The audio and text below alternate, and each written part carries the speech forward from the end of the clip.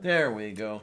Hello, ladies, gentlemen, Hi, and Kitty. everyone in between. How the heck are you? I am indeed the Lavender Lady, Diana Clarion. This is a somewhat special edition of the Open Chat, and it is for welcoming in the new year, as that was what was the opening for. That was Herbert von Karajan conducting the Vienna Philharmonic New Year's Eve concert of, I believe, 1986. And it is tradition at such things to play the Radetzky and to clap along with it and that whole thing. And I figured I'd bore you guys for about 3.5, 4 minutes, one of those deals. Now that that's over, here we are in all our glory. No need to stand. Just throw money. Tens and twenties will do. We have with us Momnado and Pirate Kitty and Tornado in a Junkyard and Jen Morgan and of course, the one, the only Kate Farr, Bionic Dance. And how is everybody? Seriously. Too bad. Could be worse. Okay. I found out Mildly, some stuff and mild, things. mildly baked. Huh. Sounds What good kind to me. of baked? Are we talking too much sun or too much of something else? Well, I wouldn't say too much of something else. It is mild after all. But are you half baked? Well, always. Okay. That sounds good. I want to see if Yeah. Firefox will allow me to share this, but I've been up to some stuff and things recently. Oh no, we're all in trouble now. Well, actually, it's nothing bad. I've been playing a new game that I got Oh boy. for Christmas called Avorion. It's a space game. What else, typical of right? me, I know. Yeah. What else? Yeah, And also, this is- I've been working on some fireworks stuff. If it'll allow me to share my Mom screen. NATO, you actually let him have matches? Not normally, no. Okay. I'm hoping okay. by fireworks he means something simulated. No. Anytime he has fireworks, I'm out with him. So Well, I'm out. I'm just Kate, giving you both you a weren't hard wrong time. about it being simulated Oh, I know. fireworks. But he does have I'm not wrong. I said I hoped. I didn't say it was.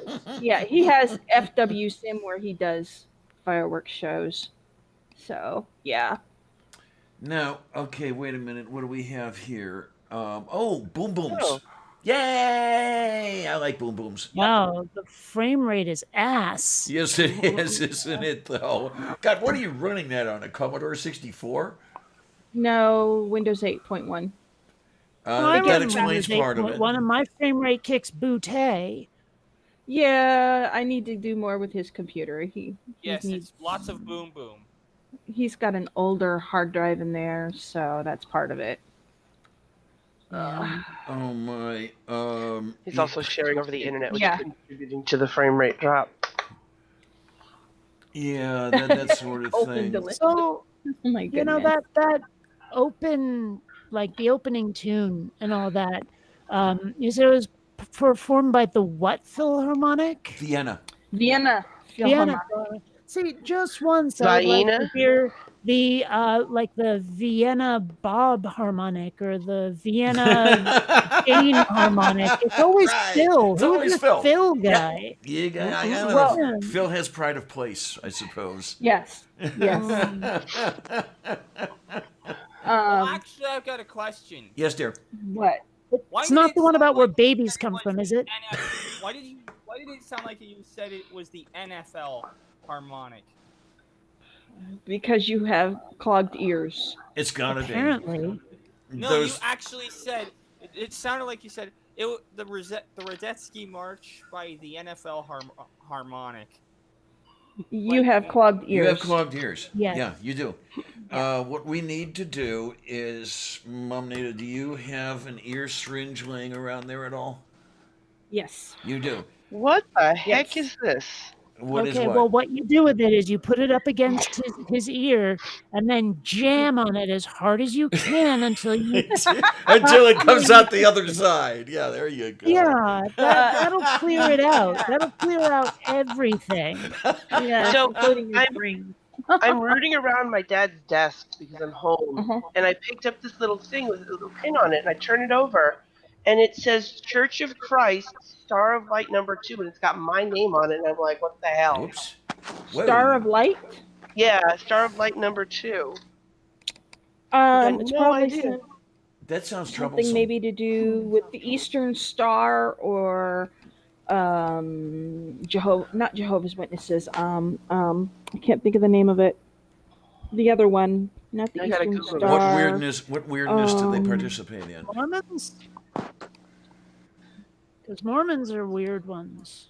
Oh yeah, Job's Daughters. That might be it. Never heard of it. don't know Hey, these you know people. what's a really stinky present to get? I mean, it's not bad in a technical sense, but it's no fun. Is when someone says a donation has been made in your name Uh-huh. to Okay, fill in yeah. the blank. You know, I actually got one recently. It said like we have planted a tree in your honor, and I'm like, golly, okay. Why?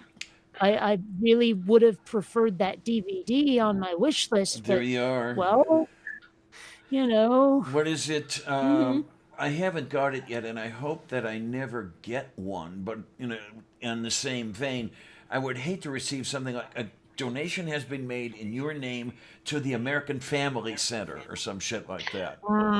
Yeah, that would go over really I well. think it would. I think it would really depend on where, because that was the whole sexual humanist thing that Shannon Q did, donating all that money to that LGBT group in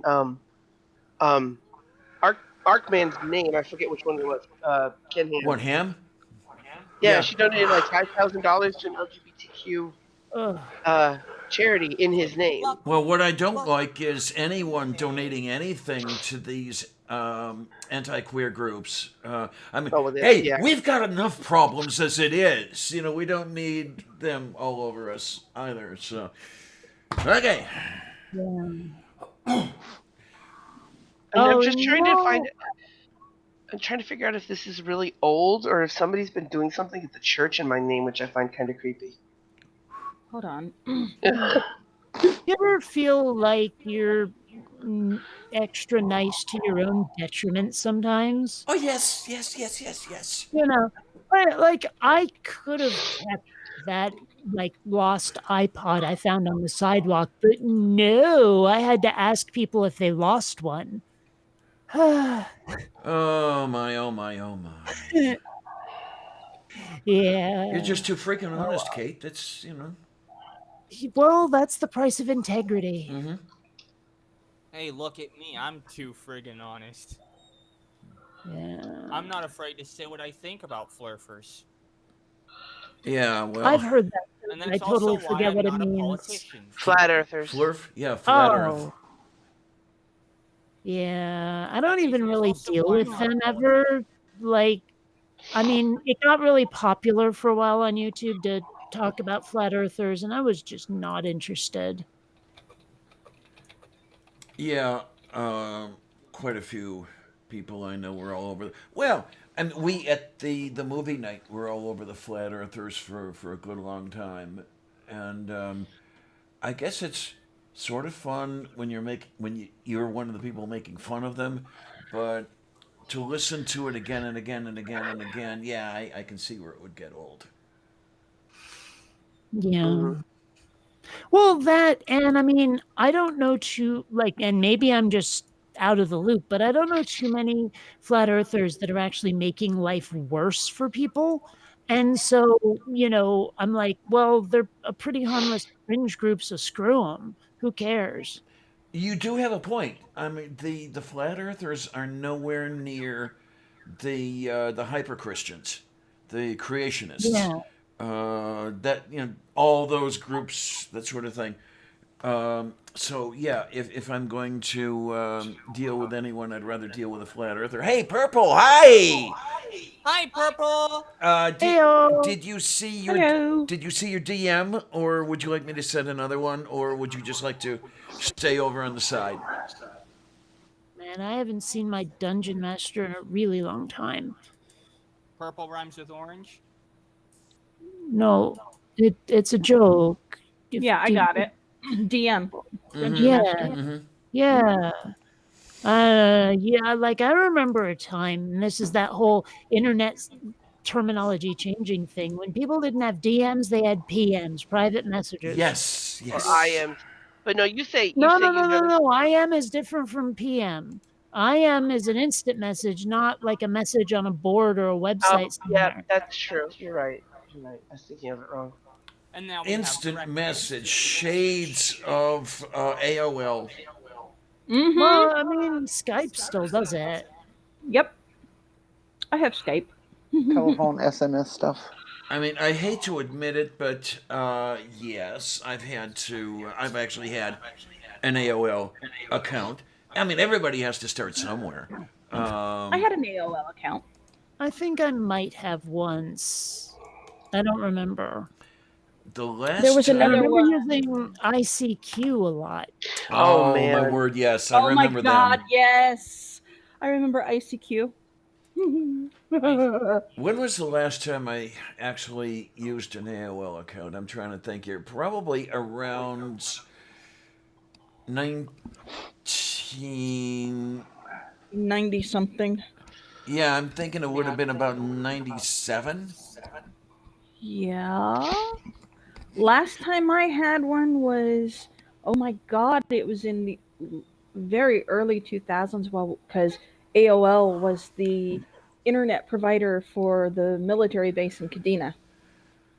Talk about Holy- a shitty, Jesus. shitty. I still remember calling it America on Hold. Yeah. Yeah, pretty much. What was the America other on one Hold. besides AOL? What came after AOL? It was another one. Well, there was Uh, Genie, General Electric No. Network for Information Exchange. Nope, not that one. Netscape. No. No, that's a No, that's a browser. browser. That's a browser, not an internet provider. I mean, God. Netscape used to send. Hmm. Yeah, next they used to send discs. I got several of them. Mhm. With that whole hook up to a provider and everything. I'm trying to remember who they were in bed with, but Is it Google? Google.com, maybe? I don't know. it's long enough ago that I- I just don't remember. Wasn't Yahoo unto itself to start out Yes, with? Yahoo was one. I remember when people used to call Netscape Nutscrape.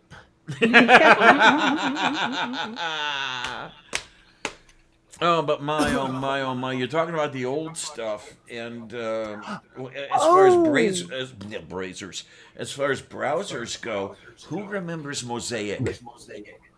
I've heard of Vaguely. it. I never used it. Because I had several versions of that. It was open source, so just go ahead and use it, and it was the basis for just about everything that followed. Earthlink. Oh yeah. Okay, I know what you're talking about. Yeah. 1994. Earthlink. CompuServe. Yes. Yep. Mhm. Oh, and that's who was Prodigy. that's the provider that Netscape was in bed with when I got their discs. Mhm. Yeah. Hi, Delphi. Laura. I don't think I ever heard of Mindspring or HE.net. Mindspring, I remember them. I remember them. Yes. PSIN, PSINet. I don't know that Cynet, one. probably. UNet. Yeah, Cynet. There you go. UNet. You're unmuted now. Can you hear me okay? Yeah. Although somebody's echoing pretty hard. Not Probably me. going to be me. That is because you is broken. Your stuff is just not working right. That's what No, she no, said. Yeah. Happy New Year. Prosit Neujahr. Stasny Novi Rok. That whole thing. Yeah. Let's see if that works a bit Happy New better. Year to everybody as well. I had a nice one, a couple of glasses of wine, pizza, and a friend came over and we watched the fireworks. We had pizza too. Oh, that's right. Yeah, it's more popular on your side of the pond, I believe, than it is on ours. Isn't it fireworks for New Year? We had fireworks here. You did? Oh, Like yay. Yes. Back in Burlington, Vermont, there were always fireworks for New Year's. Okay. It is not illegal to light fireworks off in Florida any time between July and January. People do it the entire time. Oh, I'm okay. in the U.S. South. Or- It doesn't take much to give somebody an excuse to light off Yeah. explosives. Fireworks are like totally illegal in Vermont unless it's the government setting that off. No. Like, you know, there's exceptions for New Year's and the 4th of July for the government, but everyone else has to lay off. Oh no, they put up fireworks tents in late December, mid December, so that people can buy fireworks for the new year. I mean, I we wish have we this, had the had that fireworks when I was a tents. kid. It would have been so much fun to have it as a kid. Yeah, They used to be illegal in California when I used to live there, but I don't know if they're they've like still illegal in California. in Yeah, all of I'm- California or Mm-hmm. We would I have. don't- I where I don't know live. why. I mean, are they expecting people to make bombs by buying a shit ton and emptying out all the powder or some shit? No, fire hazard. forest fires. Yeah, it's. I Look get at it. what's happening. For example, what's happening in Australia right now. Oh my God. Yeah, Oh, this is so why I'm Australia hoping that. doesn't even exist. It's fake, like Atlantis or Canada. There you go. There. That's why I'm they- hoping that they've Notjock can come shown- by and fill us in. He said he might be by. So we'll see They've what happens. had over 1,000 homes burned. It's like And that's just this week. 2 million acres, yeah, burning. They showed an image on it's on the news here. They're showing images from firefighters escaping out of some of the burning areas, and the fire is right next to their truck in spots. Yeah, And they're I saw having to that put one too. blankets up on the windows to keep the flames out. It's crazy pants. Scary. There was a one where they had to evacuate via a beach. You know, Yeah. there's a town, and the only way they could escape was to the beach, and people with, you know, I mean, they're Boat. literally having to take propane bottles and put them in the sea, because if they leave them anywhere else, they'll just Oh, They're gonna boy. explode. because of the heat Yeah. coming out of the ocean. That's scary. Oh yeah, my God. and this is, of course, the climate change doesn't exist and the warming doesn't exist. What the hell, man? Well, Yeah. I mean, like, I know that climate change was named climate change because people misunderstood global warming. Right. But I mean, like, the climate, as I understand it, is supposed to trend toward warmer, but it's also supposed to trend towards more extreme, There which it might is, explain yes. the fucking freezing cold weather we've had here in, Oh, in absolutely. Southern California. Yeah, I Oh mean, man! I mean, okay, granted, a lot of people probably don't think 42 is all that cold, but God, when you're used to like 70 to 80 degrees, Mhm. in January. Yeah. yeah. Yeah. Of course, Um, the year-round shorts guys are still in shorts, so Yeah, it's Okay. supposed to be almost 83 on Friday here in Florida. Ow, ow, Where I'm ow, at. wow. We just got out of a string of almost a week and a half where it was in the 40s. It even hit the 50s one day here in Minnesota. Wow. And that's something you don't think of Unusual. is, No, 50 it's degrees in not. Minnesota in freaking December. No, it's Yeah. not. So who else here is on the East Coast? Me? no. Well, not exactly okay. the coast, but I am east of the Mississippi. In the Eastern I was- time zone where it'll be the new year in 8 minutes, okay? Am I being exactly Right, there Yeah. you are. I mean, we're Well, on I the was- East Coast, I but was- we're on. Raised on the East Coast, but I'm not there now. Okay, we're on the East Coast per se, but we're on the West Coast of Florida. Well, where you are, wouldn't you call that the Yeah. Gulf Coast? Yeah. Well, I mean, I usually think of you as being on the coast if Yeah. you're like less than 2 states in from the coast. We're a mile from the ocean. I'm sorry, Well, I should have no, said I'm Eastern time literally zone. states, not just like actual Yeah. distance. I mean, if there's less than another state between you and the coast, you're on the frickin' coast. Now, do you get to walk We will around? be eventually. Do you get to walk around barefoot on the beach, in and among the Portuguese men of war? Oof. No, we don't have Portuguese man of war here. Okay, because I hear stories from people about the Atlantic coast. Yeah, I've also- that's Yeah. We do have jellyfish, and they have jellyfish warnings where they put up flags because our beach does not have a lifeguard. But they do have somebody who comes out and puts out flags and stuff.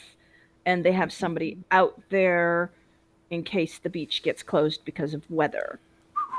Also, I've heard that it's totally not true that you should pee on someone who's been stung by. Absolutely correct. Totally not It true. is correct. Yeah. No, it is.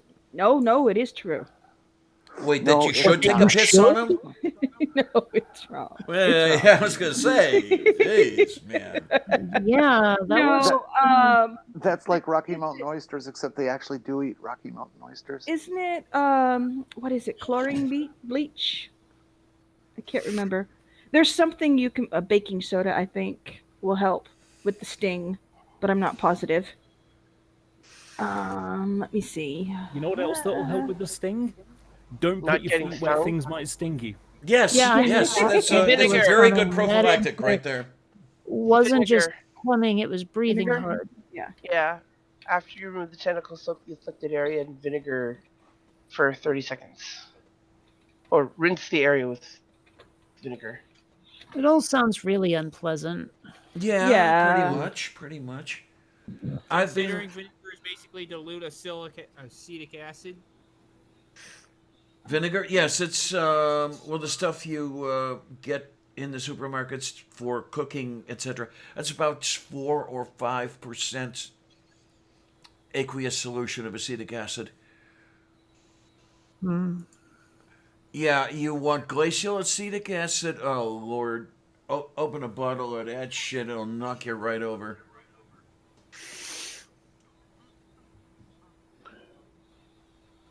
So, just wanted to tell you something about. So, where Yes, dear. I live on the top of a hill, and I live on the 10th floor of an apartment building, and I'm Yeesh. overlooking Manchester, so I get 40 miles worth of fireworks across my. about 270 degrees. Holy of shit! city. So Wow. I have a little party. I won't say a little party. I get 1 or 2 people over, and we have pizza, watch a movie, that kind of thing, I'm and gonna then go watch heat the up a fireworks. We get a full half an hour free fireworks display. Oh my word! Everything What from are you doing up so a late? couple miles away to something 25 miles away, and it's just a That sounds great view. wonderful. It is. Yeah, but Laura, what are you doing up so late? It's gotta Yeah, be, the what, sun's 5 in the rising morning? on you by 5 in the now. morning. I'm a night person, so Oh, all right, that makes sense then. I'm really more of a rook person. Yes. Hi, Laura.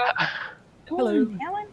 the other thing was what you were talking about ICQ and things like that. That's how I got Yeah. started in the old dial-up days. Mm-hmm. And Oh, I I'll got tell you. started in the dial-up days by I had a dial-up BBS that was all like Yep. ASCII and ANSI and all that shit. I was just after the BBS days. Like, I remember Okay. early Wait. Prodigy and Oh, dial-up. Ah, my yes, God. yes. The first online role-playing games were on bulletin board systems. MUDs. Muds and mushes and moos. I mean, oh my God, where they Moo? were all text-based. I played the moved. text version of Lunar Lander. Remember the arcade Uh-huh. game Lunar Oh, Lander? jeez, yes, I yes. played a text version of that on an Apple One. Holy shit, Uh, man. Yeah, we played the original first Dungeons and Dragons on our Tandy 1000 was a bulletin board based Okay. movement. Did I any of remember you? playing the Oregon Trail on an Oh, Apple shit, II. yes, yes. Yep. Yep. We got to do that in school in our special ed class anytime we got finished with our work ahead of time. Did any of you play Advent? Oh, I think I've heard of it, but no. It was the very first text-based adventure game, but the system for which it was written, it was one of the PDP series, had 6-character file names, or 5-character file names, or whatever the fuck it was. So you couldn't fit adventure as a file name, so they shortened it to Advent. And I was playing that.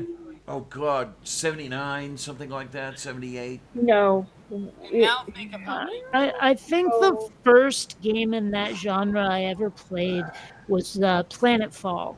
Okay. Hmm. Like I sort of cut my teeth on Infocom and Sierra. Yes. I consider myself Diana? lucky. Yes, dear. You have 60 seconds to New Year's. Oh well, I see it. I have let's see now, 45 seconds, and I won't replay the opening, so we'll just scream and yell and shit like that. And what's nice My- about My clock is slow then. 30. I'm not going to scream and yell. It's not midnight for me. what's Yeah, nice yeah. here. In fact, I think of everyone in What, this you think the chat, East Coast I'm matters? the Turn on last the one talent. for New Year's. What? Mm-hmm. See, go turn on the see if the globe is up yet. Yeah, it's T going minus down. 15, 14, 13, 12, 11, 10, 10, 9. Ignition 9, sequence start. 7. Engines on. 6, 5, 4, 4, 3, 2, 1. 1. Happy New Year, you Happy New fuckers!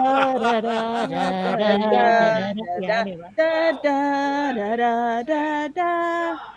I always, for some reason, I don't even know what the hell the lyrics are trying to say. It sounds like it's in freaking Irish or Gaelic or some shit. Scottish, But if I remember in my head, correctly. it's always like, may all equations be forgot right before the big math test. I don't know, something like that. Yeah, what is it? Should old acquaintance be forgot Be and forgot never and brought to nevermore. mind? Yeah. And I started on the wrong note, so that's where I ran out of room. In old lang syne. Yeah, what the hell is that? What is an old lang syne anyway? Well, I don't know, but I'm going to look it up and see what happens here. Auld Lang Syne means times long past. Oh. Oh, okay. So, Yeah, the time- poem's Scots title may be translated to a standard English as "old long since," more Oh. idiomatically "long long ago" or "days gone by." I see. I don't know, Yeah, it's definitely not a form of English that very many people, at least in the States, speak. Yeah. You know what's really nice though? I live out here now in North Versailles, and even though I can't get around as well as I could You're in previously, France? yes, no, the township in which I live was named for Versailles Castle. Mm-hmm. I And think that- you mean Versailles. Well, that I was going to say that's why everybody calls it North Versailles. Oh God, I hate that. Um, Then never a go to firm, Vermont. Don't ever go to Vermont. I'm a firm believer that if something is named after something in another country, you should follow the pronunciation in the old way. Very moo. Yeah. Like I've had Um, people come up to me at work and be like, "Do you have any Vienna wieners?" What? Any what of the what now? Vienna wieners, Oh, Oh weird. my God. I mean, or I mean, better known as Vienna sausages. Yeah. Yeah, I mean, Vienna is not a difficult one to get right. Mhm. Well, I mean, technically, if you want to do it right, you would call it Wienerwurst. Yeah. Mhm.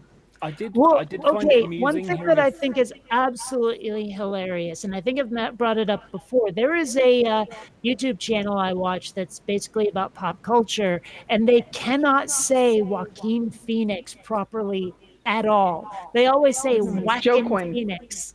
Like, seriously, Whackin' Phoenix, like you're going to beat him or something. It's crazy. Ooh, can I watch?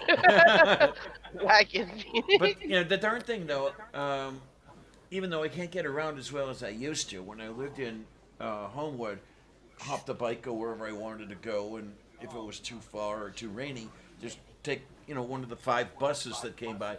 But here, you do not have small arms fire greeting the new year. And all in all, I kind of like that absence of, praise the Lord and pass the Dangerous ammunition. Yeah. It's one of the reasons I moved out of the city was because of that. It's just such bullshit. Okay. Hey, another word that drives me crazy. Close the door. I And- don't care.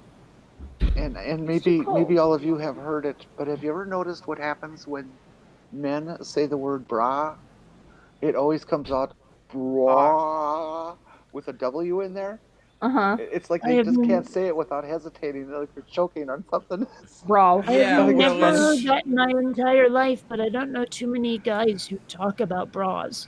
Well, I know, I understand that, but when they do watch, it's almost universal. It's so funny. But then again, you There- have there that is- area across the pond, and with this song, Brasiers. where you have a brar. That Braziers. sounds like a Boston thing. Yeah, In Boston, it would be a bra. A bra. No, Yeah, this is the this lumberjack crosses Maybe are a little bit accents. more, but it's just This crosses bra. accents, Diana.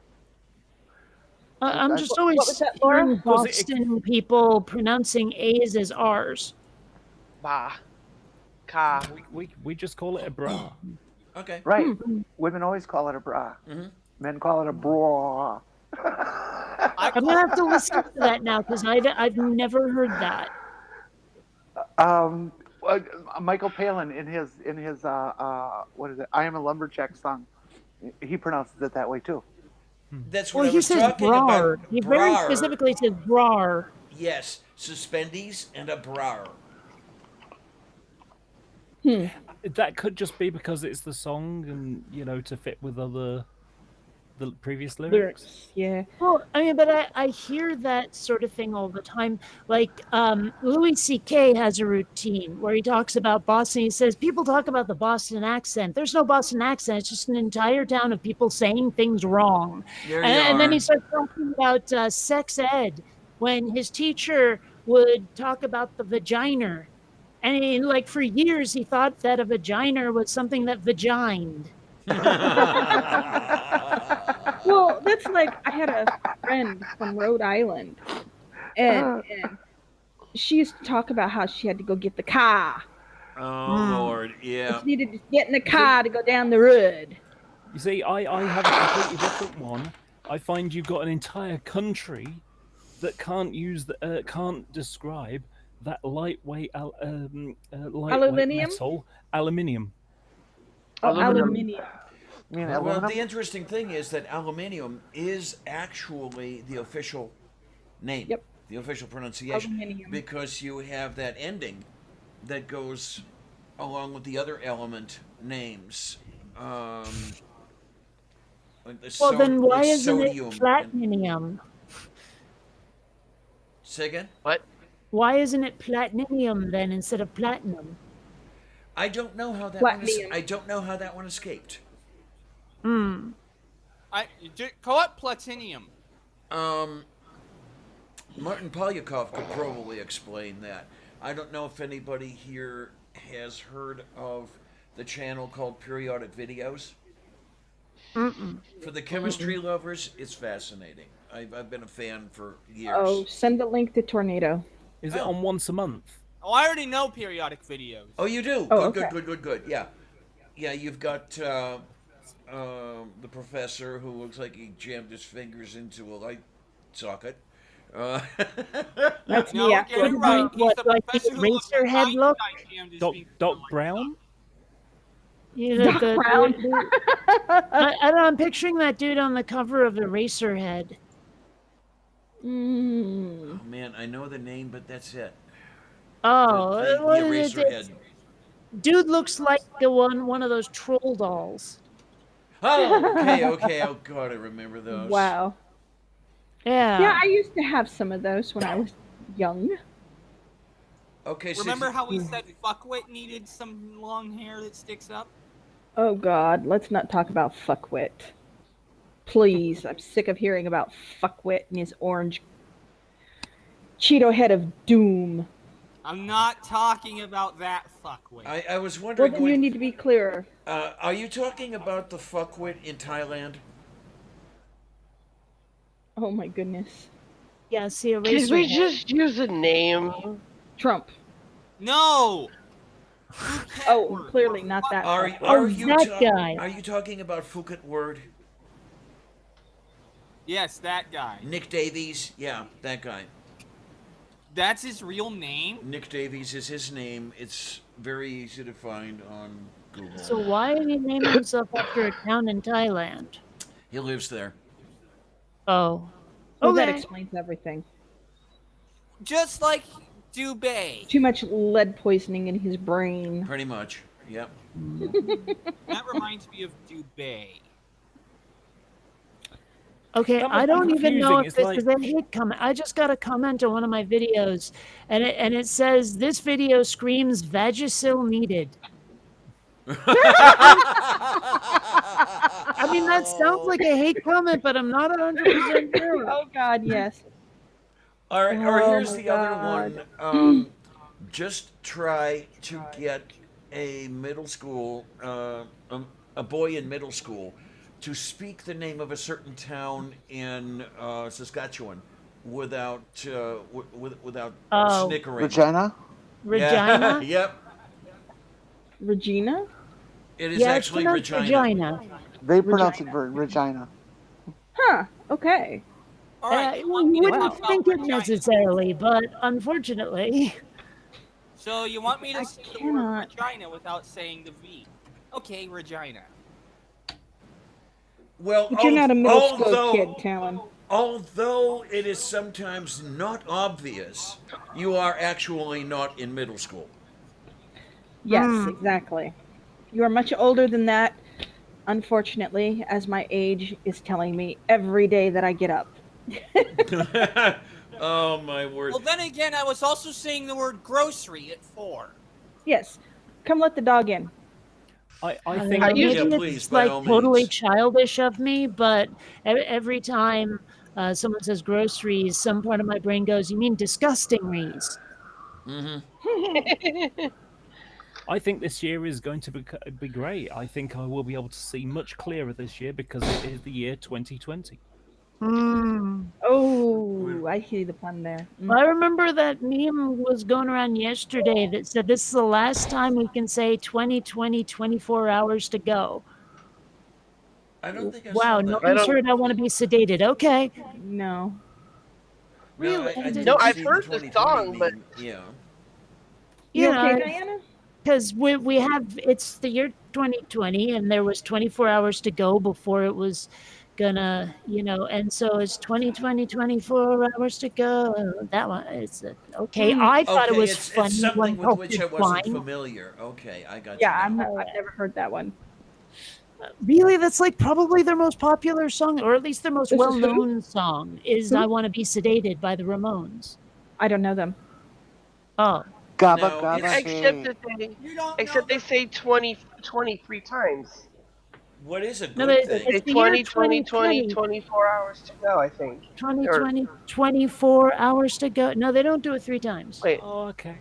Okay. What is I get good the for joke now. me, anyway, is that, you're right. I'm hearing it wrong. I am not alive 505 years from today. Oh God. Because it would all be about in the year 2525. 25. Yes. I remember when that fucking thing came out. I remember that. Yeah. Well, now it's my turn to be completely Year boggled. What? 25. It was a If the song by world is still alive. a duo called Zager and Evans. And Yes. it was all about a dystopian future. Yes, it starts out. All they're doing is listing dates and the things that will happen. I see. Yeah. It's a know, very that's it. interesting song. What's funny I- about it is that this dystopian future may be approximately November, December kind of time when you have an election next. No, God, we hope so. Oh, jeez, man. Well, Somebody- I'll tell ya. Yeah, I can't say what I think. I can't say what I want because I could have people in black suits coming to take me away. Ah, Well, I keep thinking there ought to be like a specific name for the kinds of songs that are just lists of things. Like, what's that REM song? It's the end of the world as we know it. And then there's that what is I think it's Billy Joel where We didn't he, start the fire. yeah, that one. And then there's The thing that's weird about that Orgy for song, though- One by Ninja Sex Party, which is a list of girls' names and the reasons why they're not coming to the orgy. And I mean, seriously, like there's got to be a name for just list songs. There's got to be Why? something about the Because the then Billy you Joel can song you were say talking- like here's the category I'm talking about, or you can even say here's all the list songs I know. Are there any others? Well, Just- you've it helps nailed to it have- right. You've nailed it right there. Why not call Well, them list yeah, songs? But still, I mean, it seems like there would be another name for them because goodness knows there's a lot of names for song genres that don't really have anything to do with the music that's being played. Or so. just shorten it and merge it into LISSONGS list songs. One of the things that was funny about the Billy Joel song you were talking about is Yeah. how he kind of does a lot of stuff in the 60s and then suddenly just spits out the rest, which I found quite funny. But the thing that confused me the most was why would they be homeless veterinarians? Because in the UK we call them vets. Yeah.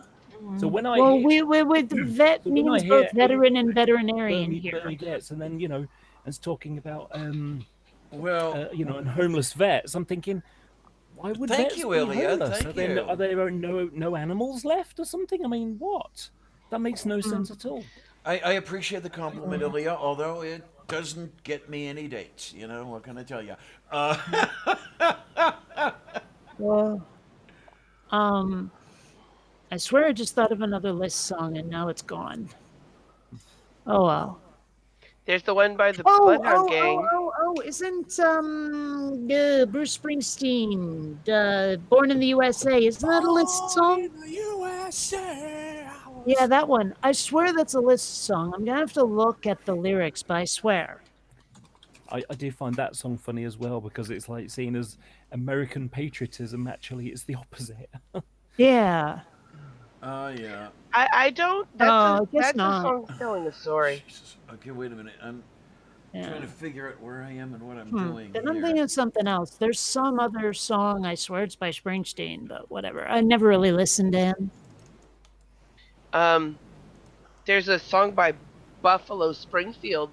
Wait, hold on. Are you talking about For What It's Worth? No, it's called "It's Always Something." Buffalo Springfield.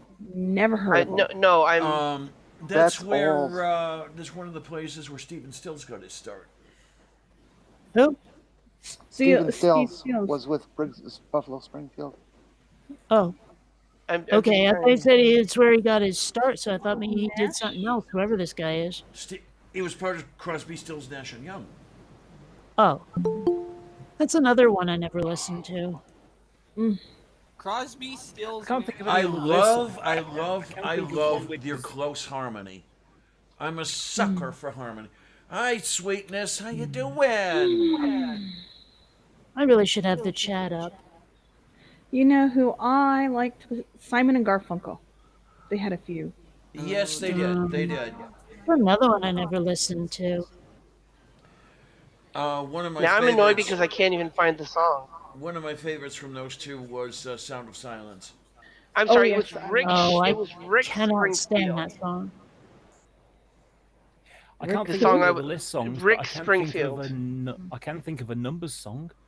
1, 2, 3, 4, 5, 6, 7, 8, 9, 10. Yeah. Well, I know another number song is 8675309. Now, is it the So ca- is it it's the ca- always. That's my phone number. Is it No, the it's case not. that was actually somebody's phone number and people Yes. calling that number and it had to be Yes. not only changed but just taken out of circulation entirely? Yes. Okay. So, Which song- like, probably an early form of doxing. Yeah, I know the song, but I can't remember what it's about, other than it's some person's phone It's number. about a dude who had a crush on a girl named Jenny, and she totally didn't return it. And Yes. yeah. So he Goes gave to out her his phone ass. number to everybody. No. That just was her phone number, and he kept trying to call it. 8675309. That can't be right. I thought all American Yeah. numbers start with 555.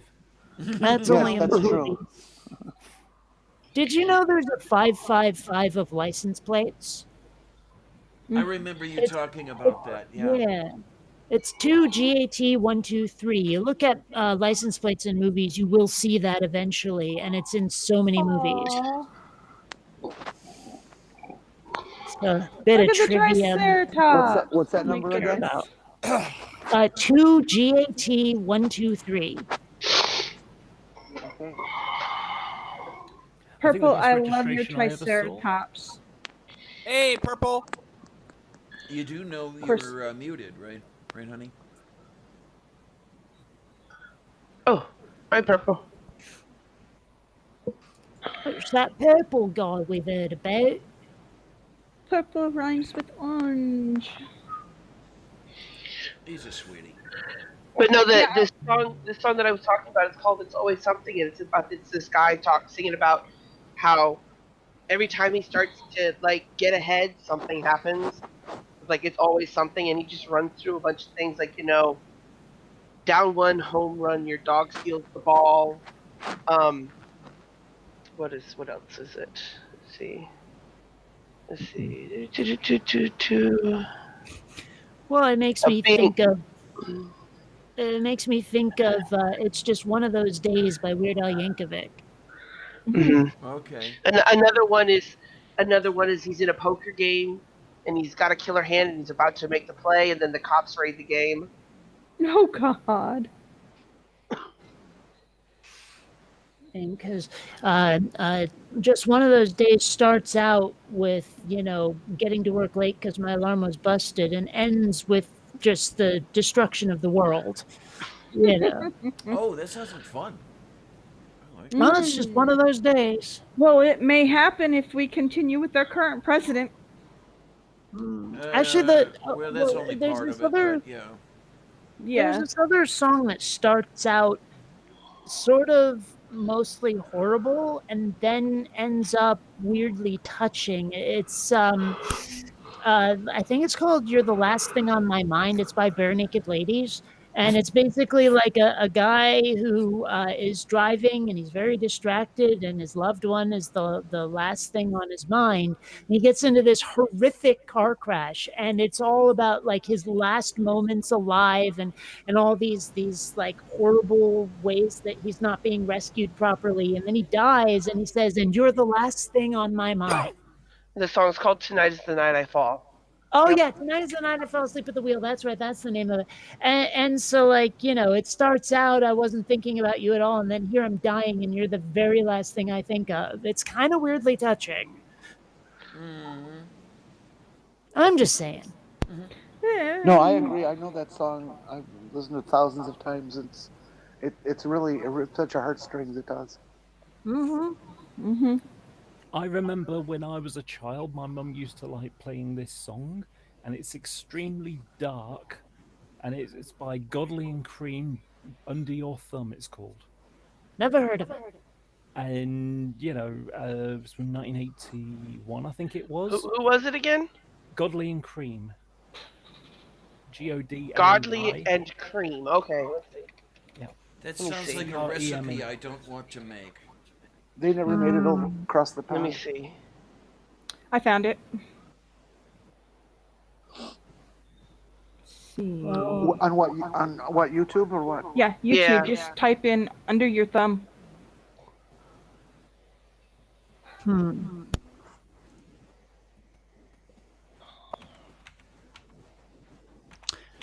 Man, I'm trying to think. There was a song I wanted to mention. I don't remember what it was.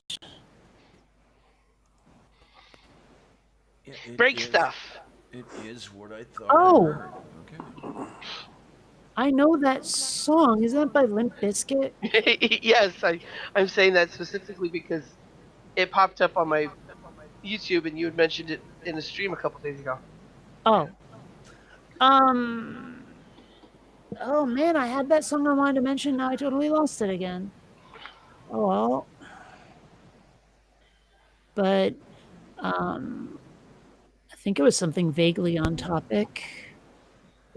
There is a song actually that they played a lot at the goth club I used to go to in Seattle, And I always felt a little weird requesting it because I thought the DJ might think I was threatening her. It's called I Can Kill You So Easily, is the name of the song. So requesting it, you go to the DJ, hey, I can kill you so easily. And it's like, no, the song. I mean the song, So, yeah. I have a song like that I like to listen to now that I'm just like I can't really talk about it because it's basically, it's called "Kill Everyone" Okay. by a group called Hollywood Undead. Sounds like a robot after my own heart. Kill all Also, humans. hi Laura.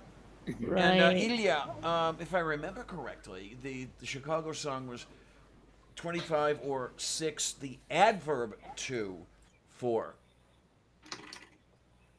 So, 25 space OR space 6 space TO space 4.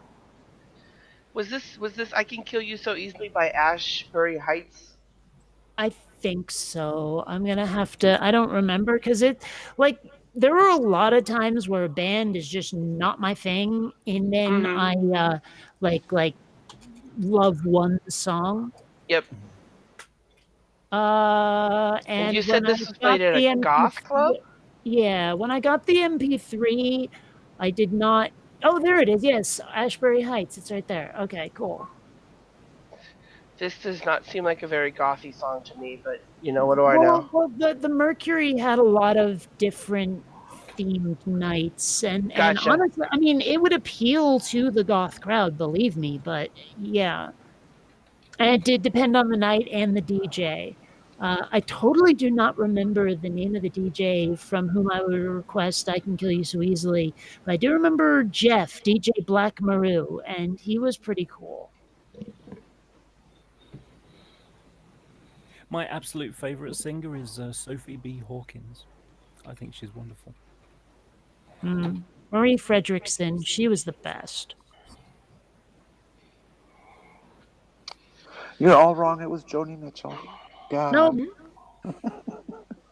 I remember now another List song, sort of. It's "Party Like the End of the World" or "Party Like It's the End of the World" by Steel Panther, and it's just a list of stuff you might do if you know that your time is limited, and it's all pretty raunchy because that's what Steel Panther does.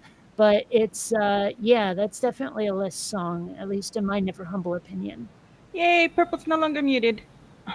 Yay! Hello. Yeah, thanks. I was wondering about that. There's just too many mute buttons on this thing. Yeah, I Well, we was were thinking, telling you, and Yeah, that I was thinking that you had missed it when we were saying that, but now you're unmuted and everything's cool and stuff and things. And how you doing, sweetie? Hey, Purple. How you doing? Okay. That good, huh? Yeah, really. Well, stressed, anticipating things, and I gotta be waiting. Anticipation. yeah, I'm still waiting for phone calls for stuff. Oh my. Well, yeah, tis the Yeah, season. not a so you might have to surprise, wait a yeah. little while. Well, he said they should call by Thursday. That was If they gonna be haven't my called by guess. Thursday, That was actually gonna be my well, they don't call by Thursday. I'm calling back and saying, "Hey, he said they'd call me, and they haven't called me. So what's going on with my case? Kind of need some help here." guess. Moo. Yeah. I know it's sort of a niche thing, but there's this game called Master of Orion, and all the fans call it Moo. So someone says Moo, and I get a little confused. I played that game to death. I thought the Love second one was that the game. best of the series. Oh, I would yeah. love to see like a remake of the second one where all the mechanics are the same. They just give it better graphics and go faster stripes and all that. Did you ever play Star Control? Oh, I've played the crap out of Star Control. I love the second one. Oh yeah. Oh, the second one's the best. Did you know they made sort of a soft reboot of it called Star Control Origins? I had heard about it. I haven't got it yet, but I want. It's pretty good. I mean, it was clearly made by people who loved the original the way I loved the original.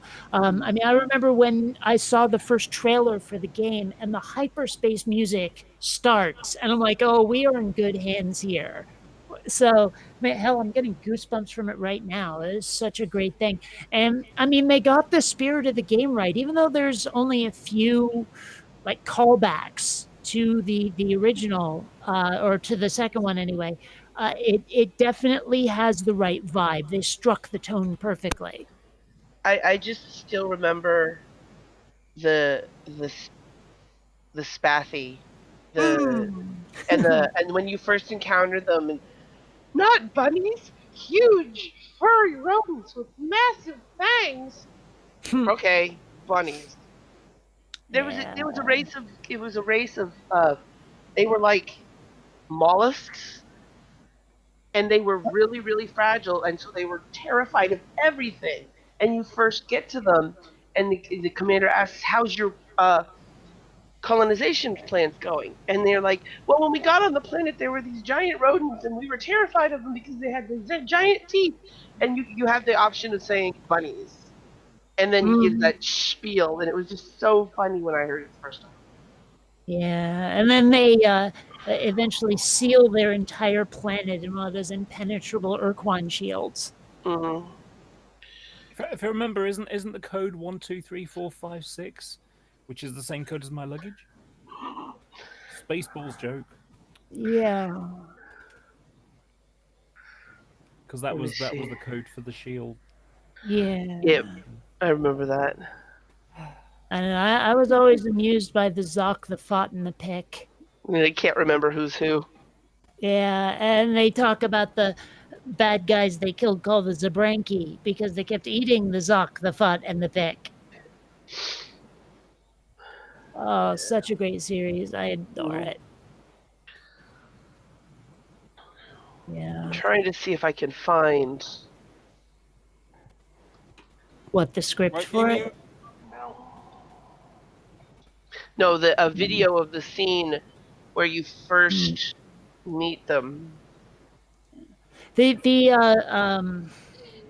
was going to say something I totally forget now. Oh, yeah, the thing about Master of Orion 2 and Star Control 2 that I loved the most is that there's no freaking star lanes. You know, like all those games with big galaxies to conquer. It's always, you can't just go to any damn star you like. It's always, well, these stars are connected and you have to follow that path. Even if a star is right next to you, you have to go roundabout to 5 different stars to get to it because that's how we laid out the star lanes. It's such a pain in the ass, you know. But Master of Orion 2 and Star Control 2 gave you complete freedom of movement through the galaxy. It was great.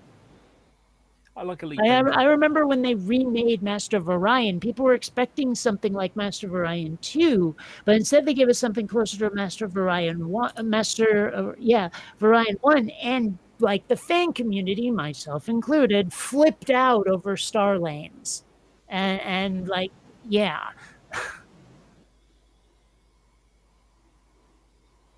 Anyway. What kind of game are we talking about? What year? Well, I mean, these games that we're talking about came out in the 90s, like Star Control 2 and Master of Orion 2 are 90s games. So, yeah. Oh, please excuse me. Oh, I got to tell you something that'll make you chuckle. So, you know when you get online and you end up meeting people who are nice, but they've never really been anywhere, and so they don't really know very much, and so they open their mouths and say some really silly things, and your head goes WTF. Mm-hmm.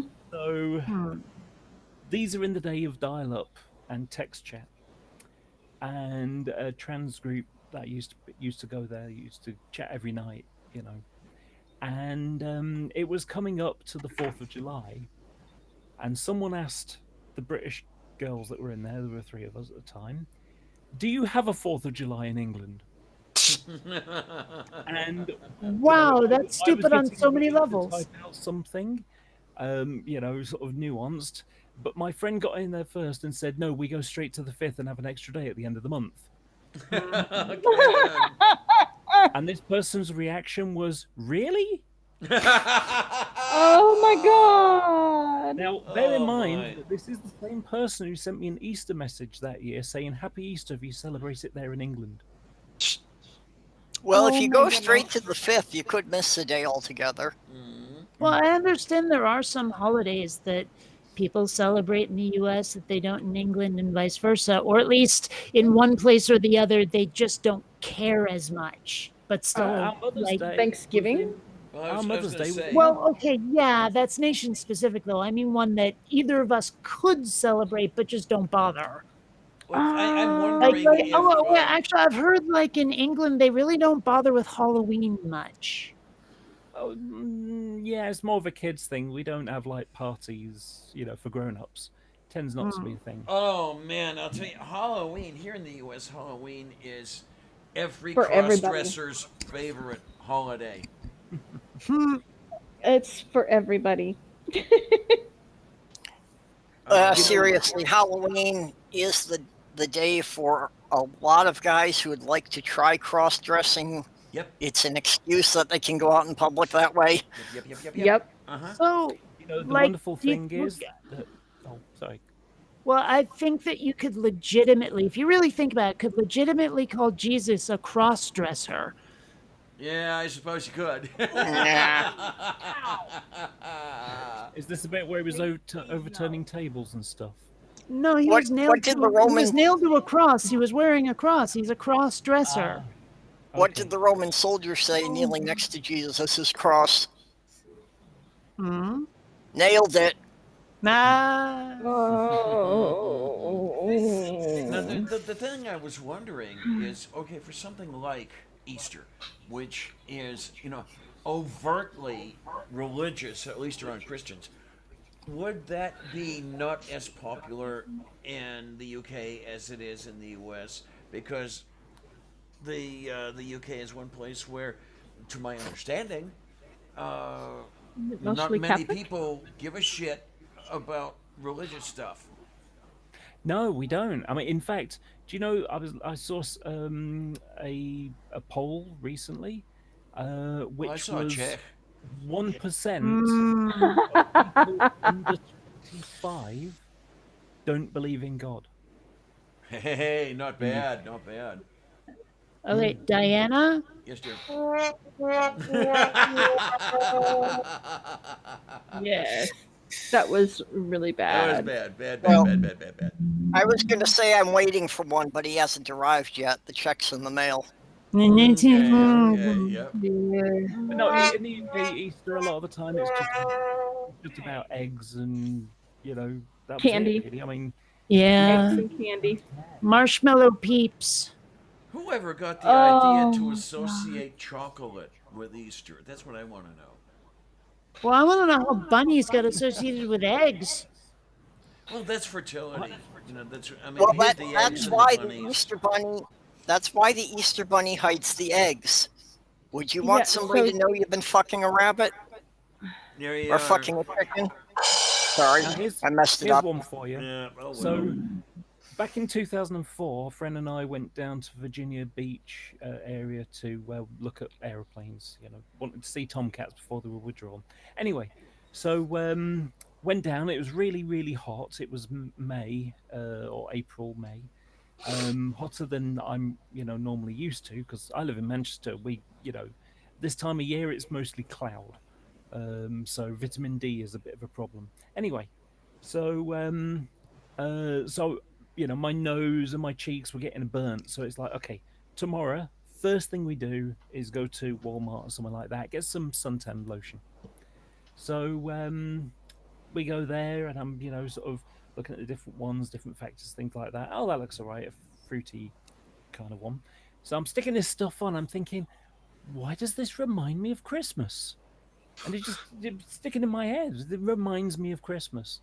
And it was only the next day I was putting it on and I realised it smelled like Terry's chocolate orange, and Terry's chocolate orange is Oof. basically Oh, you know, yeah, okay. orange. I've Yeah. seen a But- chocolate orange. Okay, right. Chocolate cool. I'm orange not are sure if great. it's just. Mhm. I thought Yeah, it might have been a yeah. British thing mainly. We have But- chocolate oranges. We have strawberry oranges. They're great. Two great tastes that taste great together, you know? Mhm. I've got a funny Easter story, real quick. So I work in retail, and we used to do this thing where people would dress up as the Easter Bunny. Mhm. And so what I would do is I would end up walking around with the Easter Bunny to take pictures of the people so we could print the pictures out for them for free. Right. And there's this little boy, and he's just super duper excited to see the Easter Bunny, and like Santa levels of excited to see the Easter Bunny. And tells the Easter Bunny what he wants for Easter, and I'm first thinking like, when did Easter become a gift-giving holiday like that? But as we're walking away, the little boy looks to his mom and says, "Mommy, I know that was a boy bunny." And the mother looks at him and goes, "How?" And she said, "Because when I shook his hand, his skin was black." What? Right, that's what I said. And I looked at the mother, and she looked at me, and she had the most dumbfounded look on her face. And the only explanation that I can make, that I can come up with, is that there's a pet store next door that sells bunnies. And Uh-huh. they had been at the pet store, and they had black bunnies and they had white bunnies, and the black bunnies were boys and the white bunnies were girls. So he Okay. somehow made the association that the color of their skin told you if it was a boy or a girl. Okay, then.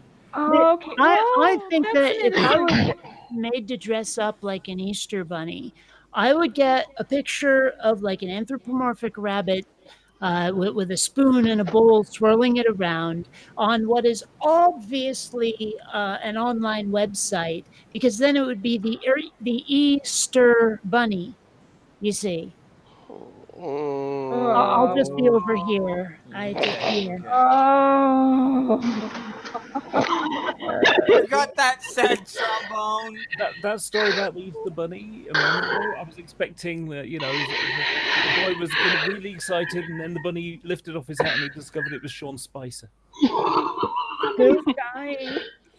No, I get Who's it. Sean Spicer? He was the lying Was it press political secretary? aide. Yeah, he was the he was the press secretary for Trump. Yeah, the first he one. was the the one, guy the who one had who to make was. Trump It was seem- the biggest attendance ever. Period. Uh-huh. When it wasn't. No. What He I was do- the guy who had to go out in front of the press every week and try to make Trump seem sane. The one before the chick, what was her name? No. Yeah. Well, What, Sarah here's the Sanders thing. are you If I was talking Trump's about? press secretary, I'd say this man is obviously insane. How did he ever get elected president? He paid people off. Oh, and The you thing would that not always be- makes you me would laugh not is- be, I still wanna press know secretary very how- long. I still want to know how it wasn't the death knell of his campaign when he did the impression of the disabled dude. I want to know how it wasn't Well- the end of his campaign when he grabbed the woman's pussy. Well, yeah, Okay. that too. But I mean, even if people ignored that, it's really hard to ignore someone on camera shaking like he's got palsy and Yeah. clearly making fun of someone. Well, Mhm. these are the people who elected him. Hmm. You know, I mean, Yeah. it played to his base perfectly. Yep. He is an elected representative, so he represents the people who voted for him. Yep, This is the absolutely. way they didn't- want to be portrayed.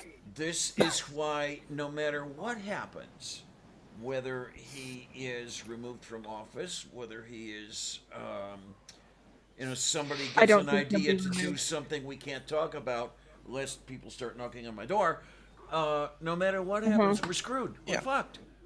Because remove him from the equation, you still have the bulk of the coefficients. Oh, yeah. All I know right now is that Biden is beating him by 2% in Florida already. Yeah. And Yeah, if the but Democrats would allow Bernie any is other kicking candidate so a much chance, ass. they'd have a wider edge. Well, the thing is Mm-hmm. I that know. what is it with Biden talking about, welcoming a Republican vice president? I mean, that, with a certain sector of the electorate, that is something you don't want to say. Not right now. No, right? And Yeah. it's Now, what are you I- doing? I Well, do want to scare you with a I concept. just want to know Oh. why won't the Democrats let their normal primary process operate instead of trying to convince everyone that Biden is popular? Because they have an agenda, and Biden Yeah. will fulfill it. Yeah, Mhm. and that's what they did with Hillary, and that's why they lost last time. And they Well, and they yeah, don't but that doesn't learn. mean they're not stupid. Yeah, they I don't know. They probably, in their minds, they probably think everyone learned their lesson last time around Yeah. and will fall in line with the Democrat.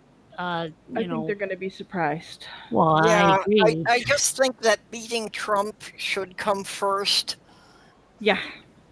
I don't. I think good policies should come first. I mean, I have to say that's why I didn't vote for Hillary last time, is because she did not represent me and my values. And I if the voted for candidate Johnson. and if the Well- candidate who gets nominated this time around doesn't either, they still don't have my vote. Well, this You is have the got real- to be a candidate who will actually fight for me to get my vote, no matter who your opponent is. This is why everything ends up really, really, really problematic. Is those who want, the Republicans? Okay, they get the Republicans. I'm screwed. Well, we're all screwed if they elect the Republic. However, if they insist, sorry when I say this, but if they insist on, I want this particular candidate, without thinking of the overarching problem and what happened last time happens this time, I'm still fucking screwed. I mean, Well, the problem is if somebody Ginsburg votes isn't going to for live- Joe Blow or whatever it is, who has absolutely no support, and therefore gets the win for Trump, I might as well kill myself because it will be over. Ginsburg is not going to live forever. I don't even care about who's the president. I care about who they're going to put in the Supreme Court. Well, Who's going to overturn that's what we were same-sex saying. marriage? Who's going to overturn abortion? Who's going to overturn women's rights and all that stuff? That's what we were saying Yep. last time. And Yeah. look what we got. Yeah, we got Beer Boy. And of Veto course, head. well, there was I one who was, the seat was stolen and given to him by the piece of shit who said, Kavanaugh. no, not the other one. Gorsuch. Yeah. Well, what I keep seeing is a complete and utter absence of long-term thinking. Whenever I hear someone say blue no matter who, I'm like, okay, well, then why don't you get behind the candidate that is preferred by the people who are insisting on one candidate? But what I always hear is, well, expect 4 more years of Trump, because if you don't vote blue no matter who, I'm like, well, you know what? This race, this presidential election will be decided by who the Democrat candidate is. Oh yes, absolutely. I'm with just you. a Yeah. fact. But I'm seeing these people who are insisting, no, we are just never Trumpers, and I don't care about the results of electing someone who is going to be a corporatist, warmongering centrist who just happens to not be Trump. That's like idiotic. What we really Well, need that's to do why I'm as far as saying that the Democrats need to pay attention to which candidate actually has public support, rather than trying to push Biden on us. I think. Well, I I mean, I one thing think they've America given up has to on be- Biden. It sounds like they're aiming for Klobuchar right now. The thing that's that who they America want. has to watch out for most is that politics is so polarized. It's one thing or the other, and it's on the extremes now. It's more on the extreme right or left. Maybe not extreme, but it's certainly harder to the right or left.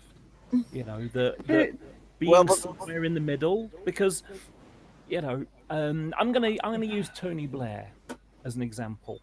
Tony Blair was British Prime Minister for 10 years. And the reason why he stayed around so long was because he was centre-left. So it was left-leaning, but also appeal to business people, and things like that. So your 1%ers, okay, they're okay with him. So it was a bit of both. It wasn't something that leans over so hard that it says, "Oh well, this is going to happen and that's going to happen," and it scares people. Yeah, You well, know, we're at that so- point already. And so that's what I'm saying, that if you set yourselves up for a hard left Democrat, then it's going to be that much harder to get people that are on the swing side of things, swing Well, states, to yeah, consider, yes, that person is issue- worth going for. I'm not Yeah, sure I agree with that. The issue I see is that Trump has such a stranglehold on the Republicans Mhm. that It's not it's so going much to be that. almost impossible to get him out of office. He doesn't believe, even if he gets kicked out by the Senate and gets told, okay, because impeachment can go, he's being impeached, but that doesn't mean he's being He removed has from office. been impeached, yeah, and as far Yes, as the he has been removal, impeached. yeah. The issue before us right now is that it's going to the Senate to see whether he gets removed from office. If he gets removed from office, then of course Mike Pence is in charge until the election. Mm-hmm. Well, here's the problem we have, as far as I can see it anyway. Removing politicians or voting politicians out is not effective at all. We need to impeach and remove about a third of the electorate. Yes, we need to remove most of the Republican senators. I hate to say it that way, but we do. No, because the Republican voters. Sorry. well, that too. Because no matter the- no matter what happens, you get certain senators out, you get certain presidents out. The voters are still there fucking everything up. Yeah. Well, Well, we the can't thing do- is, though, I mean, in a lot of swing states now, they're saying that, like it's closer to like electing Bernie, for example, than most people think. Mhm. I hope so. I mean, because as I understand it, a lot of people who voted for Trump and regret it were hearing his populist message that he never followed through on, of course. But that's what they heard. And so that's what they were voting for. And they're like, it was a total mistake. I fell for his bullshit. Well, anybody who's watched his business practices, Shark Tank would have told them he's a bullshitter. He's Yeah. good at bullshitting. He's terrible at following through. Mm-hmm. And that's why he has so many failed business attempts. His bankruptcy record is, oh my god, massive. Well, I mean, he managed to And- bankrupt a casino somehow. Yeah, exactly. Well, doorknob. And he also, at this point, his tariff idea has cost us $42 billion So far. so far. Yeah. And that's just in the short time that it has been in effect, and it could destroy the manufacturing process It already has. completely. But to the point, it's non-recoverable. It already has. I apologize for changing the topic. I don't know if any of you have heard of a character called Jesus is Lord on YouTube. Yes, we've all heard of That guy makes me laugh my socks off. So back in the G Plus days, I would have these little, text discussions with him. And one of my absolute, I've got two favorites. This is the second favorite. My first favorite you'll love. But my second favorite was he was saying that he was in favor of Trump's. He was in favor of free trade capitalism, but he was also in favor of Donald Trump's trade tariffs. And he just couldn't. He just refused. Well, he's to an idiot. accept We already that know this. Yes. trade tariffs are not free trade anymore. No, they're not. So that was hilarious. But my absolute favorite one. So in the discussion, he blocks all the women. What an Because asshat. I think for some reason, maybe in his system, he's not allowed to be mean to women. So if he blocks them, he can be mean to everybody he wants to. You're just an atheist. What a dickwipe. But what happened was when I came out as trans, his response was, "You're a man. You'll always be a man. I will only treat you like a man." And then he went and blocked me, like all the women. Oh my. Okay, I gotta see what we've got here. You gotta love that. Oh. Okay. So he basically contradicted himself. Hi, Kitty. Oh yeah, because that's what he does all the time. Is he a walking contradiction? I hit the wrong button. No, that's Yes. Steve McRae. Doorknob head. Oh gosh, don't get me started on that butt munch. Yeah. Wait, you Laura, and you're joking, you and right? Steve have this love relationship going right now. Oh, I could quite cheerfully light him on fire. I could quite cheerfully watch. I And would. what's I- really weird is I don't understand why, but Steve always gives the vibe to me anyway that he's got a massive crush on me, and it's like, why? Please tell me why. Yeah, see, for me that was G-Man. Okay. Like for about a year, he was obsessed with me. It was crazy. You know why? I don't know any of these people. What was that?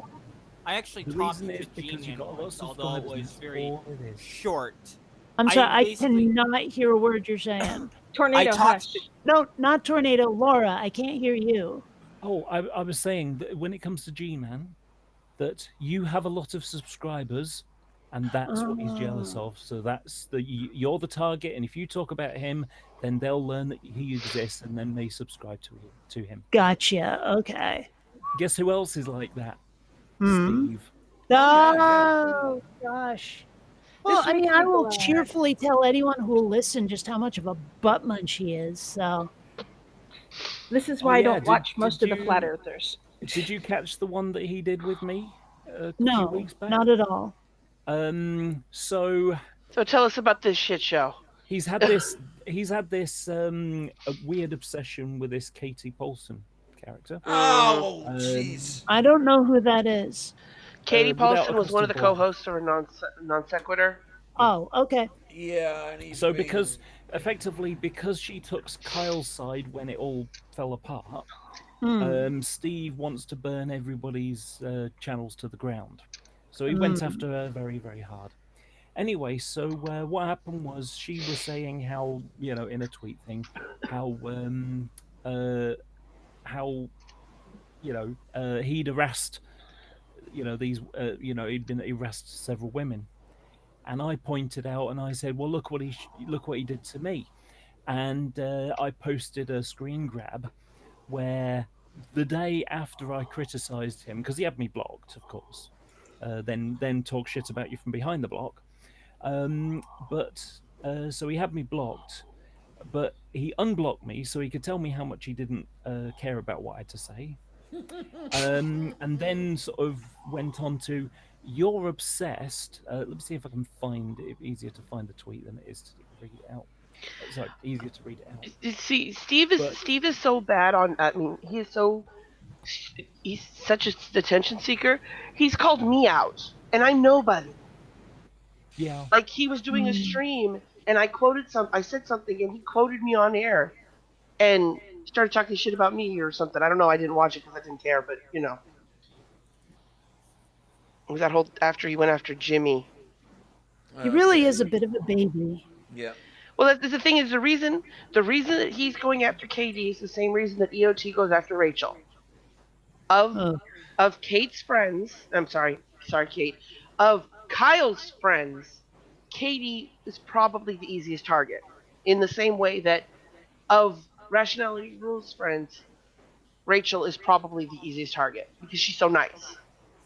The thing is, I understand the sort of with me or against me passion that EOT seems to have for these issues, because I was like that when I was younger.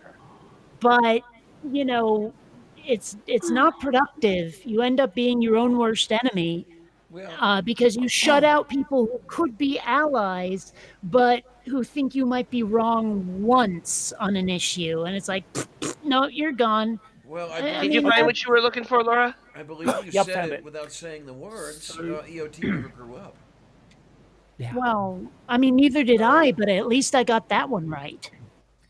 So, Happy New Year, doorknob head. so here it is. It Yeah, we says, got 2 minutes to New Year's in Central Time Zone. So it says, "Get over it, Laura. You're clearly fixated on me. I don't think of you that way and will never date you. Sorry, you're not my type. You have to stop obsessing about me. No means no." What the hell? Oh. Where does this come from? I mean. Oh, this God. came from me saying, describing how Steve had lied about stuff. Well, in other words, what I'm saying is that it's absolutely non sequitur, and Well, he Well, was that- part it's of the such nomination. it's such a tactic, though. I see it all the time, where someone is the target of someone else's attack, and it's basically like a belittling distraction to say, "Oh, you're attracted to me." It's Fight TV too. it's childish playground taunting. That's all it is. Yeah, He's well, it's losing- just a he's stronger losing version friends that he'd left and already right. been doing. It's just a stronger version that he'd already been doing about, or you're just obsessed, because the thing about it is, I mean, there's wonderful hypocrisy on his channel, which is a video entitled "Cyberbullying, Valid Criticism Doesn't Hide in Shadow, Comments Disabled." But anyway, so my reply to him with this thing, because I was validly criticizing him, he didn't like it, and he just tried to shut me down by saying, "Oh, you're just a troll, you're just a smear merchant," that kind of stuff. And so this was his last version of doing it, and my reply to him was just, "Wow, is that where you're going? Is that what you think winning an argument looks like?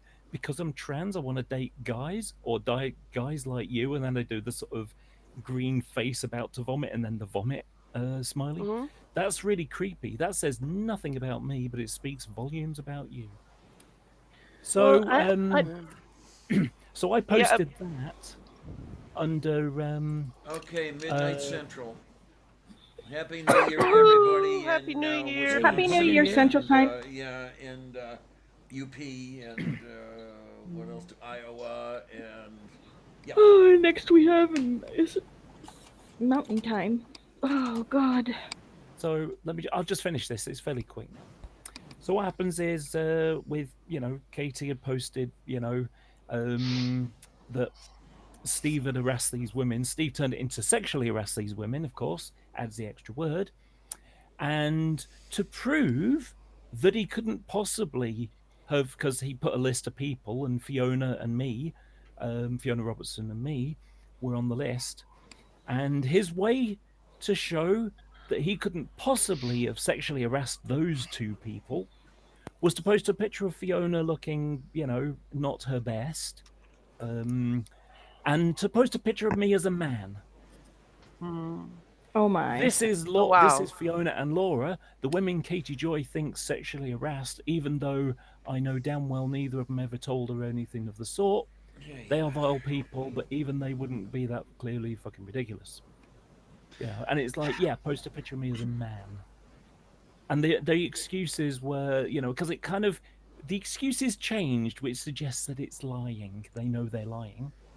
So at first it was, well, I don't, I've never seen what she's like, and I don't look at her channel and any kind of that kind of stuff. This is the only time I've ever met her, so I've just posted a picture of her like that, and it's like, I'm sorry, if you're going to represent That is me, transphobic. represent me as I am now, not represent me as I was ages ago. And in September, he knew I was trans. So, all these excuses that he's come out with. And so then, and then finally, the excuse turned into Katie Paulson said that Steve McRae sexually harassed me when I was a man, which was never the case at all. She never said that at all. So, Well, like I say, the funny thing is with this whole thing with Leslie Bass and Katie Joy, Steve has basically ruined Katie Bass. Her channel has gone down the tube. She had a lot more subscribers than she does now, but now because of the fact that email that she said that she sent to him was clearly fake, he's out to try and destroy. He's out to try and destroy Katie. He's boosted her sub count and destroyed Leslie Bass's sub count. yeah. Yeah, the only thing he managed to get for Leslie Bass was about $500. But when that whole Make America Straight Again conference was going to happen with like Tommy McMurtry and all those guys, there was a video of Tommy McMurtry flipping out because he thought that like atheists were censoring him and it wasn't okay and all that. And the video was comments disabled as well. So nobody could comment on what he was saying, and he was accusing people of censoring each other. Now, to be fair, apparently on his actual channel, that video had comments open, but the video that I found was actually on Matt Powell's channel. So, but either way, I mean, Matt Powell was part of that whole "Make America Straight Again" Right. thing, so it's not like I missed the mark too badly. What really gets me about that stuff, the way the hyper fundamentalists, etc., treat us, is I have to wonder, and I've openly wondered, are they afraid that they are either attracted to one of us or are one of us, be it trans or homosexual or any of these things? I think You for a know- lot of them, their greatest fear is to think a woman is attractive and then find out they weren't born that way. Yep. Well, the thing is that you always hear the whole thing where it's like, oh, the most rabidly homophobic people must be gay themselves, and they're just trying really hard to deny it. I'm not sure I buy that just because there's too many of them. I think what it really is, honestly, is that they have a vision of the way the world should be, and anyone weird or queer in any way messes that up. But so And many so of them are that's why weird they're and so queer. against it. I mean, they clearly want to live in some weird idealized Norman Rockwell painting, and the fact that people are openly queer just taints that so hard for them that they're really just flipping out because they're not getting their way. Well, I mean, think I'm of how not- many I Ted mean- Hagrids are out I there, think though. that. I think if there's a chance- you go ahead, Laura. there's a Sorry. chance. I think there's a chance that could be true, but also, I think that there are more than you might think, because apparently, I saw something saying how the amount of views for gay porn is much higher than the population of gay people that might be attracted to watch such things. Well, that doesn't mean there aren't repeat viewers, though. So I mean, but the thing is like if you account for the leadership, I think that might be the case, that they're hiding something, because how many like every time it seems like every day you turn it around and some rabidly anti-gay priest is caught with little boys. And I think when it comes to the leadership, preachers and pastors, it's the whole "I'm not gay, that's gross." Yeah. Well, who But was they really that guy? are. Who was the But guy thing who is, when was you look the- at the ratio of gay to straight people in the world, that like either they would skew that 20 or 30 percentage points given how many people there are, or it's just plain not true that all of them are gay. Well, not all of them, obviously. Well, I mean that even a majority. It's probably. I mean, there is a very vocal homophobic set out there, and I'm sure only the minority, the same proportion as there is around the world of gay to straight, that are that rabidly homophobic. It's just not possible that the majority of the loudest voices are. It makes you wonder, though, because there's a scientific, I think it was a psychology study, and they did interviews or whatever it was with a group of people, and the ones that were most homophobic, they got them in for extra testing, and they put basically a thing, a elastic around their penis to detect whether it enlarged or not, and then they played them porn of different types. And the ones that said they were the most homophobic were the ones that were most likely to be aroused by the gay porn. It sounds like the old Catholic priest joke. Where you have it basically was showing porn and the whole bit as part of a test, and then there was where somebody bent over in their monk's robe and everybody's pulse went up and the whole bit like that. Yeah. Old joke. I can't even remember most of it. So, Well, see, one of the difficulties with something like the Catholic Church is that if you've got a gay guy, and he's struggling, because he's Catholic, he's struggling with his faith, he's gay, he knows it, but it's bad and it's a sin and stuff like that, stuff like that. And he sort of thinks, I know, I'll join the priesthood because then I can get rid of my sexuality completely. I'll be celibate. My Then I can't be understanding. gay, can I? Well, there were like way back when Middle Ages type stuff or the Renaissance, where if they found out someone was gay, they would make him go into the Become clergy. priest. That's where I Yep. was headed. Yeah. Well, and That I think is- that still, I think that does happen a lot. Still documents to happen, yeah. But Wait, the other thing is, it's still kind of that dichotomy between straight and gay. And I'm not necessarily saying that, all of these guys would be gay. That's true. but We're some of them negating. they may be bi to Mhm. differing degrees. And just the idea that they could ever be turned on by a man at all is so repulsive to them that they have to be violently opposed to it. Even if it's maybe only like, they're like, 5% gay and 95% straight. That 5% still scares the hell out of them. Yep. But there are a lot of things out there in the world that I find positively revolting, but it doesn't mean the rest of you can't do it. I mean, I'm not going to Right. stop Diana from having her sauerkraut. But that's because Thank you. you're a rational person. Well, yeah, but I mean, the fact that people aren't that kind of rational boggles me. Mm-hmm.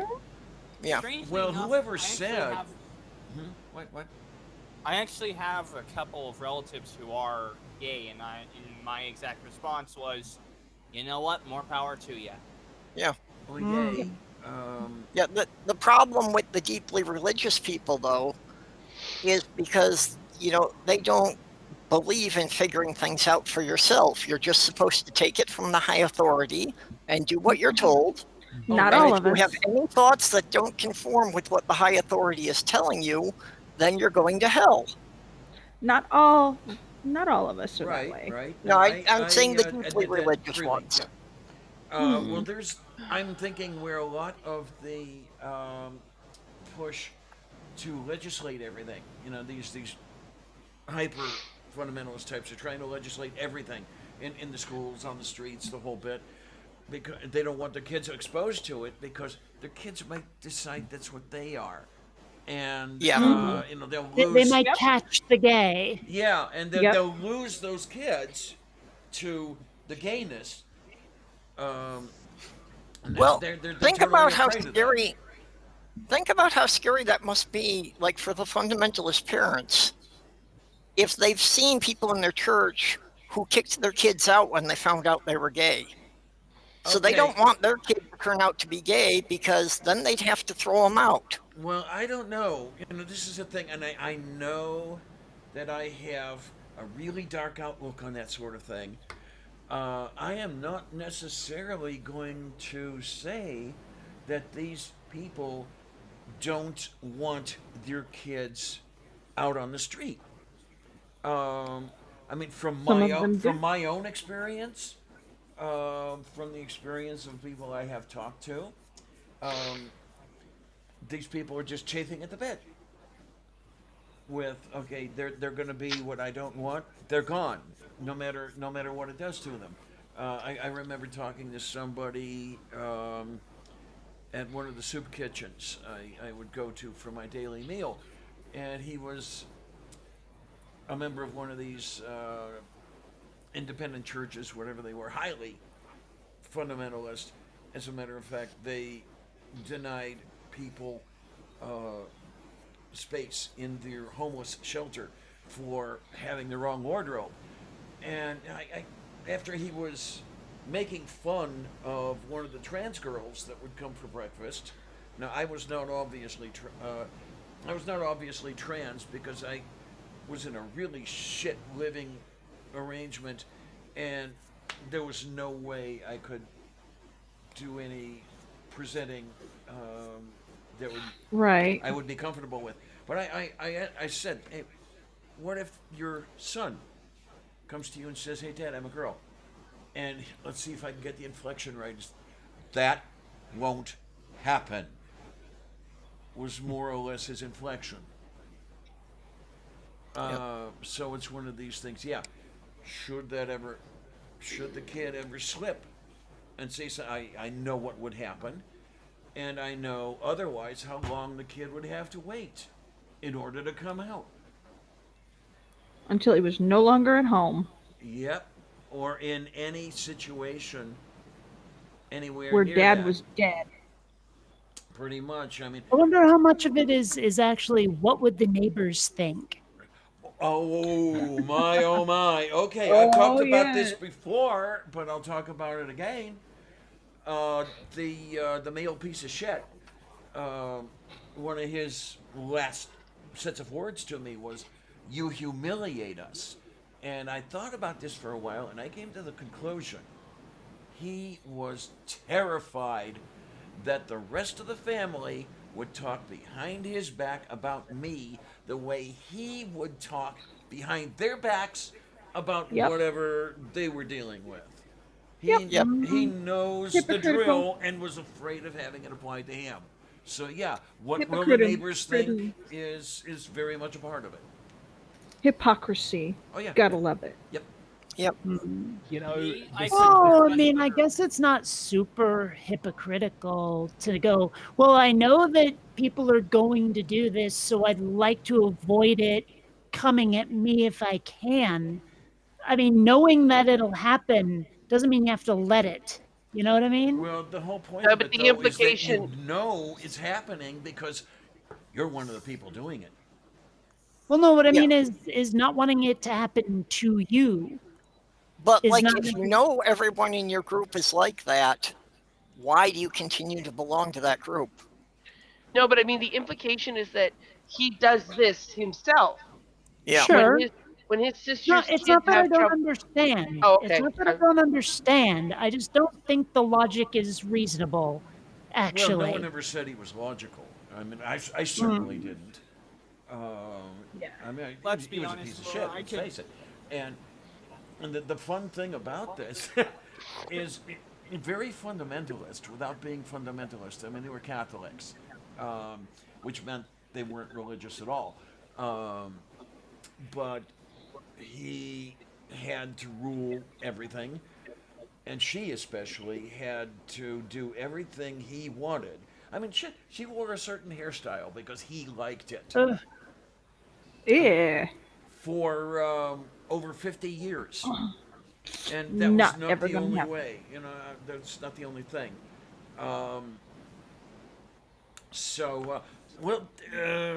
How many of you have seen Dead Poet Society? Yes. Long ass time ago. Long Yeah. time ago. Remember the kid's mother? No. No. Oh, okay.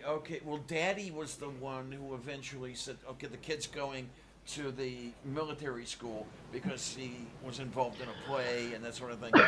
That guy's wife was a perfect representation of the female piece of shit. Oh. Whatever he wanted, whatever he said, she went along with it. Yeah, I remember the thing about the play, but I do not remember the parents. Okay, remember the then, father, and then but the I other don't remember the one, mother. which reminded me so much of the pieces of shit, was the way he treated his son, but was all in tears when the kid shot himself. And I don't know, I suspect, but how much was he crying for losing his son, and how much was he crying for the world starting to get an idea what a piece of shit he was? Because the kid simply couldn't take having him as a father. Yeah. Well, and I think that's even the case with a lot of them. You know, if the kids come out as being gay, that, they're worried that that's reflected that they were somehow a bad parent. Oh, how many times that happens, yes. And it's like, number one, how could you even be a bad parent? I mean, there's nothing wrong with being fucking gay, for Christ's sake. Well, I mean, one thing I wonder is if they were able to accept the idea that sexuality is not a choice and that they had nothing to do with it, would that change their treatment of their gay child? or would they find some way to still condemn them? It's difficult for me to say. I really don't have an answer to that one. Could I And Well, I get? think it's that's something when you about which see. I'm quite curious. Could I Mhm. say I think that's something that you would see go different ways in different denominations. Hmm. I have something to say about that. Yes, dear. Let's just say if I found out, if my kid ever came out and said, "Dad, I'm gay/lesbian," I look at them and say, "So?" Hmm.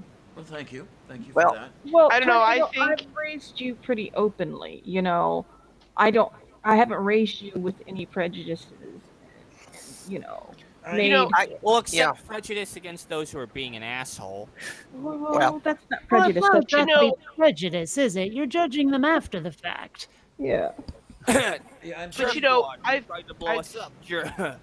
I actually already had that experience. One of my stepdaughters, when she was 15, came out to us that, yeah, she wasn't interested in boys and she was actually in a relationship with her best friend. Okay. And her friend's mother called us up in a panic. What are we going to do? And my only response was, well, we don't have to worry about either of them getting pregnant. There you go. There you go. But you know, Mhm. I understand what you're saying, Tornado, but at the same time, I think if a child feels the need to come to you and say and announce that they're gay, it probably needs more attention than just an okay or a so, because in Well, yes. in my mind, if I've got kids, they're gonna come home one day and be like, "This is my boyfriend," and there's not gonna be a "Mom, I'm gay." Mhm. So I feel like there's got to be something in an instance Well- like that where they feel like they need to announce it. Yeah. don't know. Well, he's gonna call mom and go, "Mom, Yeah. I need you to come Well- over and talk to such and such about the situation. I say it was fine and it's okay, but I don't know that that's enough. So, Mom, come help." Yeah, well, as a parent, you need to Yeah. support them because a lot of Yeah, other people exactly. will be condemning them. Yep. Yeah, So yeah, it needs to be more than just you're okay with that. It needs to be, yeah, if this is who you are, we'll stand behind you.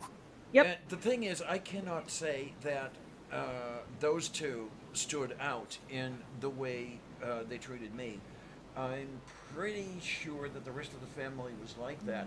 I'd like to confirm, but I don't know that I ever will be able to. I'm pretty sure I have a gay cousin who never came out to the family as long as I knew him, and I have a feeling that if this is the case, it's because the rest of the his part of the family anyway was that shitty as well. Well, I didn't have a boyfriend until my junior year of high school. And the comment my mom made was, "Oh, thank God, I was beginning to worry about your orientation." Well, that was a similar comment that I received once when Melody and I were together. The pieces of shit came here to Pittsburgh to pay us a visit, and in talking about Melody, I always called her Mel because she called herself Mel, and he opened up with, "Okay, now that I've met your person, I am so relieved because you only spoke of your person as Mel." And the implication is clear. Well, it shouldn't have mattered. I know. But to him, Yeah. AFK a minute. Oh, this was before transition. who, what, where, when? Him meeting Mel was before you transitioned. Yeah. Oh, okay. That makes more sense then. Yeah. It's I was still trying to do the guy thing and failing miserably at it. No, I did not begin my transition until I was 52 years of age. Gotcha. No, it's just saying that I'm like I've only known you. I've never known the old you. Don't know when that happened. So like when you said that, I was like, Okay. I'm Yeah. confused. Yeah, those two came out. Well, not came out, but came out. Christ. Probably 10 years before that. Or Gotcha. not quite 10 years. Maybe 8 years before that. Because Melody and I were together for 11 years. You know, I'm not entirely for certain how I ever came out to my parents. Because, like, it's sort of like them never really telling me that I'm adopted. You know, it's like I just always knew it, it was never hidden. And so it just, was this thing I always knew. And I'm sure I must have mentioned to my parents, but I honestly don't remember having that conversation ever. Well, Yeah, I never. from what you've described about your parents being, hippies and just generally open-minded in that, it may be that you never actually had to say that, and it was just a matter of when you mentioned someone you were interested in dating. Could be. I don't know. It's, See, I mean, that's it's the obviously kind- not important is the thing, because Yeah. that's just, yeah. Yeah, well, yeah, just they had that mindset that it didn't really matter one way or the other.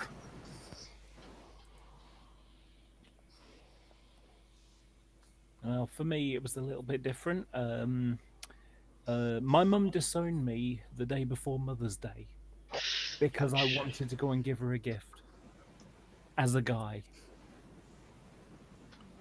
Oh, okay. Yeah, so I told her about me going to these private little gatherings in 1999. So last year was 20 years that I'd been living quietly. Well, it was really 19, but effectively what happened was I had 25 years of living in shame and confusion. Didn't really understand who I was, because my reference point to transgender people was, a prostitute on a Dirty Harry movie or Rocky Horror Picture Show or a drag queen, and I wasn't anything like that. So that wasn't me. So I didn't get it. And it was only when I got on the internet and I discovered, oh, there are people like me. And so it's like, okay, so it made sense to me. And so when I started to explore it, I was going to America for the first time in November 1999. And so I was worried that, what happens if my mum's a negative thinker. She tends to think the worst before the best. And so I thought, well, what happens if the plane crashes or killed in a car crash when I'm in the US? So I decided I'd tell her, because I didn't want her to have lost her son and then come around my place to empty the place out, go in my bedroom and discover all girl clothes stuff and think, oh my God, my son was a pervert or something. So it just so it's like, okay, so I decided that I would tell her, and her response was, okay, fine, just don't bring it here, which is fair enough. And I didn't do. Every now and again she'd ask me a question or something until I was like, right, I don't want to know anymore, and that was that. And she'd given me little things like cute bedding and stuff like that, things she didn't need anymore that she thought might be cute for me. So yeah, but so what happened was 10 days before Christmas, I went to see my brother and then went to see my parents and told them that I was going to transition. That I'd lived for 19 years knowing who I was, but never having the courage to, because it was always, what will my mum think? What will the family think? What will neighbours think? What will friends think? What will strangers on the street think? And, so I put my happiness secondary to everybody else's comfort. And then last year, a year before now, a friend on the internet, Jade, if you know who that is, she died. Oh, now I know what you're talking about. Yes. Yep, and a couple of years ago, before she died, I told her about me, And one day I said, I wish I had a mum that accepted me for for me, but she doesn't. And she went, I'll be your mum then. So when Jade died, it was like my cyber mum had died. And so you can imagine I was deeply upset by it. But so I didn't tell my mum that anyway. But anyway, so what happened last year, in day before Mother's Day, was my it was coming up Mother's Day, because we have Mother's Day earlier than Americans, and she wanted, I wanted to go down and give her a present, and she made up excuses and things like that, and it ended up with a call ending up with, you know what, don't bother coming down, just consider me dead. And I was absolutely raging. I was really upset and annoyed by it because, and I went down and I told her and I said, you don't get to choose. That's that terrible. I consider you dead. If you want to consider me dead, that's up to you. But you don't make that choice for me. And I ended up having to say to her, look, just because I didn't turn out the way you wanted, doesn't mean say you failed as a parent. But if you refuse to accept me for who I am, then you'll have failed as a parent. And I replied, and she sort of backed up and she went, well, I failed as a parent then. And the problem is that I needed to confront her on telling me I should consider her dead. Where did I get that for? I got it from her. She taught me exactly how to respond to that. But it ended up with her saying that she wanted nothing more to do with me. That's the short version. Other things were said, but But the thing about it is, I'm the kind of person that makes a good thing out of a bad thing. So when I came home, the only reason I was keeping any guy clothes was to go and see my mum. So from then on, I went for the next 3 weeks. I went through my bedroom, got rid of all my guy clothes, lobbed them out in the hallway, split them into 2 piles. Anything that was wearable that went to charity. Everything that had holes or stains or tears in it went in the rubbish. And and my best day was I went to there's a dumpster type of thing where you can donate clothing. So I put the clothing there, and then went into town. And I was wearing a really fitted shift dress, really good looking, almost navy blue, as like a wide square neckline. Looked really good. Makeup was good. Hair was good. Wearing some 2-inch heels, which when you're 6'4" isn't really necessary. But and is somewhat daunting when it comes to doors, which are normally 6'6" high. But so I was looking good, feeling good, and I'm wearing some of those undies, the tummy slimming ones. Really tight spandex kind of things. I was wearing those because they can tuck it quite away, tuck boy bumps away, shall we say. Right. So, and when you're wearing a dress like that, you can't make big strides. And, with the shoes on, I'm walking one foot in front of the other, so make you walk more feminine as well. Yeah. And of course, the thing about it is, it's not about the clothes or anything like that. It's more how it makes me feel. So I like a dress like that because it makes me feel. It makes me feel more feminine.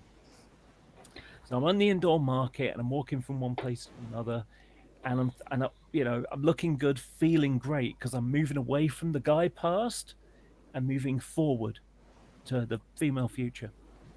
And all I was thinking about was, I hope I'm tucked tight and no one can tell. I'm sure I am. But you know what? Even if they can, I don't care. I'm being me. I am me. And no one can tell me I can't look this way or feel this way or be this way. And after I was finished where I was going, I decided, you know what? I'm going to reward myself for feeling this good. And so I went... Well, quite honestly, Laura, I don't mind what your gender or orientation is. I'm generally an open-minded guy. My only issue is that gender sounds like someone who's gending. I think we lost Laura. I think we did too. She Oh, froze. Darn it, Cat! again, the only prejudice I have is towards stupid people. Well, Well, I don't like you Tornado, either. No, I'm just kidding. I taught you better. Yeah. And I always told you that if you wanted to be whatever you want to be, boy, girl, gay, lesbian, I didn't care as long as you were happy. It doesn't matter to me. Your happiness was more important. You actually gave So- me that talk? Yes. I don't remember that. I want to be a I- robot. I know you don't. There's a lot of things you don't remember. Wait, And when Kate, did we did have you this say you wanted to discussion? be a robot? Yeah. Well, that's Okay. fine too, Kate. Would that be Well, anything you like? know, if someone says I don't care what you want to be, I usually like to respond with something that's just plain impossible. Well, I I don't wanna be- know. I'm sure if that's what you want to be, you can find a way. Would that be a case of you wanting to be an Adrienne Barbeau bot?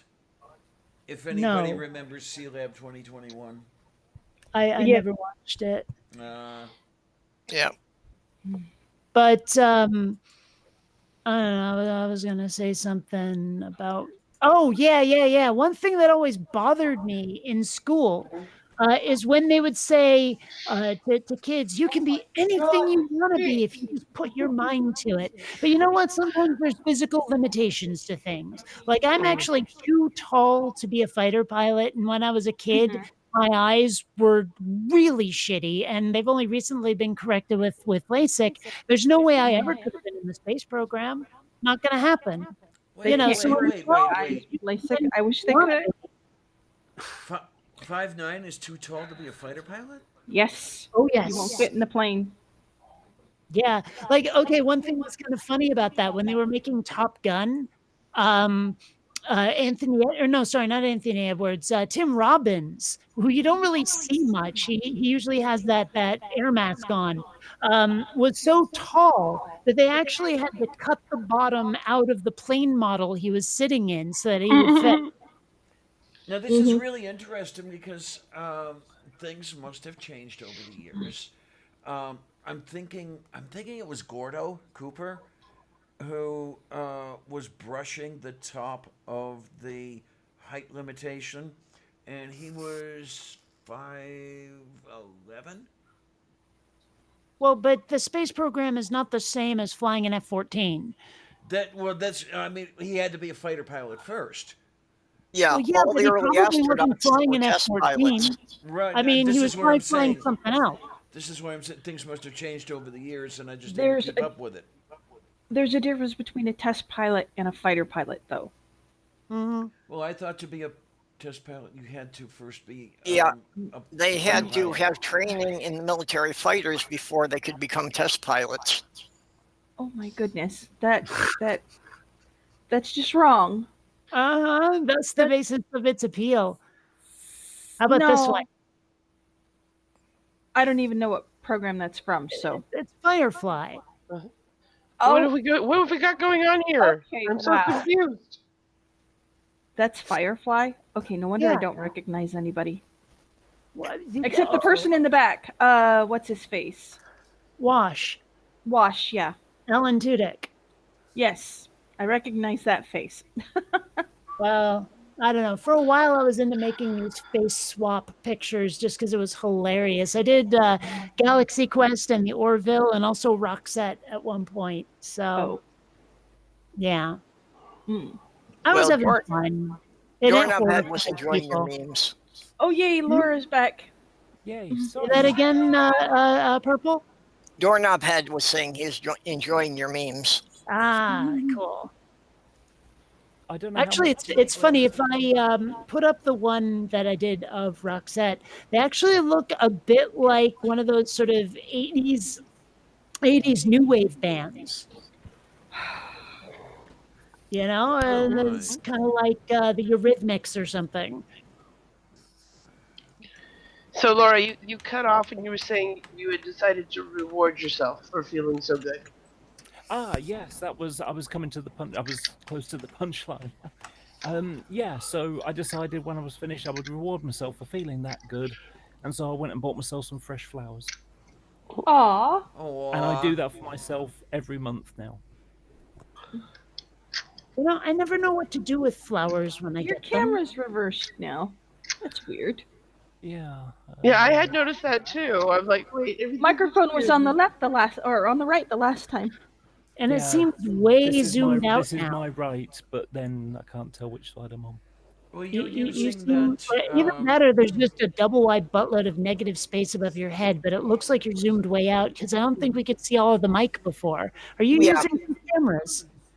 No, just the one. Well, Laura, are you using the camera controlling software that comes along with the C9 900?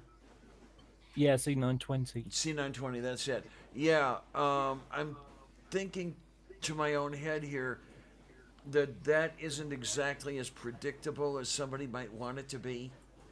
Because when I got the second camera, well, no, both of mine are the Logitech cameras, but I got the camera controlling software with the second one and gave it a try on Windcrap 10, and yeah, it wasn't the greatest. That is creepy, Kate.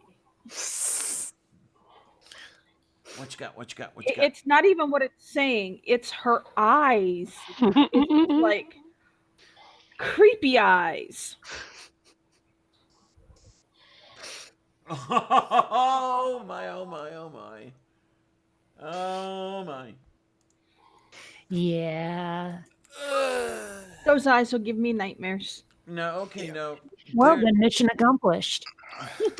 There's one of the reasons that I want to do this whole hardware thing is, I mean, you remember the time we were having with my trying to share shit Mhm. in a chat, and the impression I'm getting is that yeah, I need that second monitor and all that other happy stuff. Come on. How to raise your IQ by eating gifted children. Oh my goodness.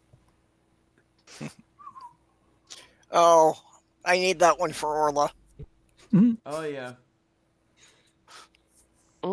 No. Wait. What did I miss? Doorknob head. What's Satan's Lord symbol? Huh?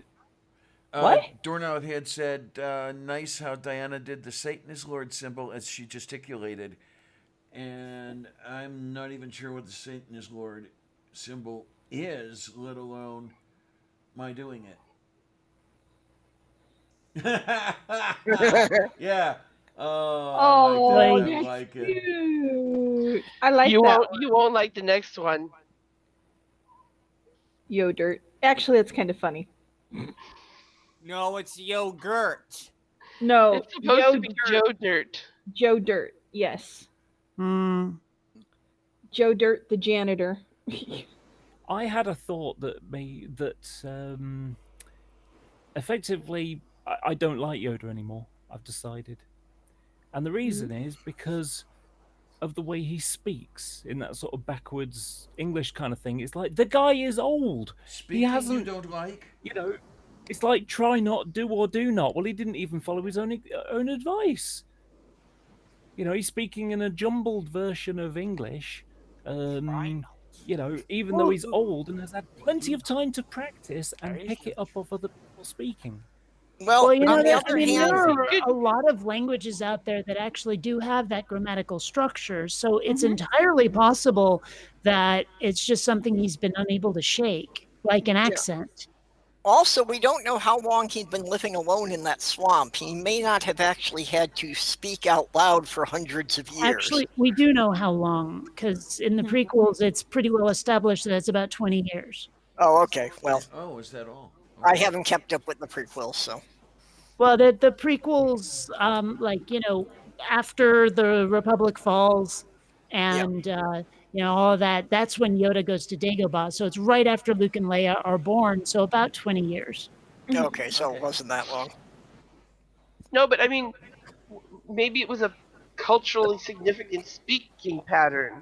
I mean, we never heard. I don't think. Years old. I mean, I don't think we 900. ever heard Yodel talk. No, Yoda was the only one of his kind left, the only one of his species. No, he That wasn't. is, he wasn't. No, there was another. There was another There was a female one. Let me see if I can. Yaddle. Her name's Yaddle. Yaddle, not Yodel. Let me see.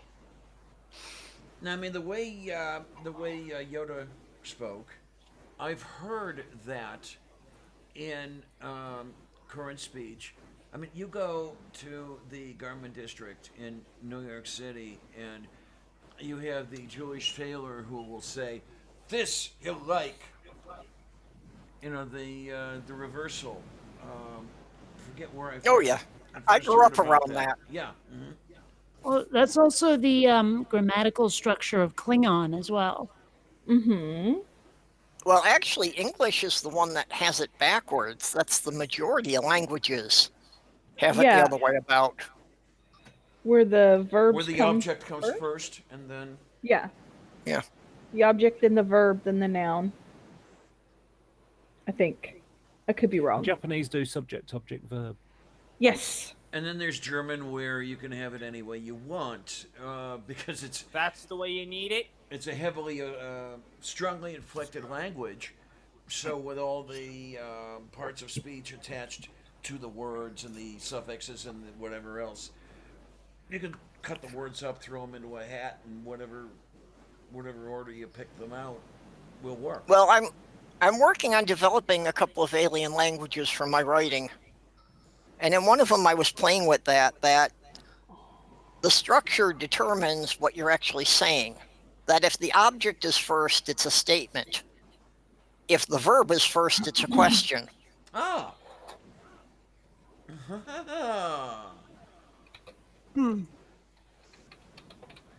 That gives me an idea. Okay. No, you forgot it to say it right. An idea. This gives me. But I'll tell you what I really, really love, absolute to this day, is Mel Brooks playing Yogurt. Oh, yeah. May the Schwarzers be with you.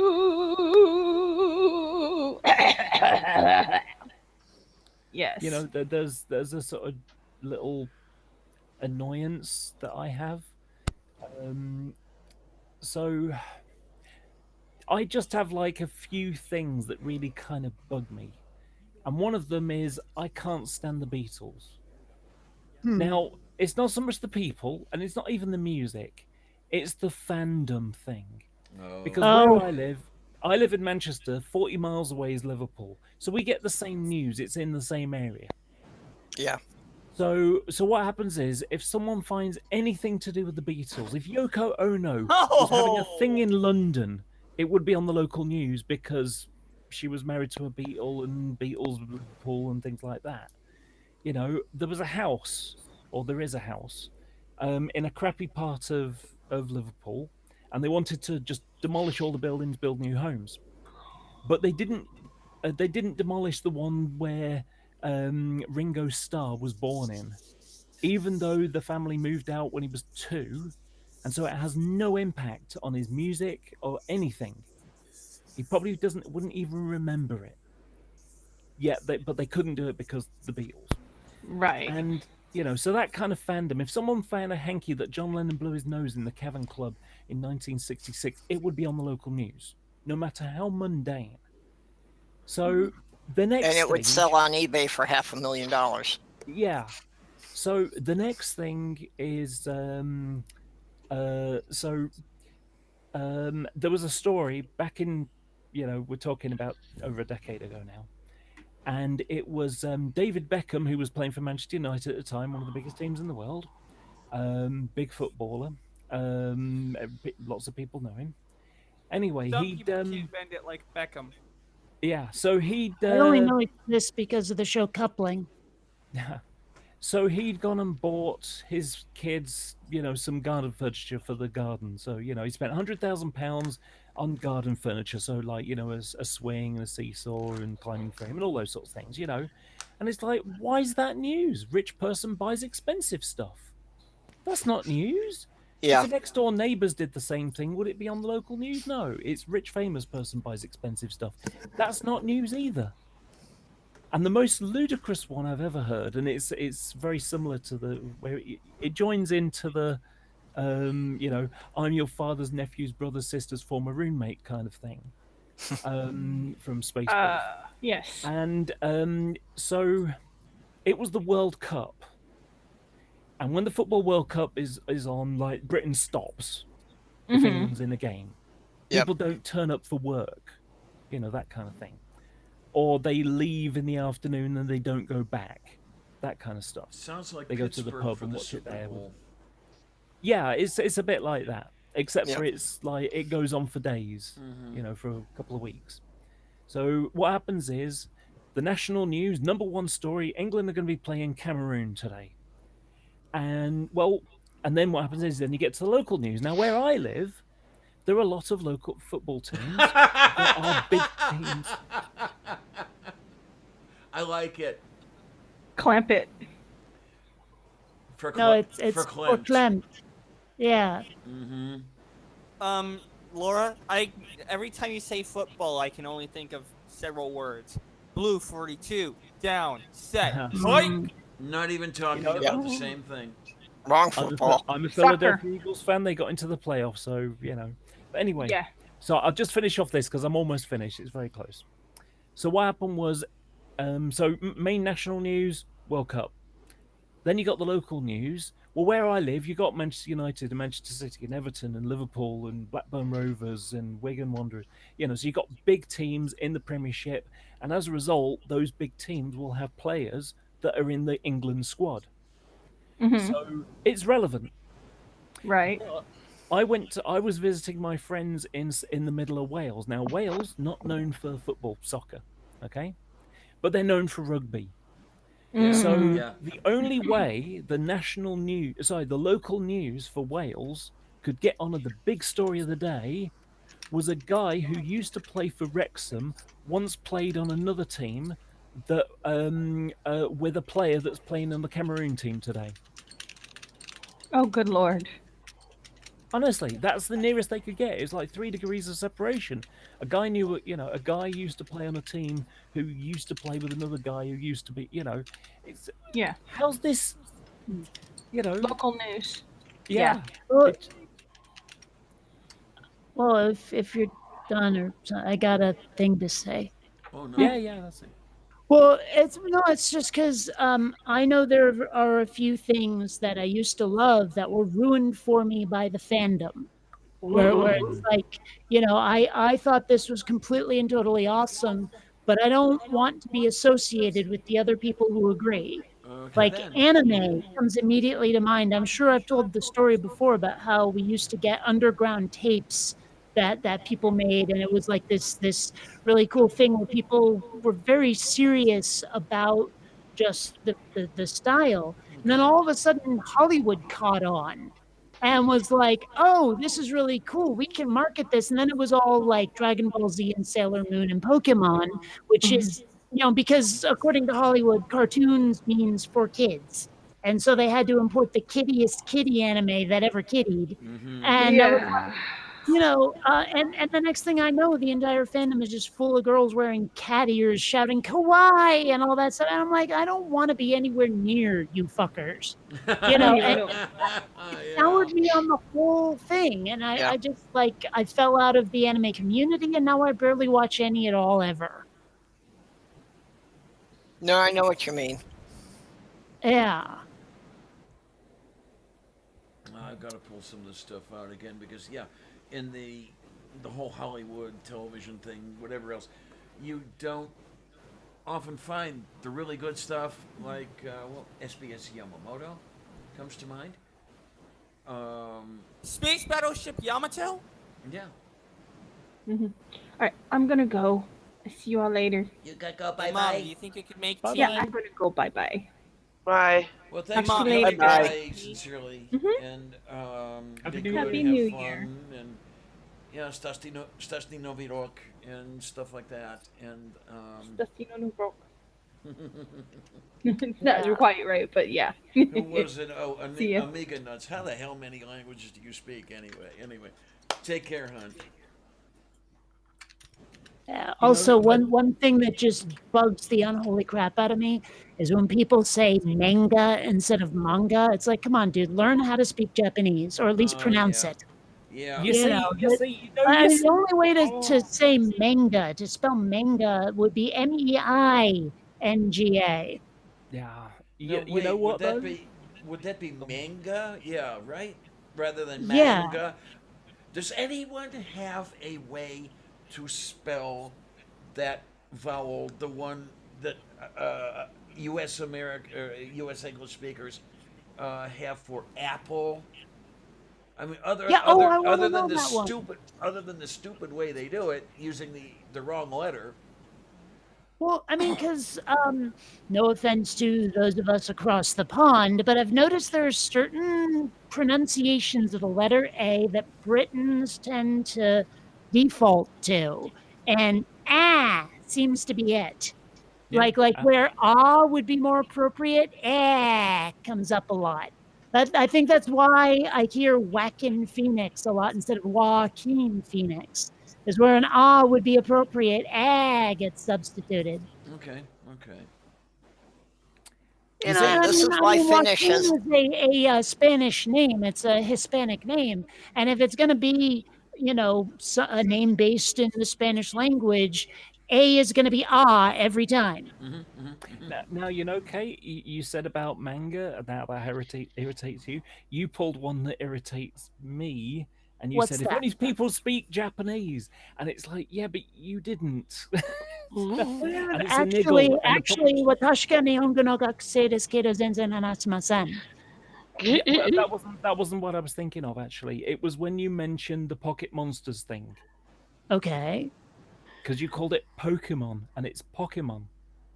Okay. Japanese It's is spelled. Pokemon. Well, the thing is, I've never actually watched the show. Yeah.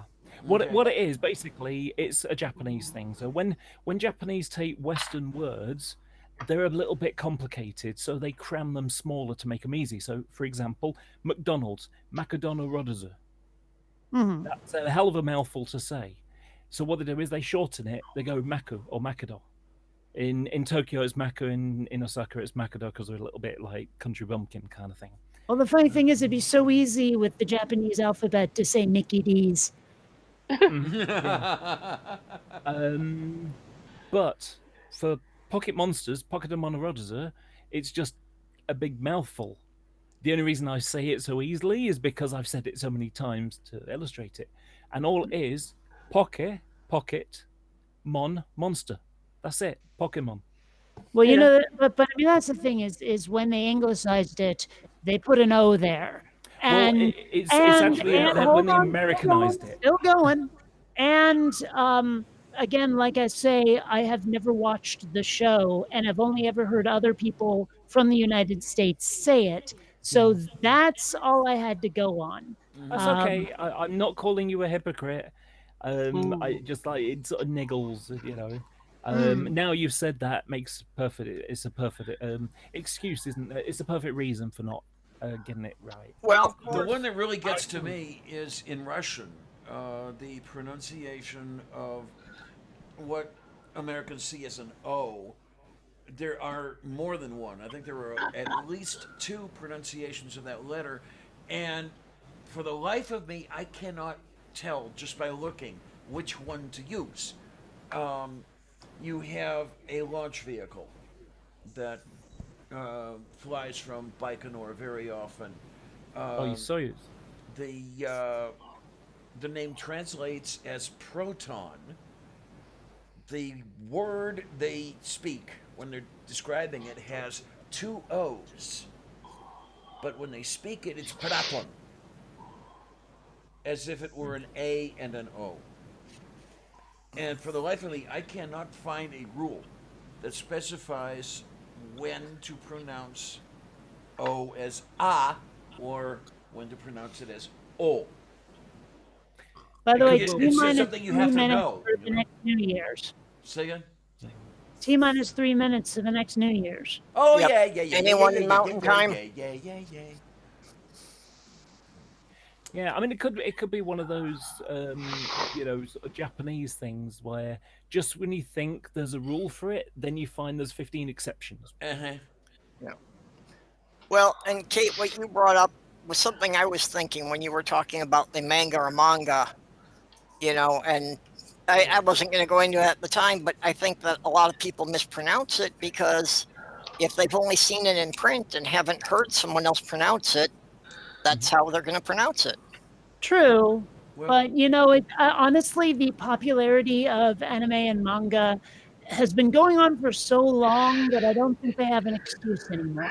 Well, the thing about America Well, is, except that for so many people, it got established the wrong way for 20 years before anyone corrected them. Oh yeah, like those stupid fuckers who say GIF instead of GIF. I say graphic interchange format, but that's beside the point. Diana, you mentioned Space Battleship Yamato. Have you seen the newest one, SBS Yamato 2199? No. Okay, this one's bugging the fuck out of me. It's Yamoto, not Yamato. No, but Actually, what it's really gets Yamato. what really gets to me is these Americans who think that there's only one way to do it, and it's their way. And Well, in this case, I have to say that Tornado had that right. True, but he's got the rhythm wrong. Mm. I mean, it's, Yeah, it's well, he not slowed it Yamato, down. it's Yamato. Yeah.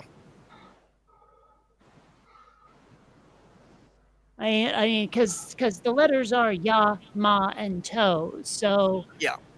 yeah, Yamato. Is it what? Well, that's, I don't know CO anything about the anime or that, but when it comes to the capital ships from World War II, those I've got. Let's just call And it trying to Starblade figure out how to Racing. pronounce the German ones was the worst of it. oh, German's easy. The Schlosslegelstein. Well, the nice Have thing you about guys seen? the nice thing about German is that if you can see it, you can say it. I watched this video once. I really thought it was good when it comes to. Oh, it's midnight in Mountain Time. Happy New Year, Mountain everyone in Time. Mountain Time. Prosit Happy New Neujahr. Year. Well, Diana, you say in German if you can see it, you pronounce it. But how do you pronounce a G and an N with no vowel in between them? Oh, okay. You've got Gneisenau. That's actually the way it turns out. It's one of the few exceptions that you get. A G followed by an N is pronounced as an N. So, for example, it's like the G is there, but it's swallowed. So what you have Yeah. is, Nadenhutten.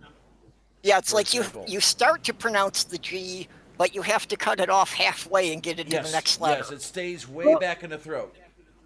You know, Ah, you so say if so you it's like see it, Welsh. you can say it. If you read it, you can say it. But like, the Monty Python sketch about Johann Gambleputty, Devon Auschwitz, that one right there. I have tried to memorize it, like I say, and I listen to them saying it, and I try to read along with it, and I get lost like 6 last names in, because it's like he does this whole Guten Abend, Verden, Fliegenflogen, and I'm like, that does not sound even remotely like what I see on the screen here. Yeah. And I cannot do it. It's one of those things. Like there was this video that I found where they give like a word like airplane, and they say it in like 4 different languages. Oh yeah, that one. And it's like avion, aeroplane, and then you get to German and it's like Flitzenflogen or something. I can't remember. It's just- Seems it. Yeah. Well, Yeah. my favorite has to be butterfly, and he's like Schmetterling. Yes. Well, Yeah. German is the only language in existence in which "I love you" sounds like a threat. It's like.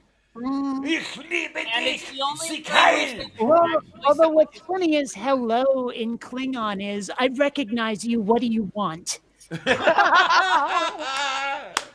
That's great. Wait, And really? Yokov Nokne. I recognize you. What do you want? Yes, yes. So you can Okay, and Mickey actually- Nuts says a question. Anybody remember the movie The Gods Must Be Crazy?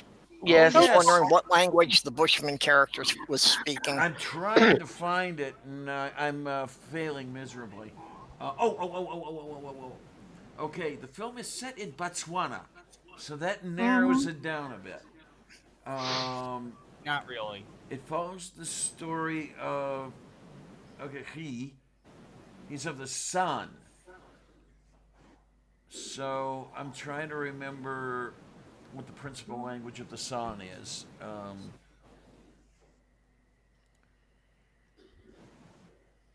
We're getting there. Yeah, I still cannot get this. I'm looking at it. Like they get to the really Germany part, because after Applebanger, they get into Horwitz, Ticklen, Sigrindernati, Spelting, Gramlich, Grumbelmeyer, Spelterosch, Kurzlis, Hinbliesen, Bahnwagen, Guten Abend, Bedei, Nürnberg, Braswasser, Spurten, Mitch.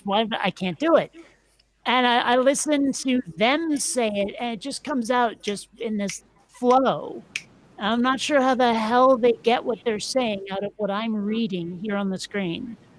Okay, This I'm isn't going to a screw this up horribly, but Ow, Columbia, stop it with the claws. This I'm isn't a looking language thing, here, but- what language do the Sound speak?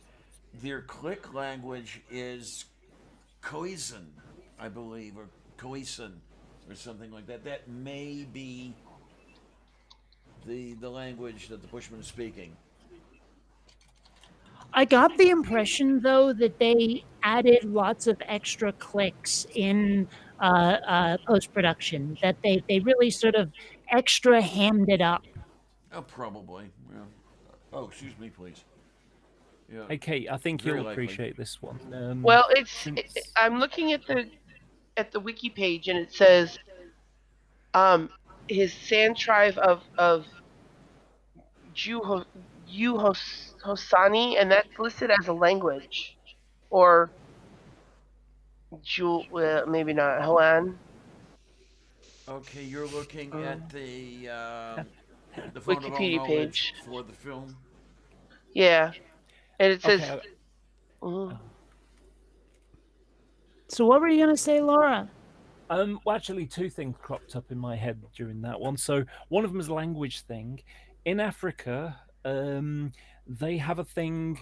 They had a bit of a problem when Nestle tried selling baby food in Oh. Africa, and the I heard reason was because in Africa there are so many languages. What they do is they put pictures of the thing that's inside it on the can. Oh no. So if it's carrots, they'll have pictures of carrots on. And for some reason, Nestle didn't realize that when you put a picture of babies on it, people don't want to buy it. So that was funny. But anyway, that was a language thing. In the 1970s, Chevy had a problem with one of their cars because they Okay. trying to sell them in South America. Mm-hmm.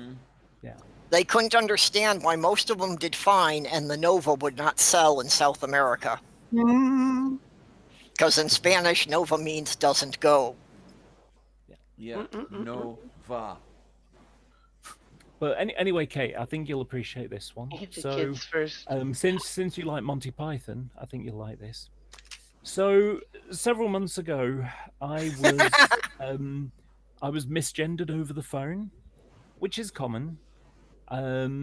It's basically phoned up because I get my groceries delivered, and they didn't deliver some of the items, so I phoned up and I got a helpline, and it's outsourced to India or Malaysia or wherever, So someone's asked me, they said, "What's your name? Sorry, what's your order number?" So I gave my order number. "What's your name?" I said, "Laura," and she said, "Are you sure that's your name? Because," sorry, try again. She says, "Okay, sir, how can I help you?" I said, "Sorry, did you hear me say my name is Laura?" Oh Lord, I And know her that. reply Yeah. was- And I said, I said, "Are you?" She said, "Are you sure that's your name? Because Laura sounds like is a girl's name, and you sound like a man." And I had to basically say, "Oh, I'm sorry, I'm transgender. Is that a problem for you?" And suddenly they became professionals. But I decided what I was going to do to kind of get my little middle finger, middle finger revenge, to confuse them. So do you remember the Monty Python Dead Parrot sketch? Oh, who doesn't? All right. Yeah. Do you remember the start of it? You're gonna have to be more specific. So what happens is John Cleese walks in and he says, "I wish to Oh, register yeah. a complaint." And behind the counter, you've got Michael Palin, and he's like smoking a cigarette, and he kind of ducks down behind the counter so he can't be seen. And John Cleese looks over the top, and he says, "Excuse me, miss." And Michael Palin jumps up straight. "What do you mean, miss?" "Oh, I'm sorry. sorry, I have a cold." I have a cold." Mm. And so I've decided the next time I get someone who misgenders me, I'm saying, "Oh, I'm sorry. Do you have a cold?" Mm. Yeah, 'cause that's what I really dearly, dearly love. I mean, I'm constantly misgendered over the phone. I get it. But then you have the people with, all right, what is your name? Diana. Okay, Diana, sir. Excuse me? Well, okay. My last name is Fahr, Fahr, Foxtrot Alpha Hotel Romeo. Now, every now and then, I will get a message, one of those automated robocalls from my doctor letting me know I have an appointment. But their system is a little screwed up because apparently they think that FAR is an abbreviation for Fahrenheit. So the number of times I get calls for Kate Fahrenheit. Oh, Jesus. I can Yeah. understand if they called you Fahi, but Yeah, well, I mean, FAHRENHEIT. I mean, it is the first four letters of Fahrenheit, but I would never have thought that a computer system would think that's the abbreviation for Fahrenheit. That's because it's not. I don't know anyone who's ever used that. So, Kate, so Well, it's probably kind of like a spell checker thing, auto-completing. I guess, but still. actually, Okay, I think so you'll I have to appreciate go. Kate Fahrenheit from now on. Well, if No. you do, we'll find you and kill you. So, I know. I was just messing with you. I wasn't. Never mind. No, Okay, from now on, we'll call you Celsius. yeah, there you go. I have to go, Alright. folks. Funny occasion. I've got a have fun. Okay. Don't 4-hour get Night really pirate big game. any monsters or Then anything. you'd better before you piss yourself. Okay, that was bad. Goodbye, I know, Pirate it was Kitty. really, Happy New really, May Year. the really, forces really of bad. darkness become confused on the way to your house. Yes. Happy New Year, for Pirate Kitty. Yay. Bye, pirate. You too. Thanks for Bye, coming by, everybody. sweetness. No problem. Don't get murdered. You know, if for the people who like Monty Python, I think you'll appreciate my answer machine message. And it goes, "Hello, you have reached the Silly Voices Preservation Society. If you have a silly voice, please leave a message after the beep." And of course, it's funny how people go, I got a message for, What? Well, for a while, I had recorded my answering machine message in Russian. Everybody loved that one. Well, I mean, I have not really bothered to set up my voicemail on my phone. It just, I don't even know what it does. It probably says you've reached fill-in number, right? But like, I'm so tempted to go in there and just go message, beep, and not me doing the beep. Just go message, because people will, I mean, because like, what is it? That some show. I'm trying to remember what it was. It was like, "This is my answering machine. You know what to do." Rockford And I was Files. What? Well, Rockford Files often started with his answering machine. Never saw that. I don't even really know what it is. No, this was a sitcom. I think modern sitcom. It might have been House, but I don't think so. Well, Which is not a sitcom, but I think it might have been House. I don't know. It was something. It's funny because I hear House and I still see him in the actor Hugh Laurie in British Blackadder? comedy stuff. So yeah, Blackadder. yeah, Yeah. absolutely. Yeah. Right, including in Blackadder goes forth. "Excuse me, sir. What should I do if I step on a mine?" And Blackadder says, in a flat voice, "Well, the usual routine is to jump 30 feet in the air and scatter yourself over a wide area." Yeah. I find Blackadder infinitely preferable to Mr. Bean, but that's just me. Oh yeah. Oh gosh, me too. Big time. What's wrong with Mr. Bean? I can Nothing. enjoy both of those. Nothing. I just like Blackadder a lot better. Well, I you like know what the episode in Blackadder Goes Forth when George is being Georgina up on stage for the traditional soldiers drag act, and General Melchett totally falls in love with him, thinking that he's a girl, and is decides to go on a date. And Blackadder's like, and this is the most important rule: don't get drunk and let him shag you on the veranda, right? I felt the need to take that line and adapt it to a Star Wars joke, you see, where it's, Vader was seduced by the dark side of the Force. It got him drunk and shagged him on the veranda. It's just, because whenever he said seduced by the dark side of the Force, in my brain, seduced means like a sexual thing. Yeah. So, Okay. you know. I have to ask simply because I don't know and I would like to. Where did shag get the connotation of fuck? Well, before anyone says, let me guess. I have a suspicion that it comes from carpet, as Yes. in your bush. That was my it's just- assumption. Actually, no. It's No? basically screwing on a shag carpet. Yeah. Oh. Oh, okay. I like my answer better, frankly. And so when you say I was shagged, it meant on the floor, in the living room, on the carpet. It brings You know, back on the- some I see. memories. Yeah, well.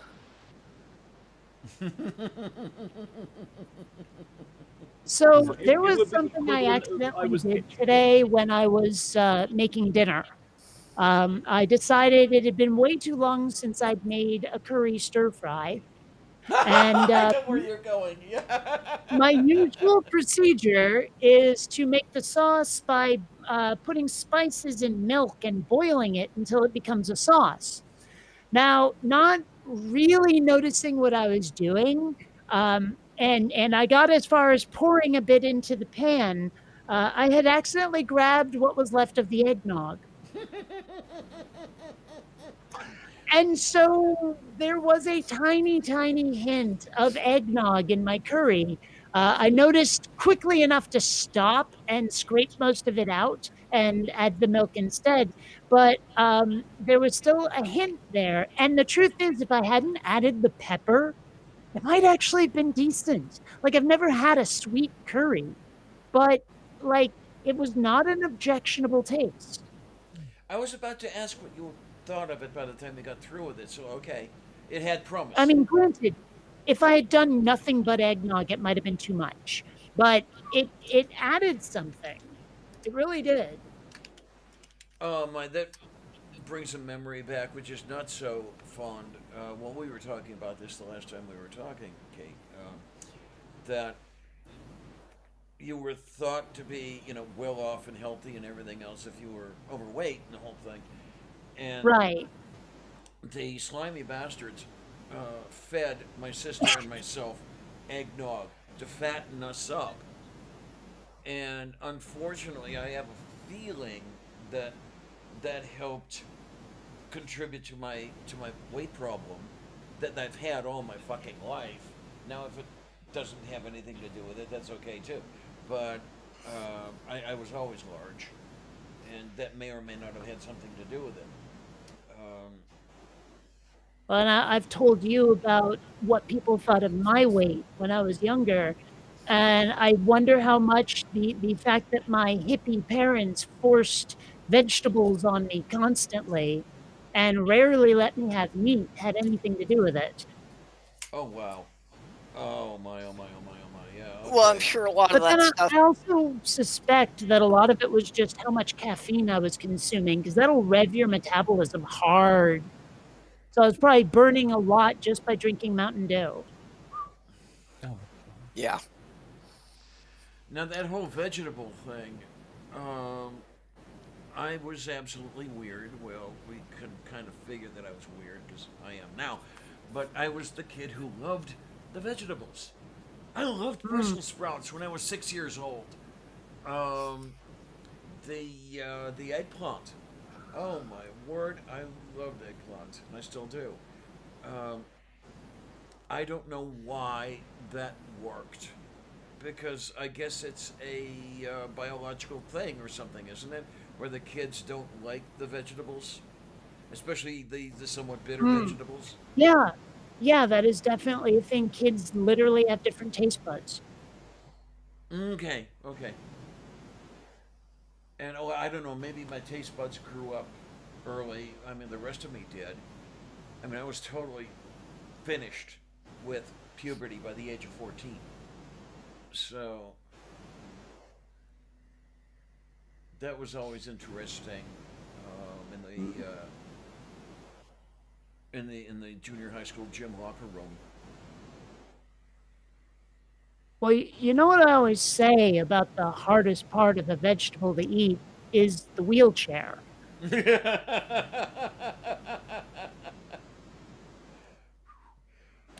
Oh, bushy boy.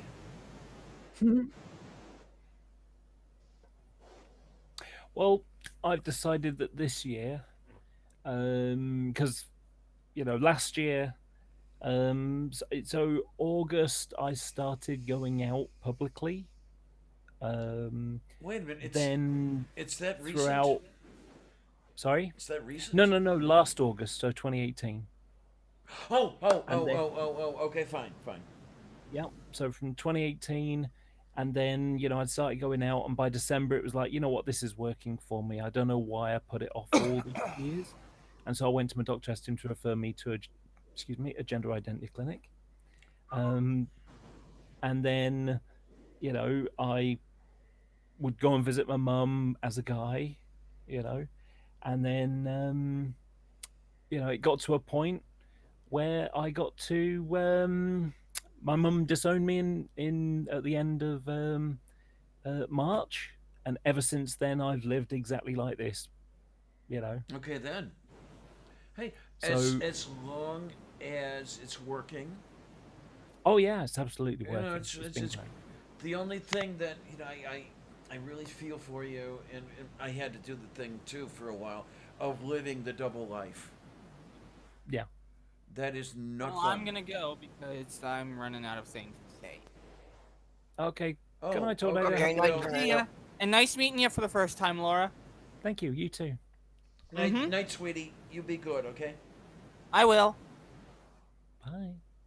Why don't I I'm believe going to that? stick around for about another 40 minutes at least so I can hit midnight on the stream. Yay.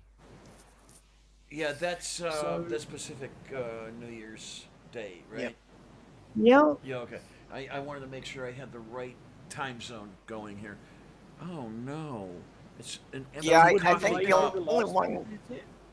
What? Coffee cup? What? It's an empty coffee cup. Oh Lord, I have to do something about Oh. that. Would Hawaii be the last place to get New Year? You know, I'm not actually sure if Hawaii's in a different time zone or not. I believe it is. Yeah. Well, Uh, Hawaii is, and actually, I think Zod is actually an hour behind you because parts of Alaska are an hour behind California. Hmm.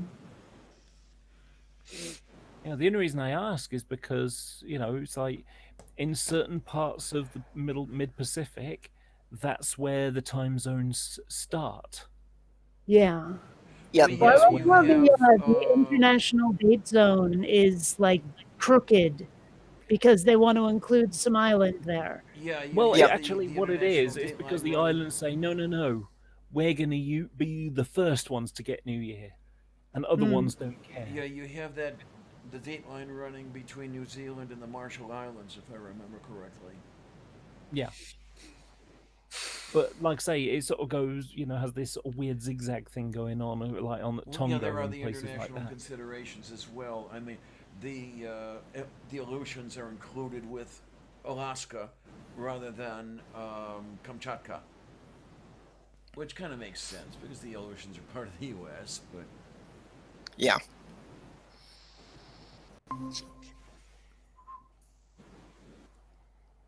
Hmm. I've got that one. I've actually got that photo myself. I've got a bunch that I've got under What's it called? Oh, I've forgotten what it's called. Where something looks like something. Pareidolia. Pareidolia. Pareidolia. Thank you. It's funny. It's kind of an old reference, but you remember when the police were pepper spraying people like peaceful protesters? Yeah. Yeah. So there were a bunch of these going around at the time. So yeah.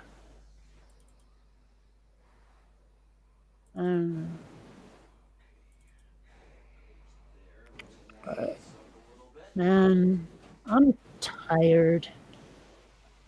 I'm at that point where it's like I kind of feel like I might fall asleep, but I want to stay awake. But if I try to drink an energy drink, it's gonna keep me up way longer than I want to. So what do I do? Yeah, you don't want the 5-hour energy now. You just want 1-hour energy. Yeah, darn it. Unfortunately, I'm on the other side. That about 11 o'clock, I was starting to doze off in my chair, but now I'm wide awake again, and it's going to be 3 hours before I can go to sleep now. By the way, just for the people watching, Diana's background, that's an invisible dragon in that tank at the back. I thought it was a pink unicorn. No, I talking thought it about was the the baby of buffalo Godless Cranium's invisible or Godless Cranium's pink dragon there. You know, one thing I've thought about doing, you know how I was talking about maybe making a video game someday? I seriously considered the idea of like an atheist Street Fighter type game where I take anyone who has like an avatar and turn that into a fighter. Like, you know, you've got Godless Cranium and Cirrus, and I've got Sandra and Dewey, and then there's Logic and all of that. And I thought about the idea of doing that and maybe having as some of the bad guys famous theists. But then I realized, you know, I don't like the idea of having the atheist community end up losing to these theists at any time. You know what I mean? It was kind of like I often wonder what Mike Tyson thought of Mike Tyson's Punch Out, where to win you have to beat him. Yeah. So I mean, that was just something I thought of, and yeah. Okay, is this coming through? Yeah, that's cheap. Yeah.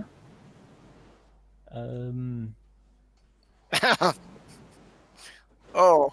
Oh, I've got a good one for popcorn.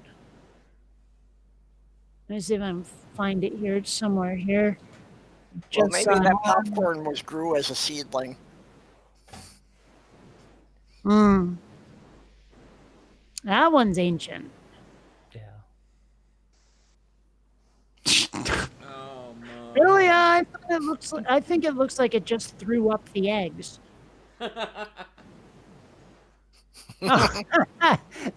looks like an escape from the Muppet Show. Yes, I was just thinking Muppet. Oh, geez, nice. I love it. I love it. Honey, what are you doing with that cable? There's a frog in my coffee. Yeah. There's Did you that get a nom, nom, nom, rebate? nom. The one I always like. Skeptical trousers. There you are. Even from when I was a kid, looking at a Gemini spacecraft nose on looks like a rather sad face, because the windows are the eyes, and it seems to have a sad expression and all this other happy stuff. By the way, this one, it's love the the one one of on the the- left that looks like Jason Burns. Whoever that is. I'm surprised you don't know who Jason Burns is, since he kept talking about you years ago. Did he? Yeah. Damn, I was gonna say, oh yeah, one of my favorites is the one where they take a picture of a church and turn it sideways and put pew pew pew under it, and it really does kind of look like the spaceship from Galaga. Oh, jeez. But, Okay, yeah.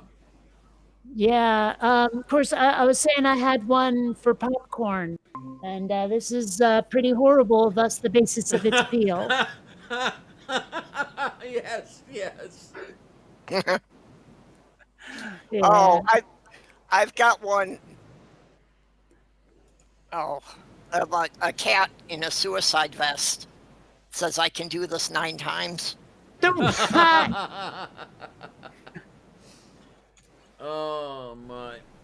And then, yeah, well, you remind me again. This is where I've got to. Hey, anybody want to start a fundraiser for me so I can get the cash for the hardware I need to do the sharing and all that other stuff?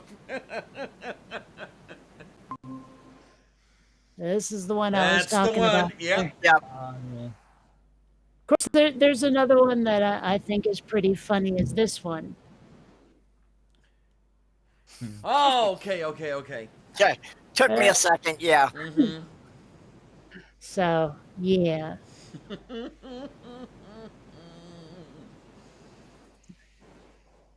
I do so love me some space opera. I does. Hey, here's a question, Laura. Maybe you can answer it. You know how some people, with their regional accent, they say "me" where "my" would be more appropriate. Oh, yeah. yeah. Well, oh yeah, that's me car over there. That sort of thing. Well, Yeah. do they actually write "me" or do they write "my" and just pronounce it funky? I think they spell it MY. Okay. I've often wondered about that. It's just because I wonder what's up in their head. Is it just because that's a regional thing, or do they actually think that's how "my" is pronounced? No, it's just you write it the right way and you say it the way that you say it. That doesn't really answer my question even slightly, but okay. Yeah, I've noticed this. Australians will do that also with the where you think "my" belongs. You'll hear them say "me." And Yep.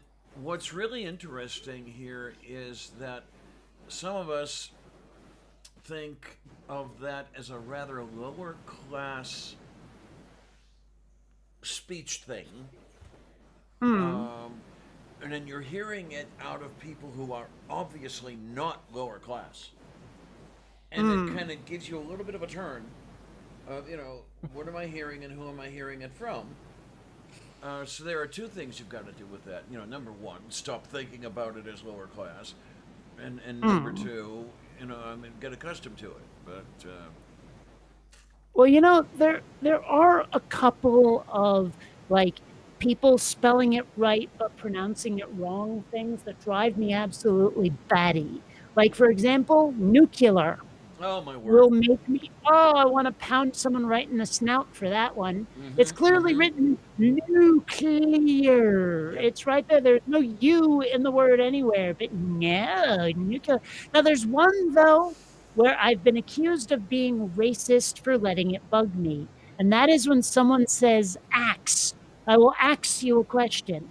Oh, that drives me up the wall. But it was the never thing that a made racial thing. I mean, because I was raised in Vermont, which is like 92% white now. Never mind when I was a kid, and little kids would say it as well. Now, here's Like the little thing. white kids would say it all the time, and never influenced by black people. So I'm sorry, my hatred of that is not racist. It's just grammar snobby. Yeah. Now, here's the thing. Here's the thing for you. Why is it that G-Man is such a blunt tool since he goes axing people questions all the time? Yeah. Yeah. It's, No, but I'm actually the axe thing. I had the same thing. It's like I thought it was more a generational thing because I'd been, hearing it for like 10, 15 years before I realized some people had racial implications to it. Well, I would hear axe from the puppy mill cousin, and nobody else around her did that sort of thing, so I don't know where that comes from. But the other one that and it unnerves me. I hate it. I hate it when I hear it. Here in Pittsburgh, they don't axe. They asked. Oh, I want to ask wait a minute. you. Wait a minute. No, I've only ever heard that used where it's past tense. Asked. I asked you a question, but I never hear I'm going to ask you a question. But that's what you hear here. You hear it as Okay. the present tense of ask.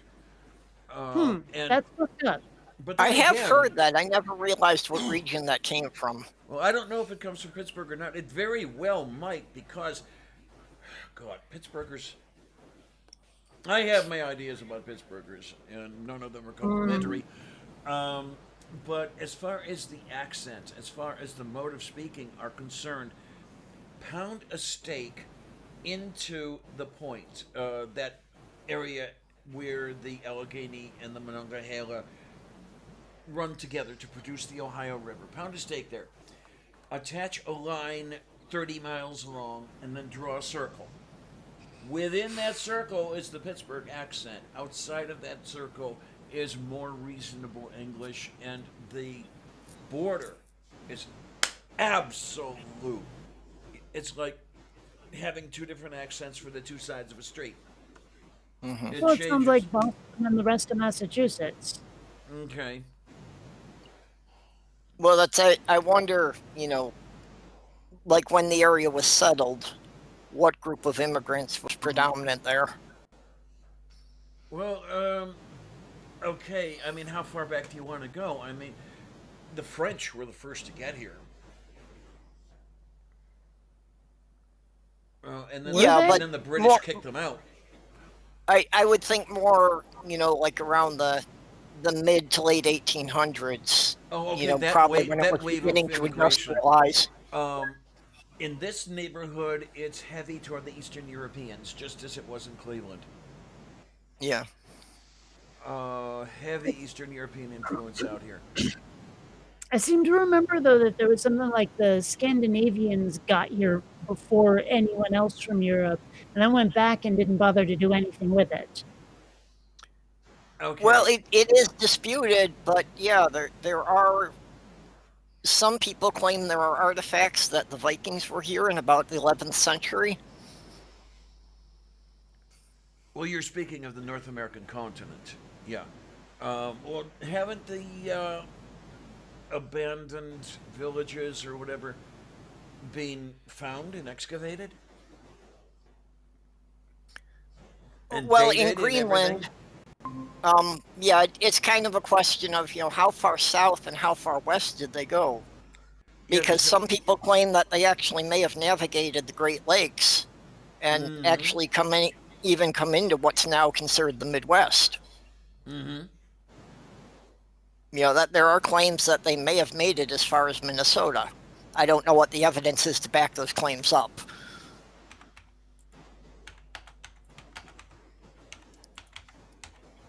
Okay.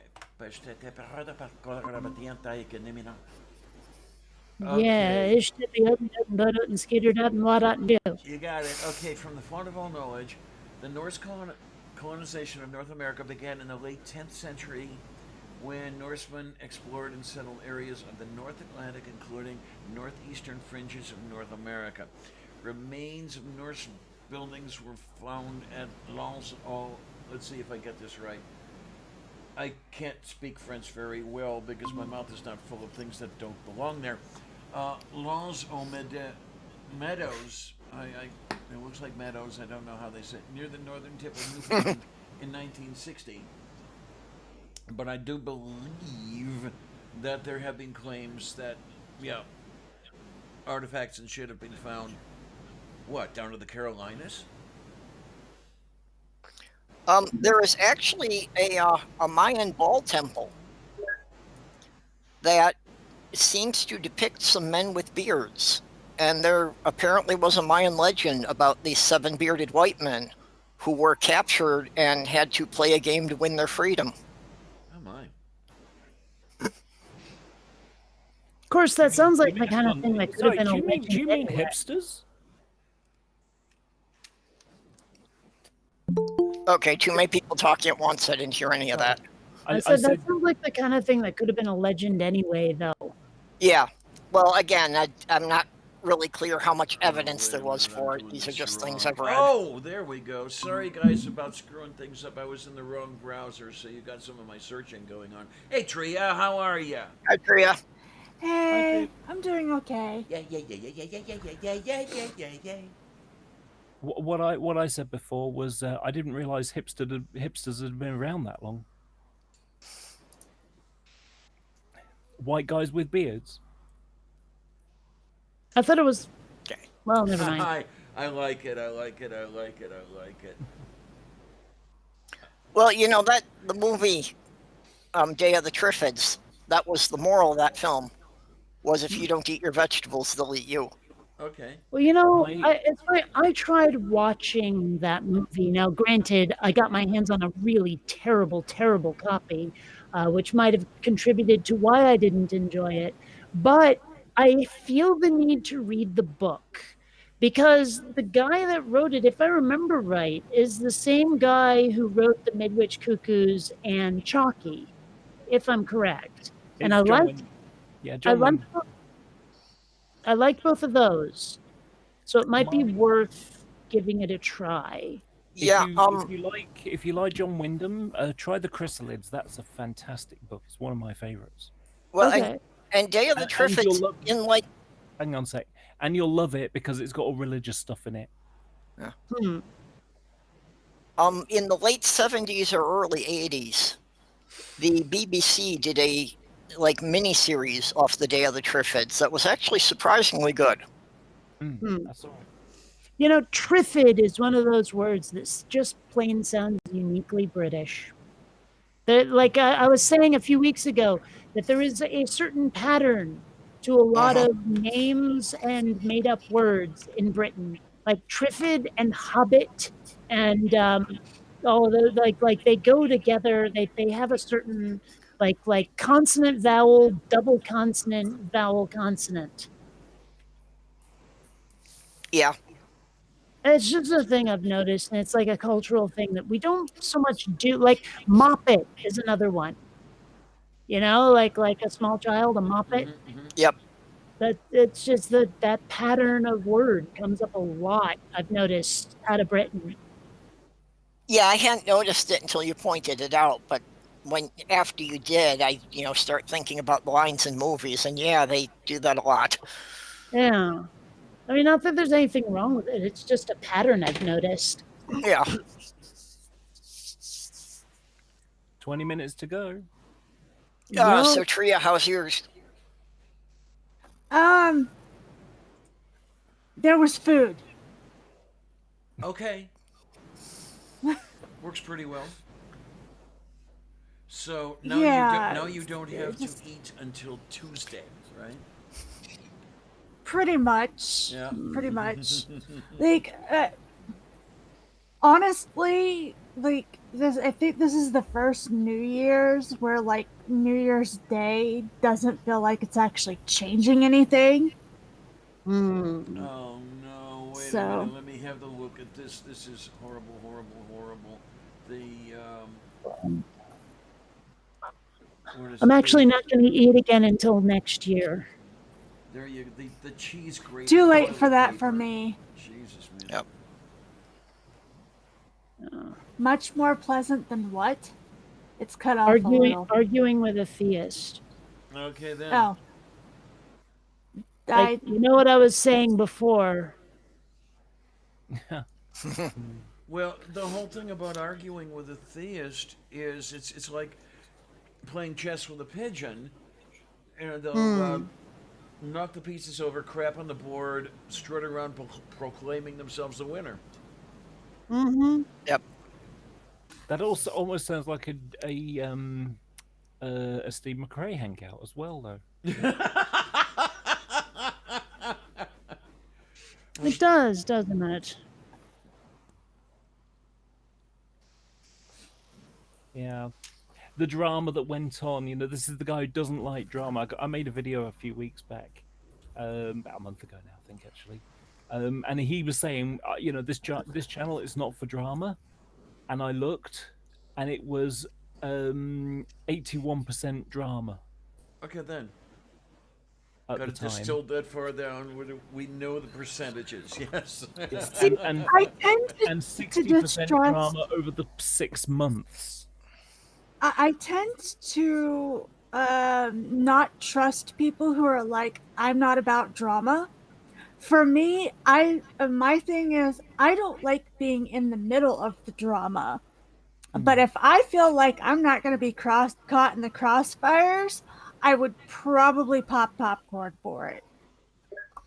Well, I have to admit, I do enjoy watching other people's drama, but being in it is another question entirely. I don't Yeah. know. For me, after a while, it just gets old. Yeah, I'm just not interested at all. Well, I mean, I honestly, a lot of times it gets hilarious, is the thing, because people, like I say, end up being their own worst enemies, and it knocks me out that they are not aware of it. Yeah, I find that comical as well. Yeah. An example was Steve saying that what was it? Am I bad laughing at the idea of Laura being triggered by whatever it was, while I live my life as if she doesn't exist? Nah. And then spending 40 minutes talking about me. Yeah. Yeah. I love those contradictions. They Can't just get there make me from laugh. here. Well, what has really pissed me off about the drama on Twitter so many times is that I really don't want to be part of it, but I wind up defending someone I really don't even care about just because if somebody's stating something about them that is factually wrong, I have to put the record straight. Yeah. Yeah. Yeah. So then they wind up thinking I'm defending somebody who, if they had gone away, I probably wouldn't have noticed them missing for 6 months. Now, I try to stay out of it completely, and that's probably a bad thing, but then sometimes you just can't. There you go. I mean, Am I a bad man enjoying thinking about Laura being so triggered and upset while I completely live my life as if she doesn't exist, and then spends the next 40 minutes talking about me? Yeah. Oh, and just saying like, oh, I've got OCD, and you know what I mean? It's like, really? Just no. honestly, there's been so much of it, Oh, excuse me, that was not the one I wanted to post screen by. But I dearly love the faceplant, though. This was the one where he was, he platformed a rapist. Oh, Jesus, that one. Yeah. And sort of have it my was, own ideas. his pinned tweet at the time. If you have to try and use whataboutism to defend the church, you're morally bankrupt and should be exposed as a rape apologist. Yeah, And well, someone just changed the wording slightly to defend News Now Houston. Honestly, you get some great stuff. yeah, and him saying it wasn't a drama channel, whereas the people he lined up, how could he have expected anything but dumpster fires with the people he was scheduling? Yeah. Well, you have to wonder if that is what he wanted, and he was just. Yeah, no, I think fanning that was the intentional flames with- because the dumpster fires drive up the subscription count. Of course. Yeah. That's pretty much all that NonSec was about through most of its later existence anyway. My understanding is that it was fairly decent in the early days, but you got so many of the debates, if you want to put that in quotes, between, let's say, Aaron and Ken Hovind, or, get the flat earthers on there. You get no information out of it. It's just ratings. Yeah. Well, and that's I was really only aware of it for about the last year and a half before everything blew up. So, I don't know what it was like in the earlier days. Well, I'm just going on stories that were told me because this is even pre-me. No, okay, I like that one.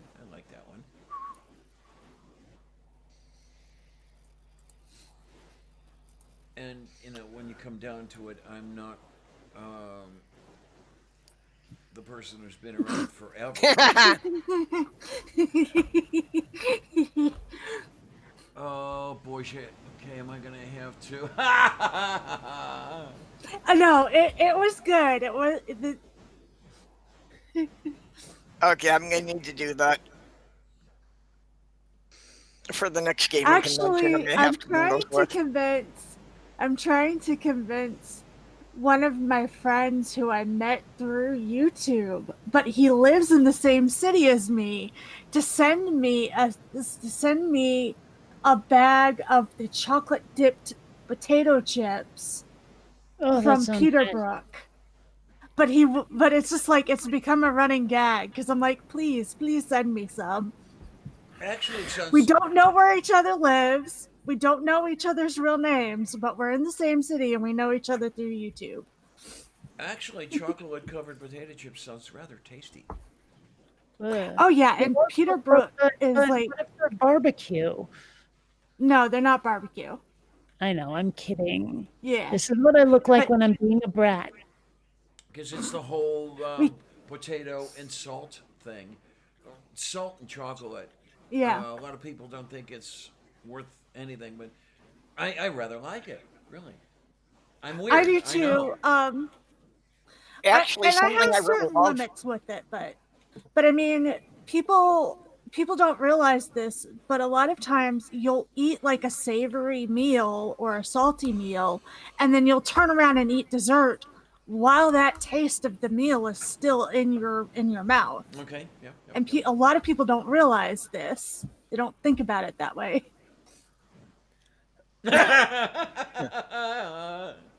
Yeah. One of my favorite candies are the chocolate-covered sea salt caramel. Oh gosh, that's another one that drives me freaking insane. It's caramel, not caramel. I make a very, very salty toffee. It is rich and tastes almost like coffee. And then while it's still warm, I will dip it in chocolate and nuts. Okay, then this so this good. reminds me of something, Kate. I cannot remember whether the word is spoken as caramelized or caramelized. Caramelized. It is. Okay, fine. Well, it's C-A-R-A is not carm, it's caram. Well, that's the thing. I couldn't remember how it was spelled. Yeah. But it's just when someone says caramel, I'm like, you're missing at least one letter, dude. Well, yeah, that sounds like one of those apparition stories in Our Lady of Mount Carmel or whatever that was. Well, I know that there's a place, I want to say it's in Washington State, but I might be forgetting it's actually in California. But there is a place called Carmel that doesn't have that second A in it. Oh, I want to look it up and make sure. I think it's California. Is it Carmel or Carmen? It's Carmel. Okay. That is the way that the people who live there pronounce it. Okay, here we go. I got a little friend who lives there. Okay, we have Carmel by the Sea. Is a small beach city on California's Monterey Peninsula. Okay, but the thing is that Mount Carmel is actually spelled Carmel. Right. Yep. So it's not the same spelling and it's not the same thing. It's Although I kinda can see. Go ahead. Well, I mean, speaking as a weapons grade Star Wars fan, when someone leaves off the second E on Wookiee, I feel the need to light them on fire. Okay. Sounds like a lot of fun, really. I mean, if you're gonna use the word, at least spell it right. Well, I get a lot of looks. Well, I always get a lot of looks, but that's another story entirely. It's actually not. I just found out that it's not actually based on the word caramel. It's worse. Right. The name is based on a mountain in the Bible. Is where the name comes from. It's like growing up not religious. It's startling to me just how many names of places and names of people are religious, and I had no idea whatsoever. Like there's a city called Jericho in Vermont. I didn't know what the frig Jericho meant. I just knew that that was a town in Vermont. Okay. You know, Yeah. Yeah, it is a friend of mine, Hannah, had this friend named Zipporah, but I didn't know how the hell that was spelled. I thought it was Zapora. But then I noticed in the Bible this character called what I thought was Zipporah, because it was like TZ, like it was crazy how it was spelled. But it dawned on me, oh my gosh, that's how Zipporah is spelled. Yikes. You know, there's little things like that that I guess people who grew up religious know, and I just plain don't. It's weird. Well, if it makes you just feel to any reference that. better, if it makes you feel any better, I didn't know that. I was just bouncing around to try to figure out where Mount Carmel was because it was annoying me, and then the Bible references popped up.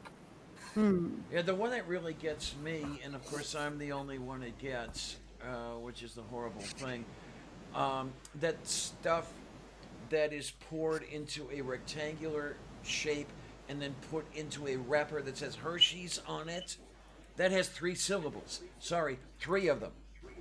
It's chocolate. Even though everybody in the world will tell me that it's not. Look at it, will you?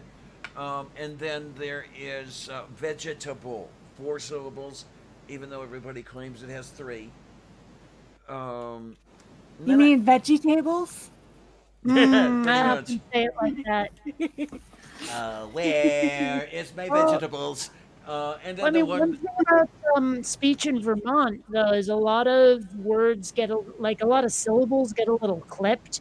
Like when someone says mirrors, it often comes out mirrors, so it sounds like mirrors to other people. But that O is like mirrors is in there. It's in there. It's just really clipped. So when someone says chocolate, the after the C is there. It's just so clipped, most people wouldn't notice unless you actually are from Vermont.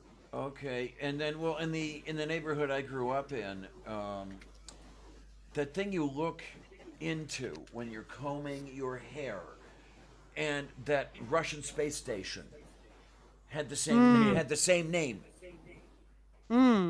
That glass thing was a mirror. I was like, what? MIR.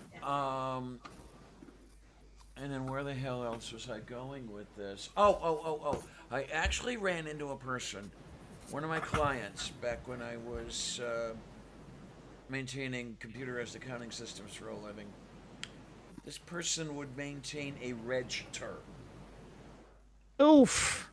You know what I'm talking about, right? Register. Yes. But this person left out the middle syllable. And it was always enough to curdle my blood. I don't know where that one came from at all, but it was always to her a register.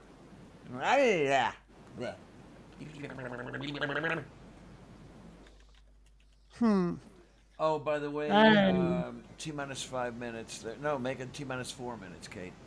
Yep. Oh, I guess so. You get to celebrate. Yeah, it's not going to be that important or impressive. It's just going to be, it's another decade now. Of course, we could get into the discussion of whether or not... Is that Brett Keane? What? Is that Brett Keane? It could be, actually, but it's not. That picture is from so freaking long ago. I've had that for more than a decade, that picture. But I mean, we could have that discussion about whether or not it's a new decade. Like when it's a tens place versus the 1. I am of the opinion that it's a new decade when it hits 0. But the question to ask here, and nobody ever asks it, and when someone around them asks it, they look at that person really funny. Was there a year 0? I don't think there has to be, because when you say this is year 1, you're starting the 1 when a year hasn't passed.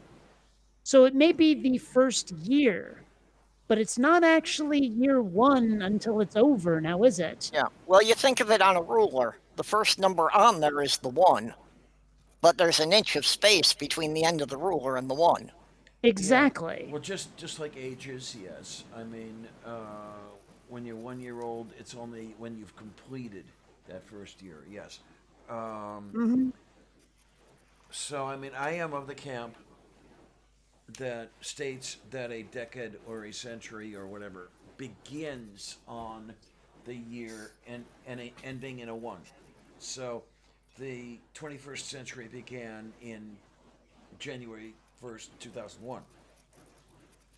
So I think if it's counterintuitive, don't go with it. And frankly, starting with year 1 is counterintuitive as hell.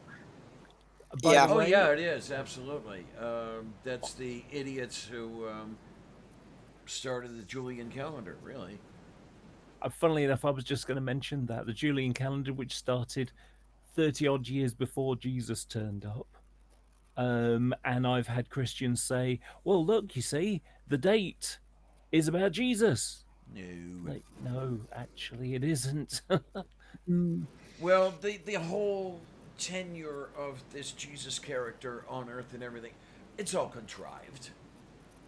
But I mean, even were there a Jesus character, I don't think there's anybody who has any idea of when that character actually lived.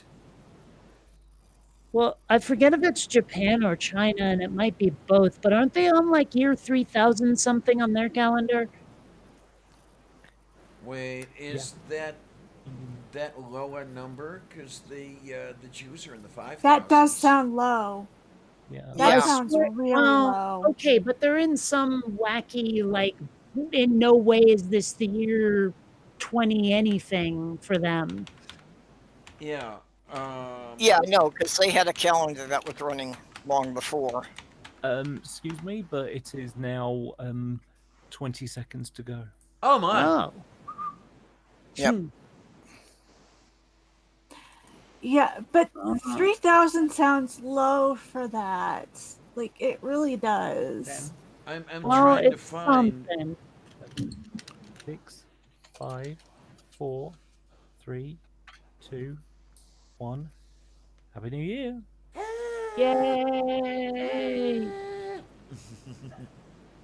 So, darn it, like, they're not making this easy. I just typed in what year is it in China, and you it get- says, and it comes up with Okay. like big, here's the Chinese calendar, a big article about it, and also here's today's date in China. And of course, it's using 2020. So. Yeah. Well, I came up that in 2019 in China, it was the year 4717. Okay. Which is funny because, like, in my head, if someone says it's like, you know, the year 4717 or whatever, I'm like, yeah, that's when we're supposed to be like exploring the galaxy and spaceships and stuff. So, I don't know. Yeah, But what- well, you know when it premiered, when the Jetsons first premiered, Joseph Hanna said that it was set in the year 2005. Yeah, well, Where are my I flying mean, cars, man? even in my childhood, we were still told that the year 2000 was this magical date beyond which we'd be living like the Jetsons. Oh yeah, I'm Well, just you know, like, but what I fall happened? between you and Diana, so yeah, I was brought up with the whole idea that by 2000 we were going to have a colony on Mars. Mhm. It's They were just- still selling that in the I mid really 80s. They were still selling that in the mid 80s too. Mm-hmm. Yep. Yeah. Because I remember being a kid and like solar car competitions were a thing. Mhm. And I know Actually, that funny they you didn't mention- originate during the 80s, but they were still like pretty popular. And this was what then they were selling us like, you know, they were selling us this, you know, we're getting technology so fast and it's developing so fast, which is true. I mean, technology Well, made depe- shitload of changes in between Depending that. on whether you're rich or But- poor, but that's another story entirely. Yeah. Well, yeah, but I mean, like when I was a kid, I was listening to cassette tapes. Yeah, me too. Didn't think CDs were even going to be a thing. like, you know, the thought of having our cell phones with us all the time was still not a thing in the 80s. Yeah. And any phone that you had was about the size of your head, and you carried it around with you, not because it was really that practical or useful, but because, well, you had the money and you could. Conspicuous consumption. Yes, absolutely. The Yeah, it was crazy to see those things that looked like a hardcover book that was a phone. Well, Yeah. I remember the ones that, you know, it was only like the specialist doctors who had to be on call all the time had the phone in a briefcase because that's how big it needed to be Yeah. to hold the battery. I mean, well, when I look back over history, what's really impressing me is if I look at the medieval times and then I look at now, I don't see that much difference except that we have indoor plumbing. I mean, society is structured in a very, very similar manner. Yeah, as far as the political, social. Yeah, and the The poor main are thing- still horribly poor, and the rich are still horribly rich, and Well, actually, the main difference between now and medieval times, which we are losing, is that medieval times there really wasn't a middle class. There were the No, that's 'cause- nobles that's and the 'cause most- peasants. There was really not much of anything in between. which Well, is the that's case like- Well, now. there were, though. I mean, because Well- there were titles that were not technically nobility, but were nevertheless like there were lords that were neither like dukes nor earls or any of that stuff. Like barons, for Okay, I've example. got to do it. Duke of Oh, Duke. Anyway, continue. There would be a middle class. They may have not called it a middle class, but they would have been the people who worked for, there'd be squires or something like that. They were a part of, an established family, but they weren't lords. They weren't aristocratic. Well, I remember there was someone who was talking about these certain nobles, and he was talking about Baron Wasteland and Count Backward. Interesting, Amiga Nuts. When I was a kid, my older siblings and parents still listened to 78s. Yeah, I remember listening to 78s and drop one of those things, cut your damn toe off. Yep. Actually, you know what's funny? A long ass time ago, we're talking the 1970s here.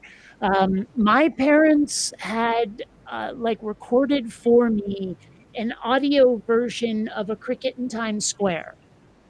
And I looked for ages. Like, I lost the tape years ago, and I don't have any way to play an audio tape anymore. So I looked for ages to find this thing.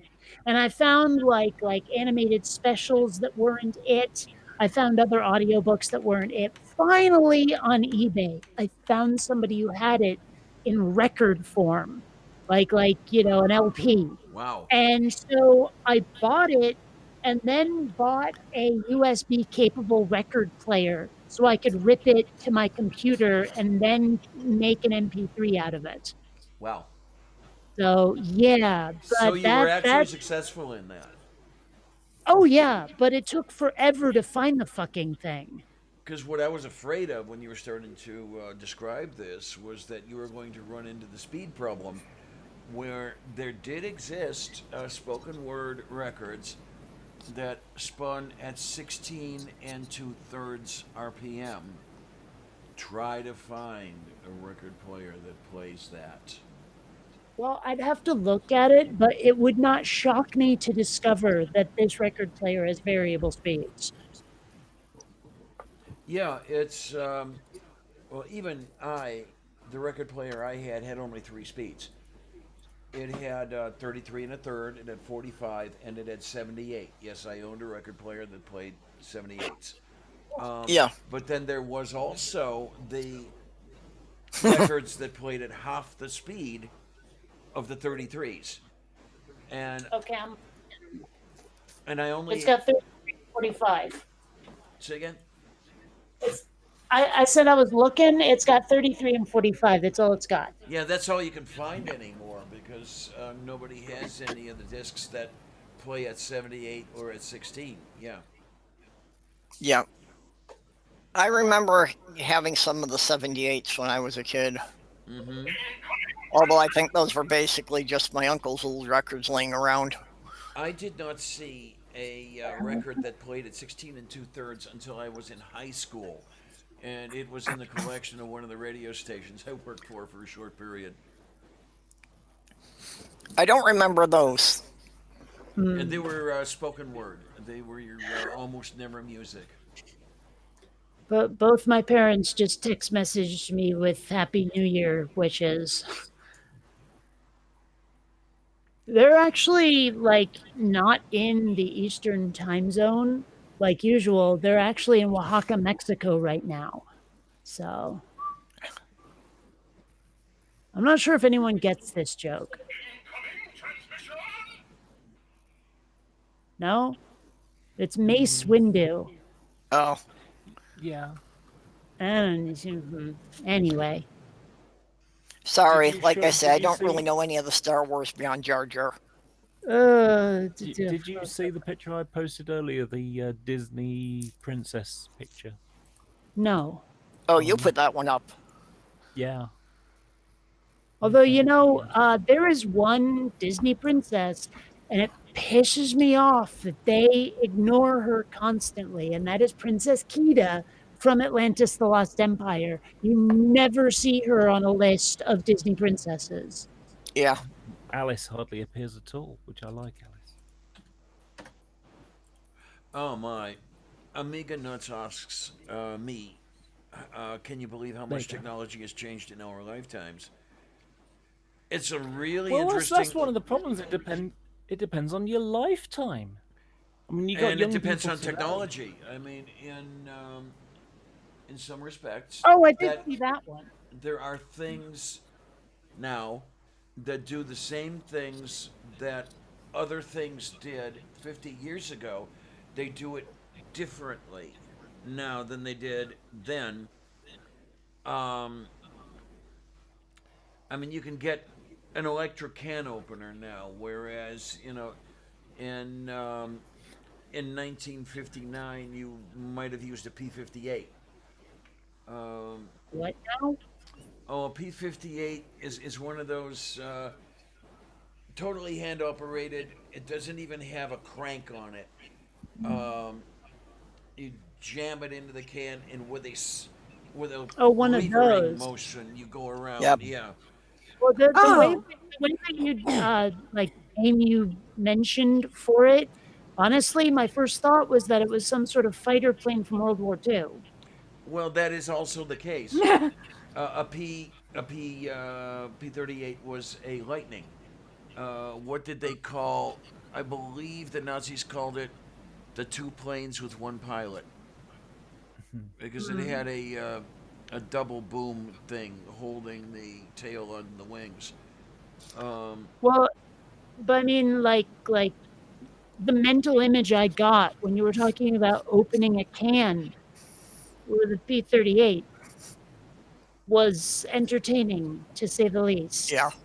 Because I'm picturing this big ass plane firing machine guns at a to open it, and I'm just Yeah. like, Well, actually, my yeah. first reference wasn't the plane. I thought it was just the machine gun. So yeah, I was seeing the same thing as somebody trying to blow the top off a can with a Yeah, World I War was II like- machine gun. Okay, so I don't feel as bad because y'all went a lot farther than I did. I was like, that sounds kind of like a handgun. Why would you use a handgun to open up a can?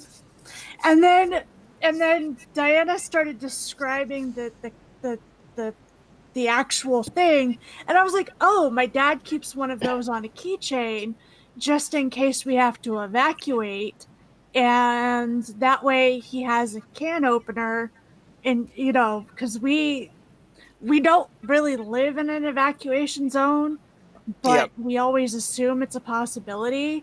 And Actually, we the have keychain one I don't think is quite what Diana was talking about, but I know No, the it ones you is. mean too.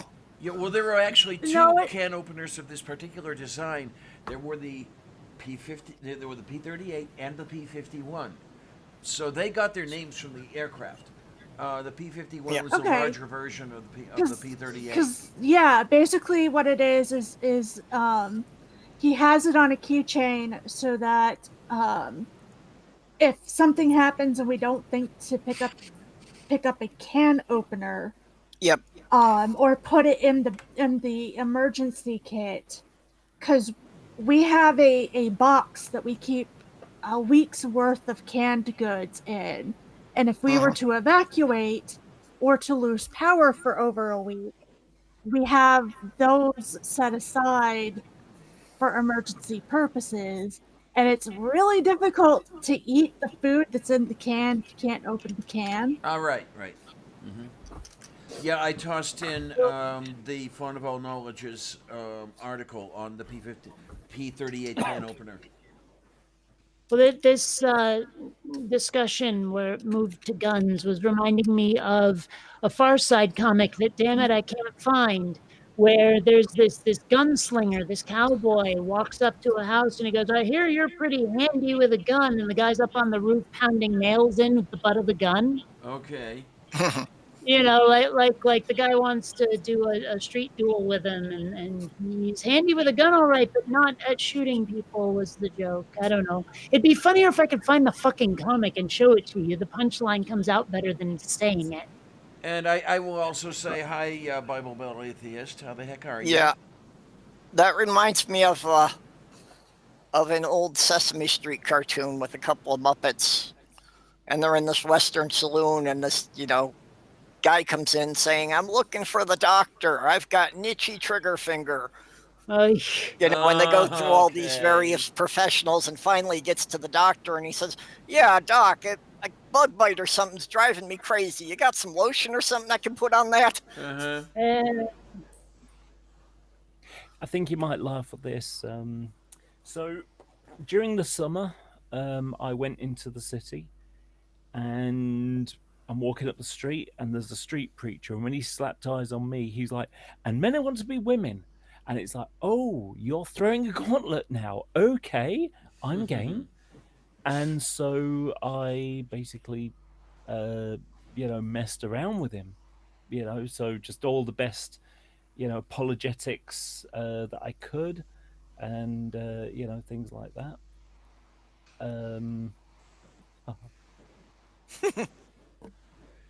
Yeah, there was somebody in the Twitterverse at one point where I had answered one of these Answers in Genesis things, complaining about us, the trans folk, and he just was getting off on trying to make me cry, and Nice. there's no way he's gonna do it. That's what I looked like that day.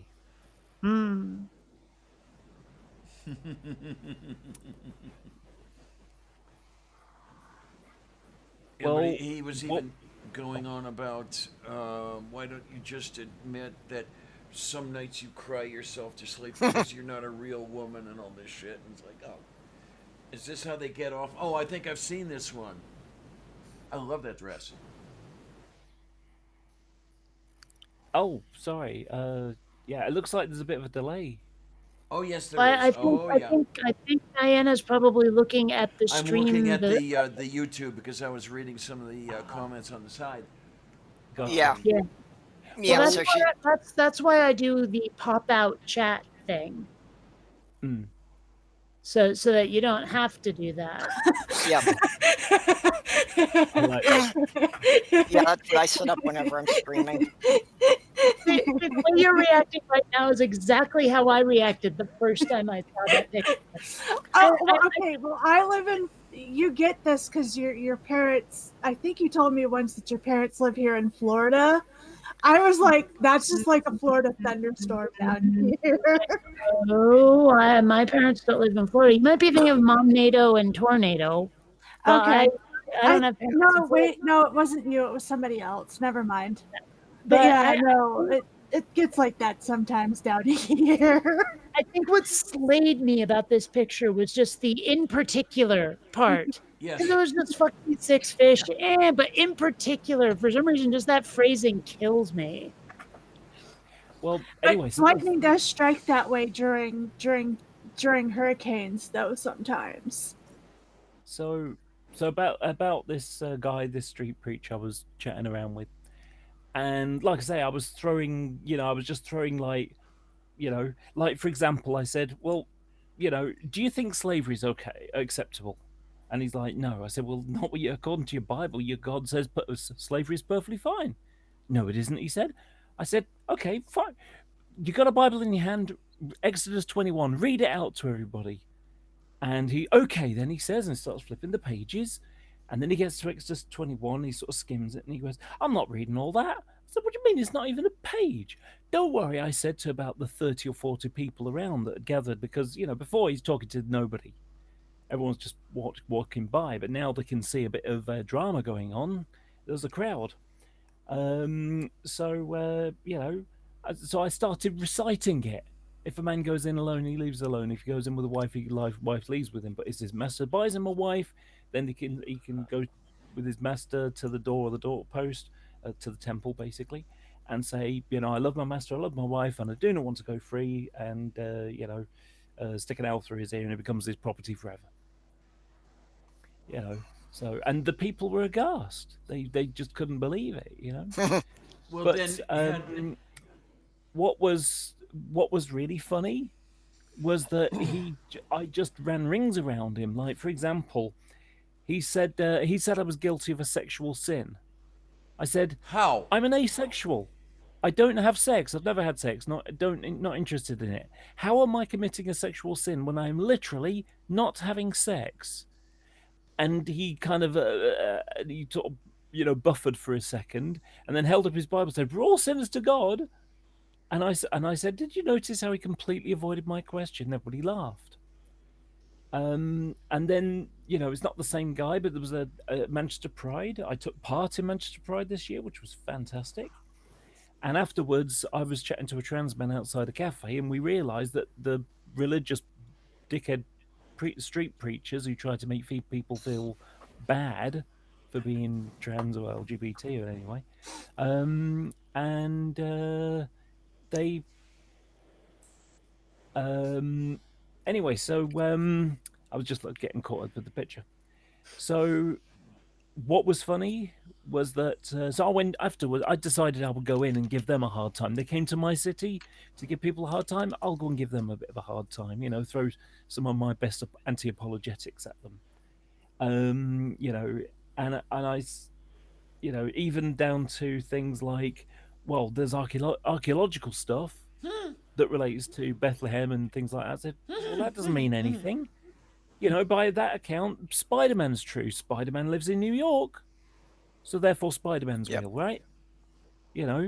And I even had to sort of go into, truth is not a reliable pathway to truth. Faith, is not a reliable pathway to truth. And saying, okay, well, I believe in a universe creating pixies. It's a Matt Dillahunty thing. Using universe creating pixies is the answer to life, the universe, and everything, including the laws of logic. Don't forget. And I believe that on faith. If I can get to use faith to get to that, and you can use Jesus, how do you decide which is the true one or not? Things like that. Don't forget now that one of the people you're talking to in here coined the word epistivist.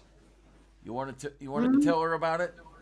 Yeah, I needed a word to describe myself as someone who does not use faith as a method of coming to conclusions.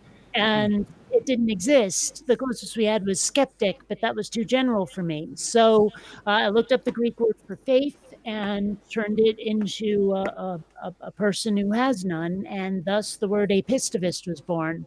And it seems to be catching on. So if I ever see that in a dictionary, that's going to be freaking awesome. That'll be amazing, to see it turn up in Merriam-Webster. Yeah, I'm hoping they do put that in the next edition. Yeah. I think the only Although thing I've the come up. definition that's going around right now is not a very good one, because it's like a person who does not use faith, especially in the religious sense, is the one I'm seeing the most, and that's not quite accurate. But whatever. Yeah. There's two things I've coined. One is President Chump, but then no one seems to have come out. That's not taken any grabbed any hashtags.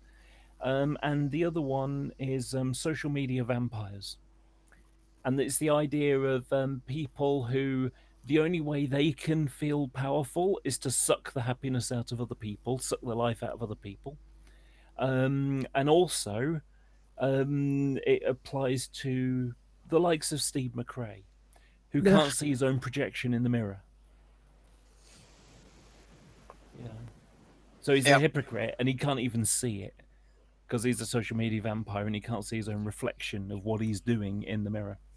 But anyway, so there was these other street preachers, which was, like I say, at Manchester Pride, and one of them, he kept calling me sir, and I said, please don't call me sir.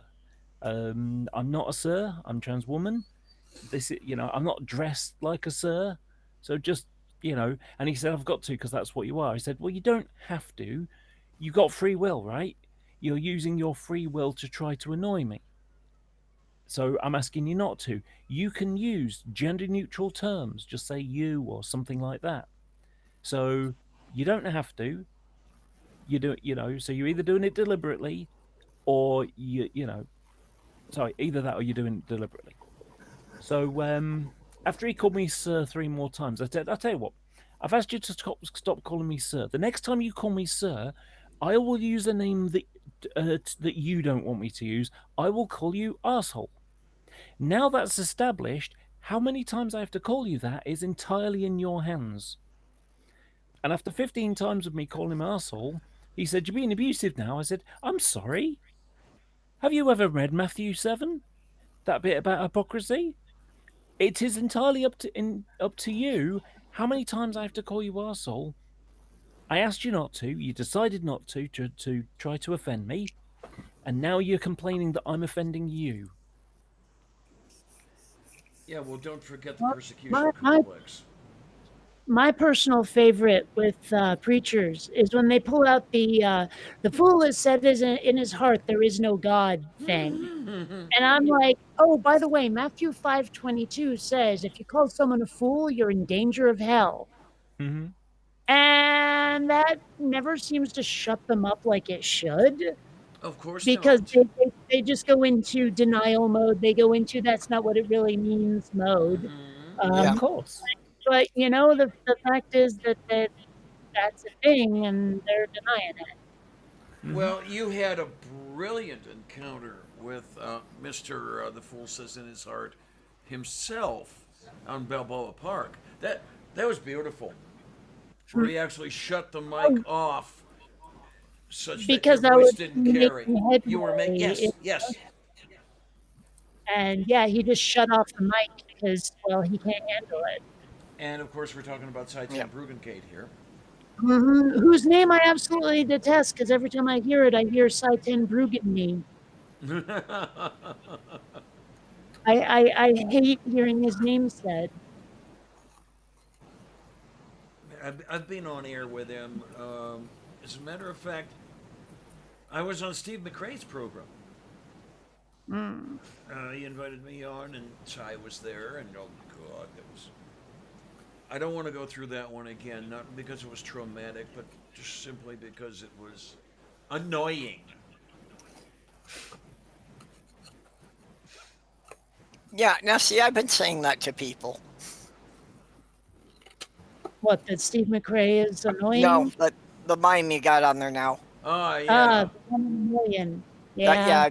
If you're 1 in a million, there's over 7,000 people on the planet like you. That's still not a lot, though. Yeah, but it means you're not as unique as they intend you to believe. Here's one if you want to screw with someone.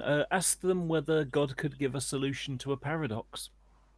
Oh, there's so many. The rock's so heavy you couldn't lift it, etc., etc. Yeah. No, well, no, no. that's the one. No, it's literally in the Bible. It's in Titus 1:12. One of Crete's only prophets said it. Cretans always liars, evil brutes, lazy gluttons. This saying is true. It's a contradiction. If Cretans are always liars, then how can one of Crete's prophets be telling the truth if they're always liars? Only a Sith deals in absolutes. Yeah, it's a definite solution to a paradox, which is a contradiction in terms. So the Bible contains a contradiction because Titus 1:12 gives the liar's paradox, and the solution that it is true. I mean, if we want to chuck it in a syllogism here, it's, premise one, it is a contradiction to give definite solutions to a paradox. Two, Titus 1:12 gives the liar's paradox with a solution. It is true. Conclusion, the Bible contains a contradiction. Well, one of the arguments I've encountered recently, and it does seem to be recent, is when someone says when we claim God is omnipotent, that he can do anything. That's it where I means was he can about to do head. anything that's possible is where they go. And I'm Yeah. like, okay, well, that's kind of moving the goalposts just a lot. And they're screwing But- up when they say that, because, it is impossible to part a body of water such that the Red Sea was parted. So God can't do that. But there it is Yeah. in print that their God is claimed to have done that.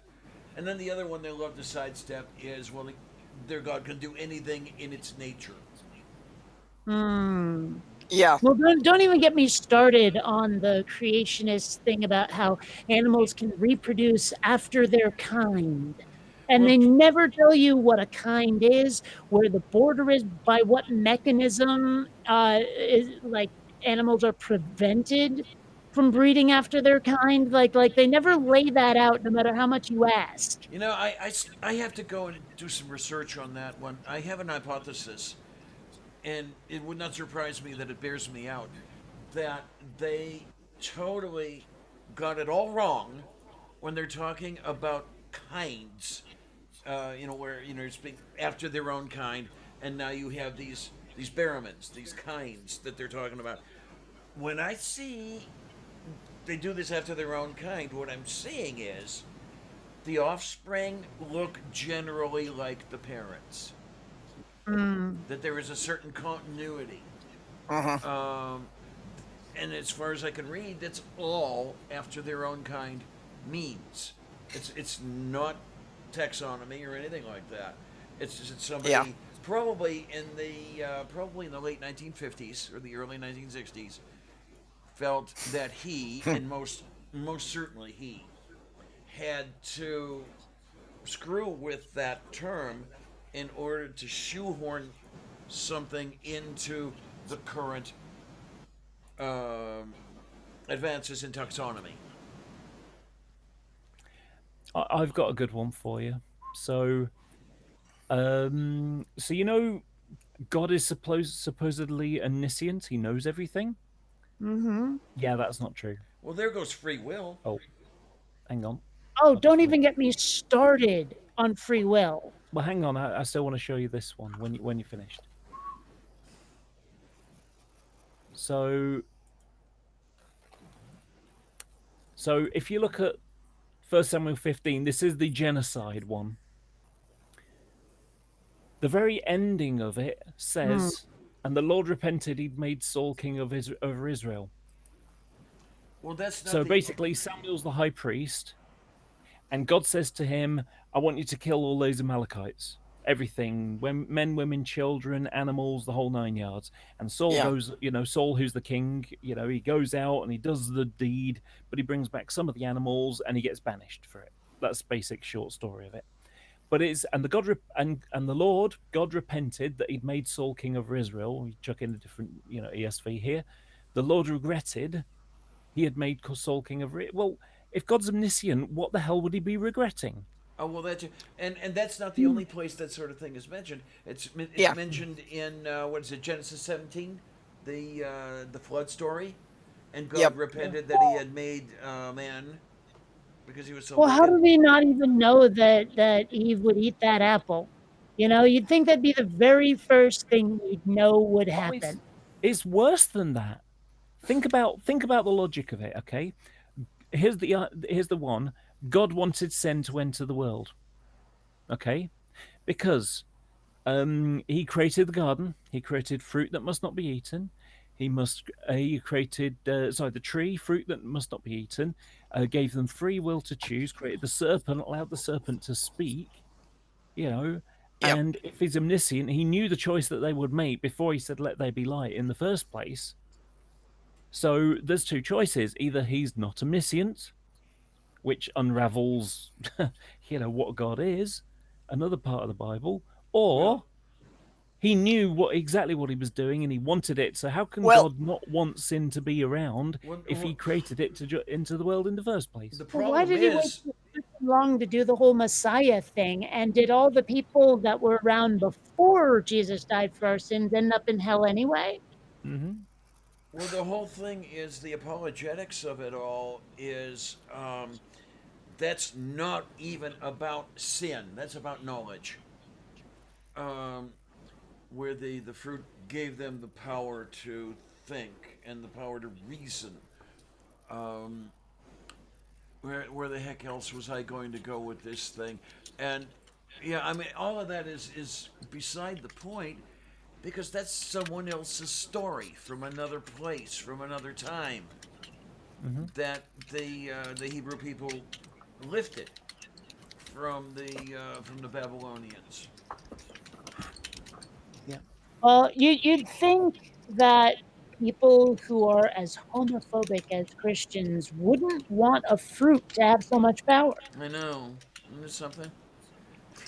As in, Well, and the point I keep bringing up is that you can find several passages in the Bible where God lies. Yes. oh, I have don't even challenged tell me people about to show Abraham me. and Isaac. I've been challenging people to show me anywhere in the Bible that Satan lies, and no one has yet been able to show me one. Right. In Not the to Genesis mention their story. relative body counts. Yeah, In the Genesis story, the only character that did not lie was the snake. And by the way, the snake was never Satan. Not even intended to be Satan. You Yeah. don't get that until Revelation. And by the way, it's but a how Satan. did Satan come out? Yeah, how did Satan or the snake come out to be the evil one when anytime they show up in the Bible, it's more like they're helping somebody? Well, that You know, the snake is helping humans gain wisdom. well, the whole evil thing about the snake, that's Revelation. Yeah, Which was a dream. It was either a dream or somebody was into the ayahuasca, but that's another story entirely.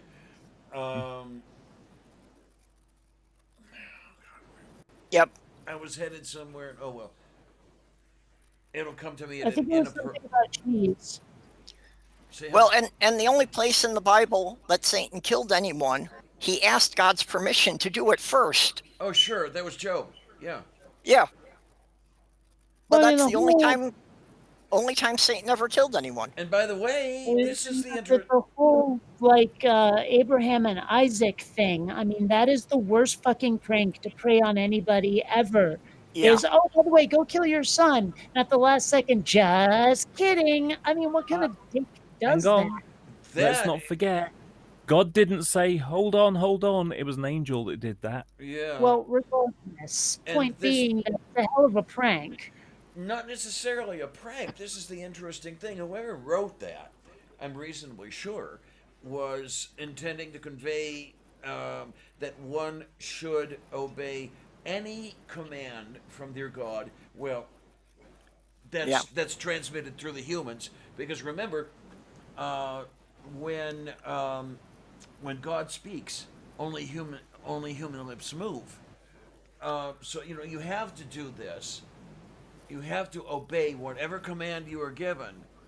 And the hey, just kidding, it's just a nice way to wrap up the story and not make it so gory. Remember Seth Andrews in his program, where I believe he went around asking, or maybe he talked to somebody who had, asking people, the hyper conservative, the hyper fundamentalists, and everything else, were God to tell you to kill your kid, would you? And how many of them said yes, they would? Yeah. Well, I remember there was video going around of someone asking people that question, and there was like a husband and wife who had a newborn, and like I think it was the husband said, "Yeah, I would kill my kid if God said to," and the look the mother of that child gave him was priceless. I hope that is the moment their marriage ended. Well, it wouldn't shock me to discover it wasn't. Well, of course. Of course. My biggest, the one success I had was to get a Calvinist to change his description of things. So basically, I don't know. Have you ever heard of a guy called? He used to be called Christian Anarchist. He's now called RC Apologist, which is kind of ironic because he's, it's Reformed Christian apologist as opposed to Roman Catholic apologist. Oh, my first thought was radio controlled, but go on. Well, yeah, the Roman Anyway, Catholic so apologists are the worst. Christian Anarchist. He's a nice guy. He really is a nice guy. He's not like a jerk like Slick or G-Man or people like that. He's a nice guy. I'll listen and you can have a good conversation with him. But I described him. I said that he was intellectually dishonest, and he didn't like this. And the reason why I said that was because I had a discussion. I was going through the four Gospels, the resurrection accounts, and showing how every single one of them have different versions of which one's true. They can't all be true at the same time. And of course, we're going backwards and forwards. And I'm saying, look, they can't, if this one's true and this one's saying something else, one of them is lies. So if that one's true, that one's a lie, isn't it? And he's like, no, and he's just trying to make excuses for it. And I was, I was getting like, 1 + 1 = 2, doesn't it? I'm trying to go very simple. So if this one's that and that one has, this one has a value of 1 and that one's got a value of 2, they're not the same, are they? No, they're different. Right, okay, so let's change to one angel standing to two angels, one angel sitting to two angels standing in the tomb. Those are different values, aren't they? That's not what it says! So they're a contradiction, aren't they? No. And it's like, and so it got to a point when I said, have you actually read all of the Bible yet? And he kind of goes, no. And I said, what? I said, wait a minute.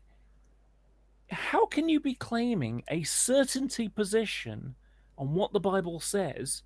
Because he was saying that the Bible is inerrant. And I said, you can't claim an inerrancy position if you haven't read it yet to see whether it's inerrant. No, but it has to be inherent. It simply has to be. Well, yeah, the Bible says it is. Yeah, and I love that. Yeah, I love it like I love my hot poker up my arse. But yeah. Well, of course, consider where this guy works. I'm in the Grace Fellowship Church. That's, if I remember correctly, that's MacArthur. Well, whenever I tell people, like, if I ever were to become religious, I would be a Lex Lutheran. Okay. Much better than any of the other choices, I'll give you that much. Definitely. But what this success that I had, though, was that I finally convinced him to take a provisional position on Bible inerrancy. In other words, I haven't read it yet, and when I get to the end of it, then I'll be able to be able to come to a conclusion whether it is or isn't.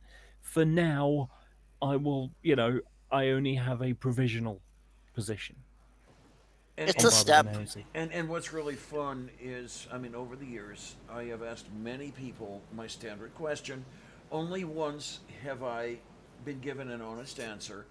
My question is, please show me how to distinguish between the words of a god revealed to and dispersed by a man from the words of that man out of his own head. And only one person in all these years has said, I can't do it. Usually they'll try to dance around that. But it's quite obvious. I mean, give it 5 seconds. And because it's going through that guy's head both times, there's no way to distinguish the two. But yet they'll try whatever to sidestep it. And, the Catholics are the worst. Please, remind me. I need to finish that fucking video when I called into Catholic Answers. Oh my God, Broussard is such a. Not only is he an idiot, he's a dishonest idiot.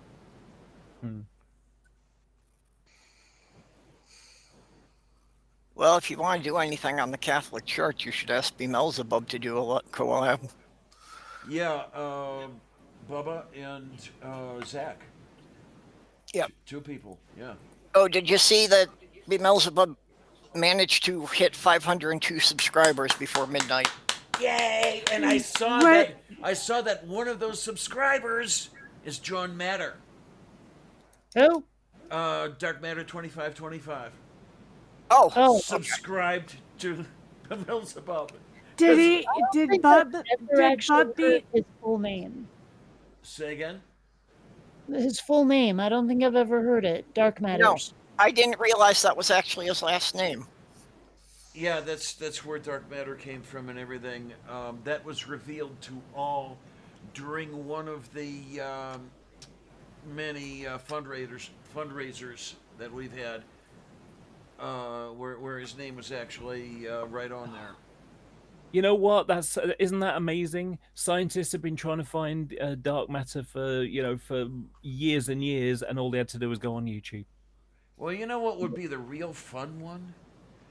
Scientists looking for dark matter for years and years and years, and were it to turn out that there was some guy on YouTube, with the name of Matter or whatever, happened to be a black guy. Huh?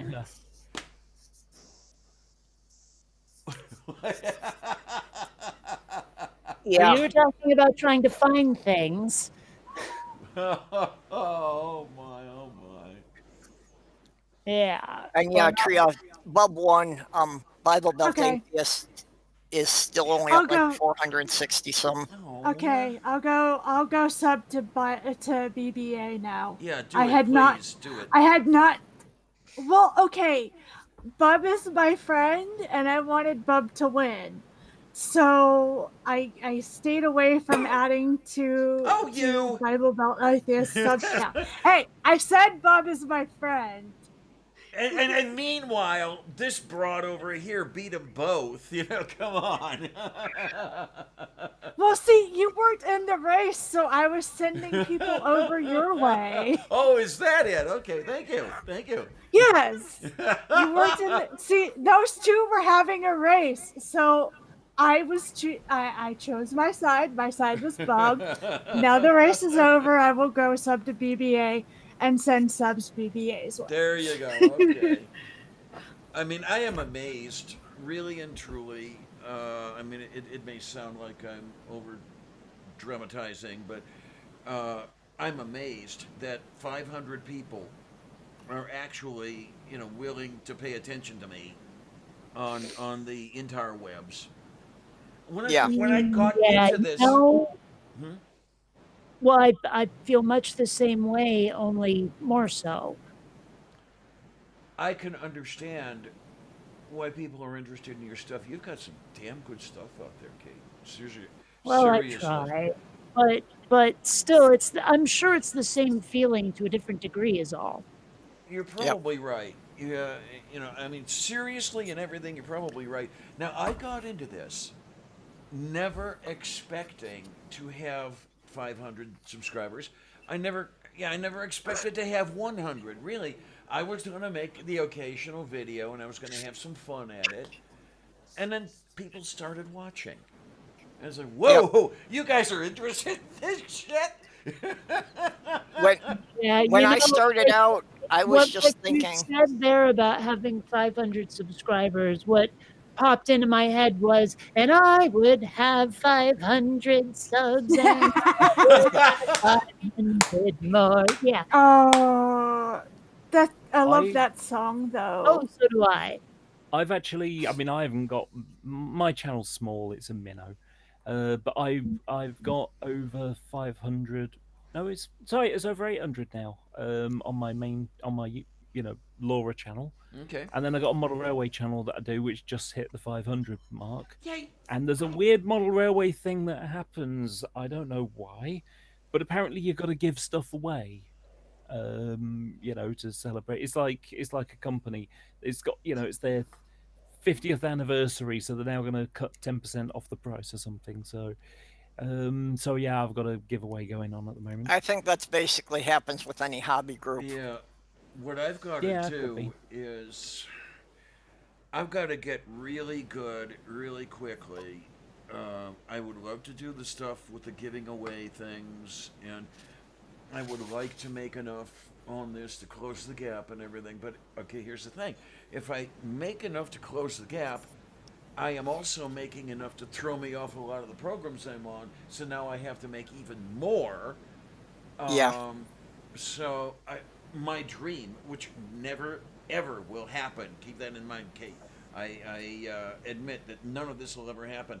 Is where I have 25 million subscribers and 1 million views on each one of my videos within the first day, and $30,000 a month in income, and for the rest of my life, I'd be in some pretty good shape. I mean, I'd have to spend a couple thousand a month on rent and 5,000 or 6,000 a month on medical coverage.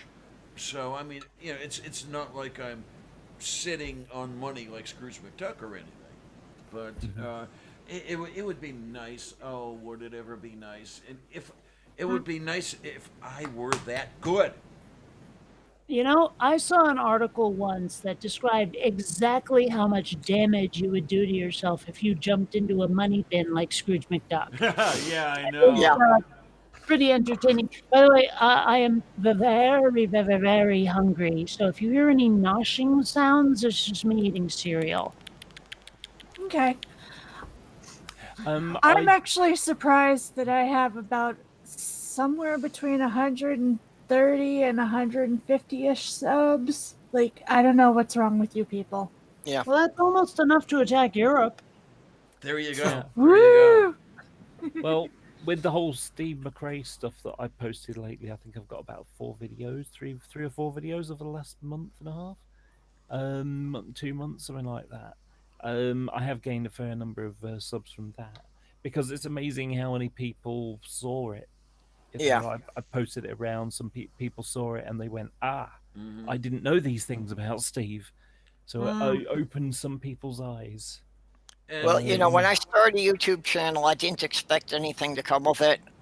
I just figured it would be a shock if I ever actually got 100 people to listen to something I said. you got more So than just that. the fact that I've got a couple of videos that have over 100 views is amazing to me. Yeah, I actually, honestly, it's really weird to me that my first video, I think, made, if it didn't make over 100, it made pretty damn close. And that was just like the first one out of the gate. And that was within the first, 24 hours of me putting it up. Yeah. Well, man, That I was want to know just what's weird. going on with YouTube and my views, because I have about 24,800 subscribers, and I'm lucky if my videos get about 3,000 views. So Yeah. I'm wondering where all those other subscribers have gone to. You have to wonder. Well, I'm You sure really a do. certain number of them are, just abandoned email accounts that people don't check anymore. Could be. Just once they're 10 years old. Because you've been Hey. doing it for so long. it could also be people who see it come up, but they think, "Oh, I won't bother watching it." Yeah, I do that on some. you know, you, I'm your big getting that problem is way because I'm like burned out, kind of. Yeah. But also because a lot of the people who are putting out videos to whom I'm subscribed seem to be going off topic for why I subscribe to them now, Yeah, which we've is talked not about that anything one. new. There is a sort of boom bust cycle with atheist videos because this Yeah. is not the first time it's happened. I remember when Thunderfoot started getting into his bullshit, and then there was Which like bullshit? Mr. The anti-feminist stuff. among others, yeah. Okay, okay. And then there was the like Mr. Repzion. Oh, I remember him. Yeah. He used to do atheism content, and when I asked him why did you stop, he said I said everything I need to say. So unlike for me, for him it wasn't activism, because for me it's been activism all along. yeah. And we See, need mine has people like never you been in the that field serious. because you're brilliant. And I know I'm biased. I know, but I'm trying to give you the real deal here. No. The stuff that you do is definitely the kind of stuff I think is necessary. Stuff that can get people thinking. Yep. Well, Yeah, I mean, puts I out have some to great wonder, stuff. like, what has made me plateau? Am I getting screwed by the algorithm? Do people just not like watching me? I mean, what's going on? I don't know. I am certain you are getting screwed by the algorithm, just on multiple levels. Well, part of it, maybe something you've already mentioned, is that YouTube may not like the fact that you're lesbian. Yep. See? Although I don't bring it up very often, so unless they remember it, And they because I don't might. put it in I don't put it in my tags unless LGBT stuff has anything to do with the topic. So, like I say, unless they're remembering that I've said I'm a lesbian at some point, It's possible. I don't know what the hell the deal is. Well, part of the problem with the algorithm is that the more you show up in it, the more it will promote you. So if you put out definitely. if you put out one LGBT video, so it doesn't promote you for a week, then you've dropped way down on the list again before it starts promoting you again.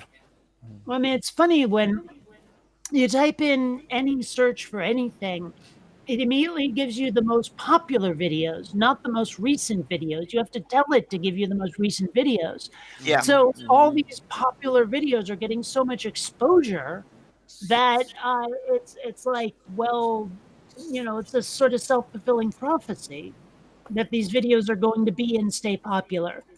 Yep. And that's why you get idiots putting out really stupid stuff that wind up being the stuff that's promoted the most. Oh yeah, there's the channel I've talked about already, the one that's called The Ridiculous, and these guys throw shit off towers just to see what happens when it hits the ground, and they're doing so damned well just because for whatever reason people like to see that. It gets. Well, I still want to know what the hell the deal is with unboxing videos. Why are those so popular? I don't know really. Why is watching someone else open an item that you yourself are not going to own so cool?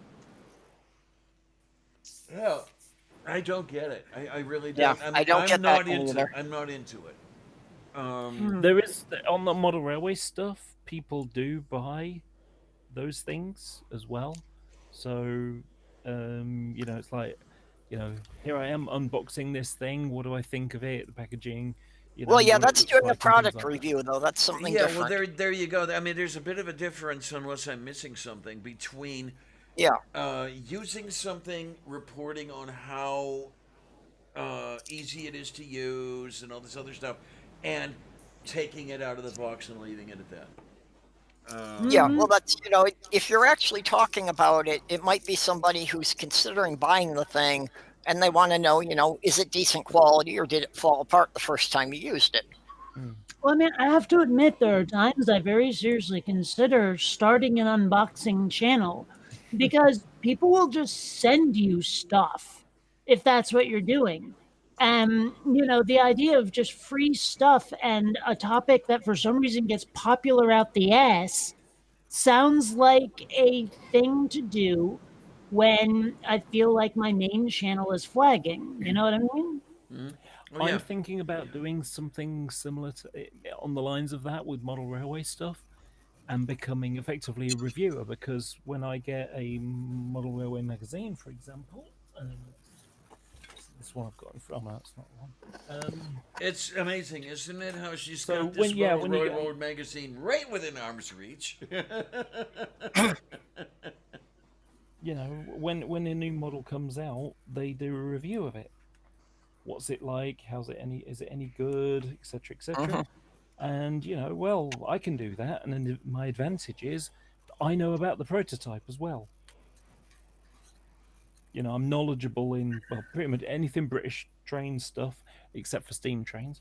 Anything diesel electric, I pretty much know about it Okay, Sheldon. in my head. Oh yeah. I mean, yeah. So Laura's much nicer than Sheldon, though. Well, okay, yes, granted, but at the same time, someone starts waxing Yeah, eloquent about trains, and there's where my brain goes. yeah. Understandable. I just Like- wanted to like throw these that ones. in there.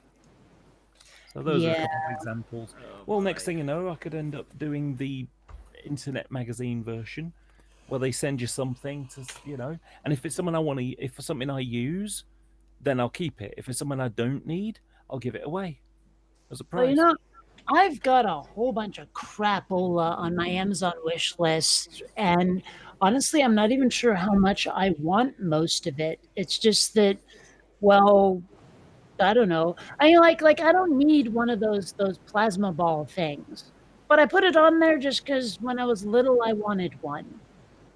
Oh, You thank you know? for reminding me. I hadn't thought of that I've for a got one. long time. My Winston destroyed my plasma ball, and I've wanted to replace it, and I keep forgetting. And I mean, he destroyed it, God, years ago. I like the plasma ball. Sorry. I've got Well, one and across but the the other side thing of is, I mean, I wouldn't even have anywhere to put it right now. All of my shelf space is taken, and the shelf space that isn't taken isn't anywhere near where I tend to hang out for the most part. It's like I have a free shelf in my kitchen somewhere, and I'm not really going to have lamps in my Yeah. kitchen like that. So, I mean, what use is a plasma ball to me? Pretty much none at all. But I still But kind of want one because See, this is why you know, this is where you need another shelf. well, yeah, but I don't really have room for one. Like, Well, that's all the other seriously, one. almost all of my wall space, especially near my computer, is taken. well, So, that's the there's other one, that. Laura, where I definitely need to get to work on some bookshelves. My is it 8? Wait, 1, 2, 3, 4, 6 bookshelves are full at this point, and I still have books to shelve. So I have to get around to building some bookshelves. Yep. I have to, yeah, we've talked about this, Purple, and I'm starting to wonder if an open sort of thing wouldn't work, to where I don't have to screw around with those project panels. But it's, you know, a matter of just keeping the thing standing with 600 pounds of books on each one. But Yeah. point I was Well- making though when I was mentioning all this, like this stuff that's on my wish list that I don't really care for, because I was going somewhere with that, was that people will just send you random crap off of your wish list if you're going to open it on camera and thank them for it. Like, that's totally a thing. Well, Yeah. maybe that's the way I have to push it then, because I could really use some stuff. But there are two items that have been on my wish list for literally years that no one has seen fit to get for me, and that's William Shatner's head on a spike and the still beating hearts of my enemies. Okay, Someday. someday. Yeah, I tend not to have any enemies. Actually, I got to tell you a funny one for you. So, one of my friends in this community, he is a Catholic, But he's a nice guy and he's into philosophy and things like that. And I once asked him a question, and I said, so Max, you love a good philosophical argument, okay? So, could God create Yo Mama so fat even he couldn't lift her? And he burst out laughing at that. Oh my! No, I'm I still. actually getting narrowly sleepy, so I think I'm going to call it a night. Okay. Good night. Well, I guess So- most of us I'm would gonna- call it a night. It is rather dark. I disagree. It's actually quite light outside because it's 9 o'clock in the morning. I said most, No, it's honey. It's most. not. That's a myth. Anyway, I'll see you later. Don't get run over and all that. Take Okay. care, hon. Be good. Have Good fun. night and Happy New Year. Yay! Okay, here's one for you. If God is all powerful, how come when he wrote the Bible he couldn't get an editor? Yeah, I know. It's very badly edited. Oh, no, Well, no. what really no. gets me are the people who think that the Bible is a monolithic book, Yeah. which it most certainly is not. It is a very badly assembled anthology. Mhm. And some of the most interesting books are the stuff they left out. Oh yeah, absolutely. The stuff that the Catholic Church didn't approve of are some really good ones. And yet, Okay, the stupid one that was just a dream is given so much attention, which is Yeah, an apologist acquaintance of mine, who is actually tolerable for being an apologist, once said, "Why is it that the weirdest book of the Bible is the foundation of Christian theology?" I mean, really, when you think about it.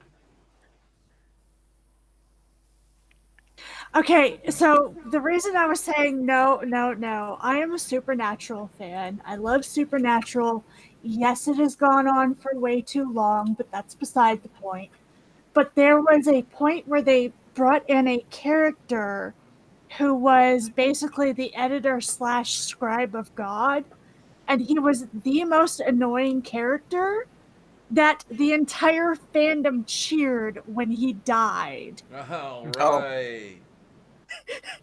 Okay, I When he never watched died, that show. he sacrificed himself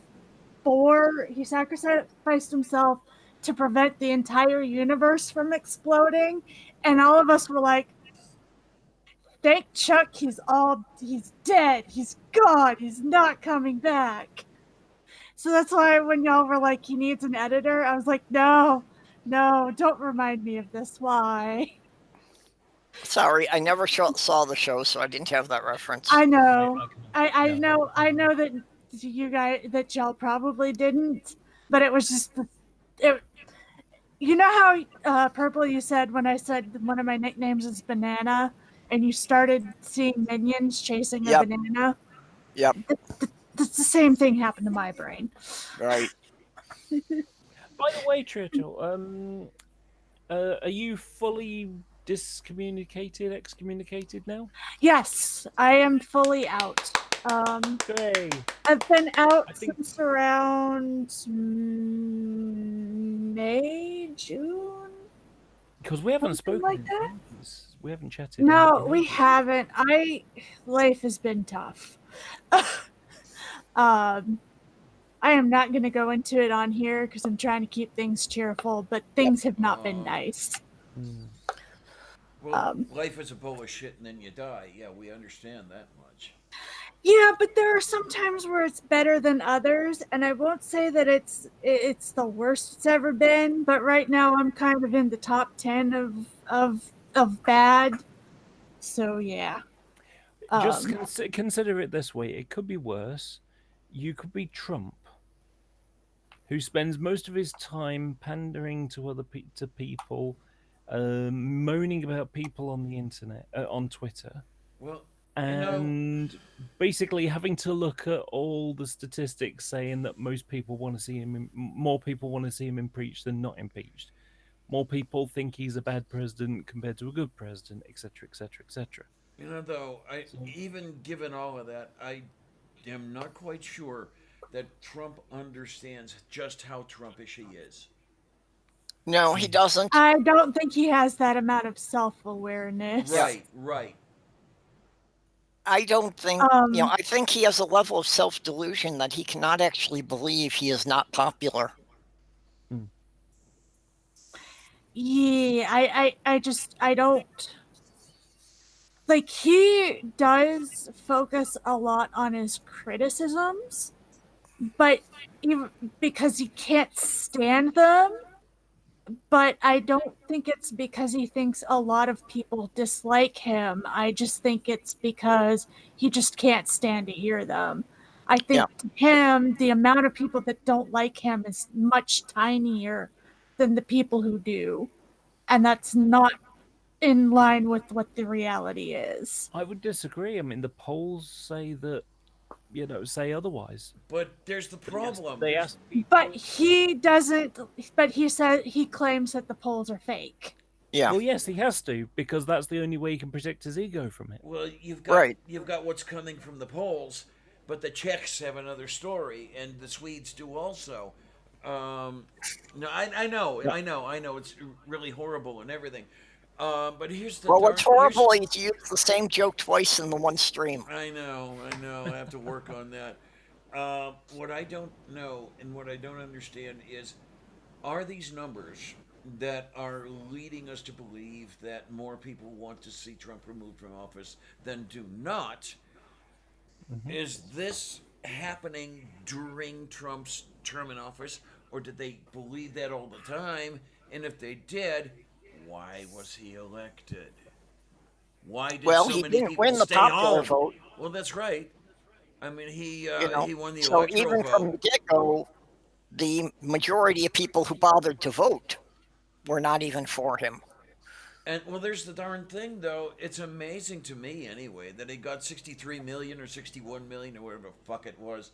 That, he got that many votes in the first place. If he was that horrible, why did he get that number of votes? Because he told the fairy tale they wanted to hear.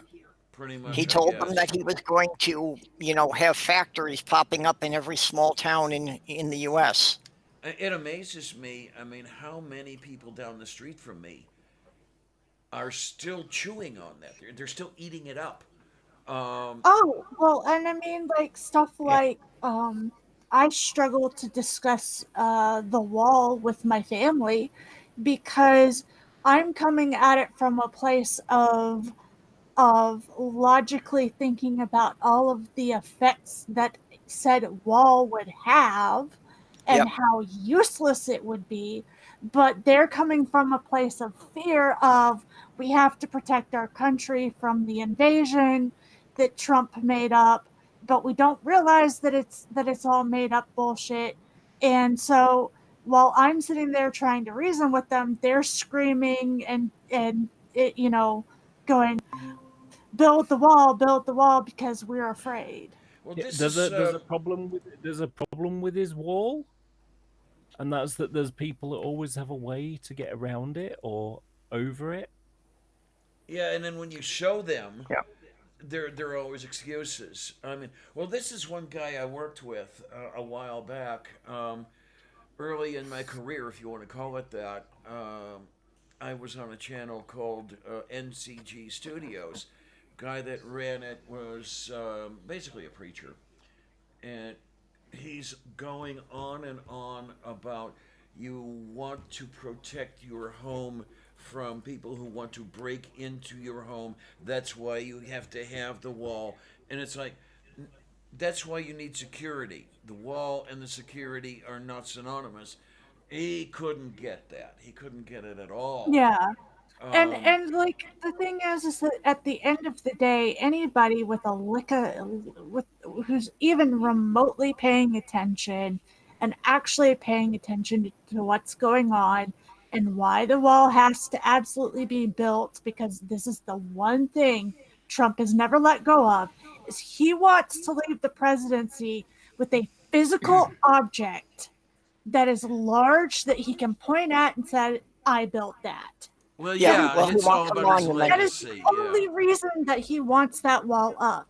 He will give you any excuse that he thinks you'll buy, but what he wants is a monument to his ego that he can point to and say, here, here's a physical manifestation that I can point to and say I did that. Yep. Oh, There was a funny Doorknob one Head. recent- Are you watching NCG Studios currently? Oh yes, yeah, absolutely. Well, that's where I first met Aaron Ra. I was working with Dr. Jones when Aaron came on a couple of times, and yeah, Aaron and I got along very well right from the start, and so if he's really into critical thinking now, that amazes the hell out of me. Because when I was working with him, number one, it was all about Ephesians 8, I believe. That's all he did. And the other one, we had something of a falling out.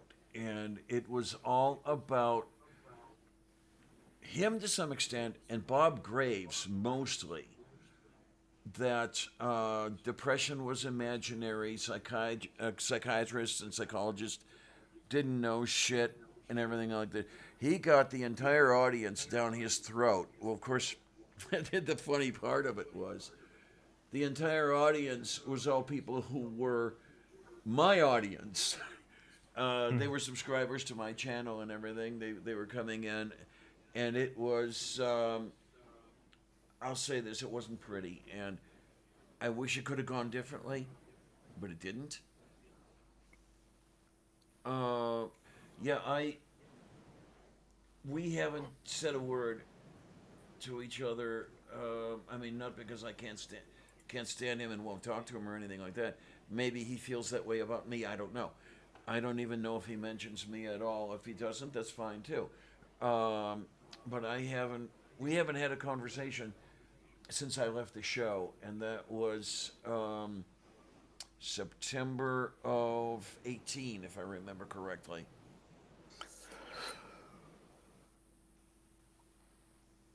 I've been on that show a couple of times. Been What? a while though. And NCG Studios. Yeah. Oh, I didn't know you were. Were you on the evening show or the Sunday morning shows? Just curious. Evening show. I once did one about hell with Hilary Pugh, myself, and also I think I did one, maybe two, with Christopher Mouty when he was doing Oh, stuff. yeah, with I him. remember. I remember Mouty. Yeah. Dear, really. So this sounds like it was quite a bit before I was working with them. Yeah, this would be about 3 or 4 years ago now. Okay, because I started with them April of 17, if I remember correctly. Because they had done something, they had done a program on faith, if I remember correctly, and Aaron was on that program. Oh God, I can't come up with his name now. Absolute sweetie, but still a little Ozzy. Oh, yeah. Ozzy Mendios Ramses II. A couple of, and I produced a response video. And Dr. Jones saw it and said, "Hey, this looks good. Do you want to come on the show?" Fine. So that began about a year and a half of my working with them. And it was fun. It was not always easy. Because a lot of people commented to me that they didn't like the way Dr. Jones and Graves treated me. They saw them treating me as Christians treat women. And even January the 16th, 2017 was the last time I was on. So the last time you were on was a little bit before the first time I was on. Hmm. And yeah, I was working the entire freaking Sundays. God, 2 shows in the morning, 1 show in the evening, and then the Wednesday show. I would also work. Yeah, I just dropped the link in the live chat. If anybody's interested. Is that the last show you were on? Yeah. Okay. Because one of the things I said in that was about how, I've got an argument which is hell is worse than ISIS. If hell exists, God is worse than ISIS.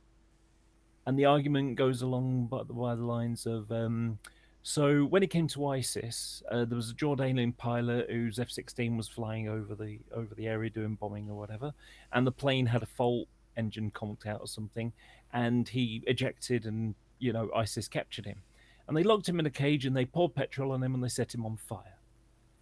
And they knew he would die. It was hideous, but they were the people that were throwing gay people off tall buildings and stuff, so they were awful. So anyway, so me, I'm a lumpen human being, okay? I'm not a god. So if you and I are friends, and I decide, you know what, I can't be friends with you anymore, I would just cast you out of my life.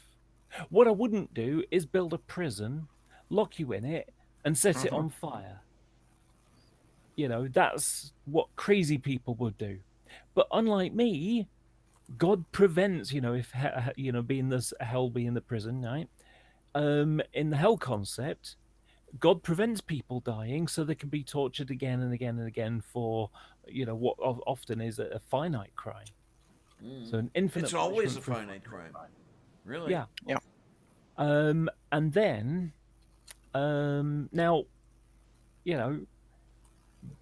if I was a god and I was vain enough that I need people to worship me and stuff, well, if people die and they don't want to worship me and stuff, well, I just cast them out of, okay, well, when they die, they just blink into non-existence. They don't want to be a part of my thing. And for some reason, that's important to me. If they don't want to be part of that, just blink out of existence. So, what's it called? Annihilation theory. Yeah. And that's perfectly fine. But the Christian God, if hell exists, wants people to not die and be incarcerated and burned and tortured and all that kind of stuff forever.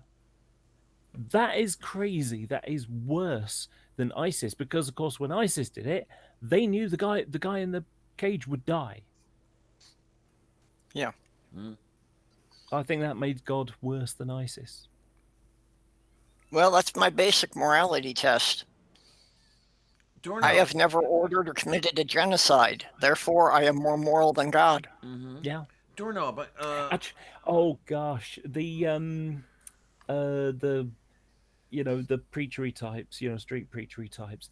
I bamboozle ones, because I love like painting them into a corner and watching them have just 2-dimensional thinking.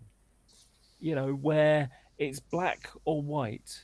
It's just one or the other. There's no grey. It's black or white.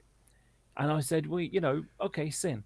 Do you think all sins are wrong? Lying and stealing, are they wrong? And they'll say yes. And I'll say, well, okay, let's. I can give you an example of lying and stealing, which are the correct and moral things to do. They are the most moral thing to do. And I said, the first one is lying.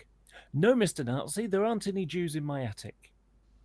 I know what will happen if they get caught. I know what will happen probably to me if they get caught as well. But, I'm more interested in saving their lives. So I lie.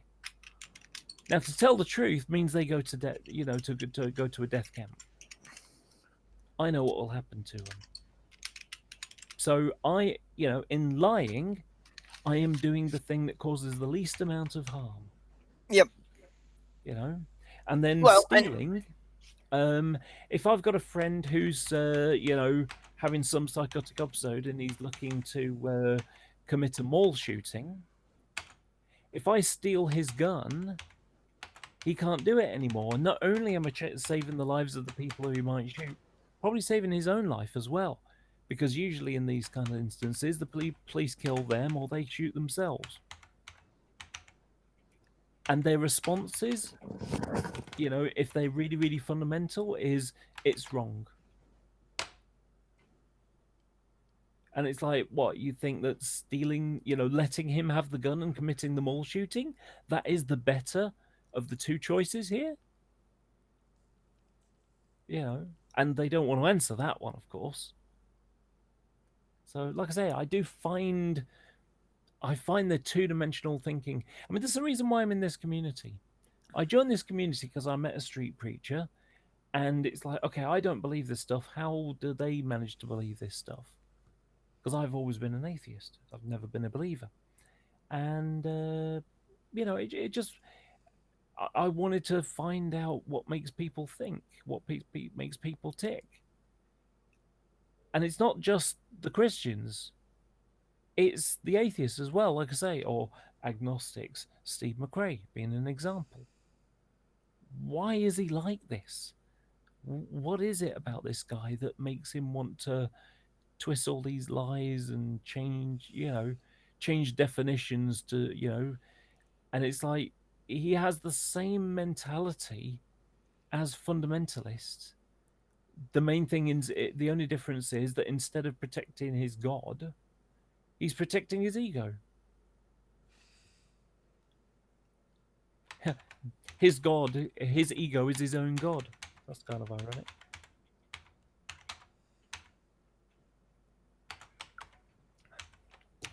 Anyway, it is almost 9:30 in the morning, and I am actually quite tired. So I'm going to go to bed. So thank you for having me on. Oh, it's the pleasure. It's been a while, and it's been great having you on. Yeah. Do you just like send out, you know, hey, do you want to join? What do you use normally? What do you mean? What do I use? Well, the only way I can get your attention to join is to put something in the live chat, and then you send me a message on Twitter to provide the link. Oh, okay. Now, the others that were here earlier on, you obviously sent it to them. So You're going, Laura. Have you got a mailing list? Well, I'm working on starting a mailing list, but so far, what I've usually done is done the communication through Twitter. I've got a private group for a private Twitter group for my chats. If you want, I could add you onto that, and Diane always posts links in there. Yeah, that's fine. Yeah, I do like a chat. Okay, I think you'll have to follow me on Twitter before I can put you on there. Okay. Mine's Purple W Orange on Twitter. Okay, let me see if I can find you first. Because I don't think I can add you to the list until we're following each other. Yeah, well, Doorknob had, I may have put it incorrectly when I said he kept trying to convert me. He kept trying to convince me that I was not atheist. And yeah, I told him I know myself well enough. Yes, I'm atheist. I even tend toward anti-theist. He just wouldn't buy it. Sorry, Purple, what was your Twitter? Yeah, it's just Purple W Orange. Because Twitter didn't give me enough room to spell the whole thing out. I mean, Really? That's strange, because I was allowed to type out. Yeah, What's that? That's him. Is that not all Saurians? Yeah. That's Okay. weird, Purple, because it allowed me to type out it's beginning to look a lot like F this. Well, see, you can put that in as a name afterwards, but you can't put that in as the actual handle that it keys on when you're creating the account. Yeah, Okay, 'cause the I think message it's you can changed put my up there, actual it handle. lets you put up something a lot longer. Mm-hmm. But Yeah, just the name to create the account was limited. because through a good portion of the month, my name was. It's beginning to look a lot like F this. Yep. I saw that. And I understood the sentiment. And, oh, Yeah, things are slightly better now that Christmas is over, but it's still not good. yeah, not quite over for me. I've still got another family gathering coming up Saturday. See, it was weird for me because normally I would go to my parents for Yeah, I Christmas will Day, do that. but my mum disowned me, so he's like, okay, what do I do now? So I went to visit my friend in Plymouth instead. You know, the one thing that did impress me, though, hon, is I was a little bit. Do you want to say hurt or whatever it is? Pretty much everyone on Facebook knew that I was running into my medical problems, and one would think that he'd give me a call and say, "Hi, how you doing?" That sort of thing, because at the very same time, Demi and I, Annie Ordinary and I, were having a bit of an argument and everything else, and she had blocked me for whatever reason. She actually unblocked me, sent me a note, and said, "Hey, Diana, if you need a kidney, I've got one." And I was like, "Whoa!" I thought you didn't like me, but not even a "How are you doing, Diana?" out of Dr. Jones. And I don't know, maybe I, expected too much or something. It could be. But, oh well, what are you going to do? Laura, I'm sorry. I know that family situation was not how you wanted things to turn out. No, I didn't. I really didn't. But it is what it is. I mean, That's that's one of the things Dr. Jones used to like to say. It is what it is. Oh. Yeah. Hey, Jan, how you doing? I'm okay. Welcome back. Wolf beef. Yeah. I got Yeah. involved with somebody online. Shut up, So, Clarion. yeah, I mean, like I say, I I was disappointed that my mum disowned me and that she hasn't come to terms with it yet.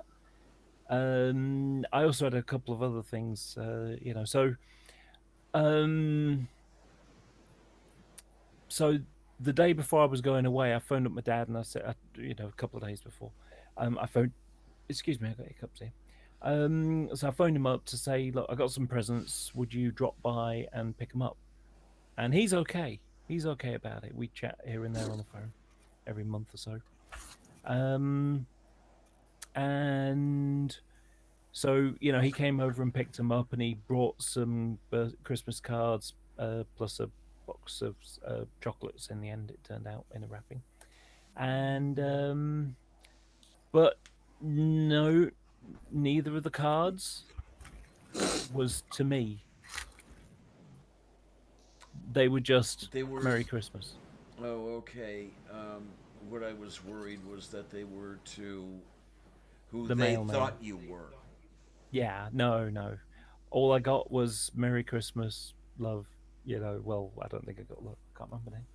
But it was kind of like, it was just a disappointing to have, both from my brother and mum stroke dad, to just have Merry Christmas. It just, Now when I wrote mine, I was very careful. I'd thought about it for weeks, and it's like, okay, what am I going to do? So what I did was, to my dad and my brother, I put from Laura.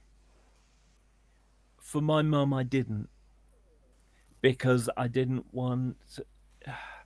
It's the kind of thing where I don't want to put any pressure on her. This is a time it's going to probably be, in the same way it's been hard for me, it'll be hard for her. And, it'll be on her mind. Normally I'd be there, but this year I'm not. And it's like, so I thought to myself, what I'll do is I'll just put, Merry Christmas, to Mum, Merry Christmas and Happy New Year, and that was it.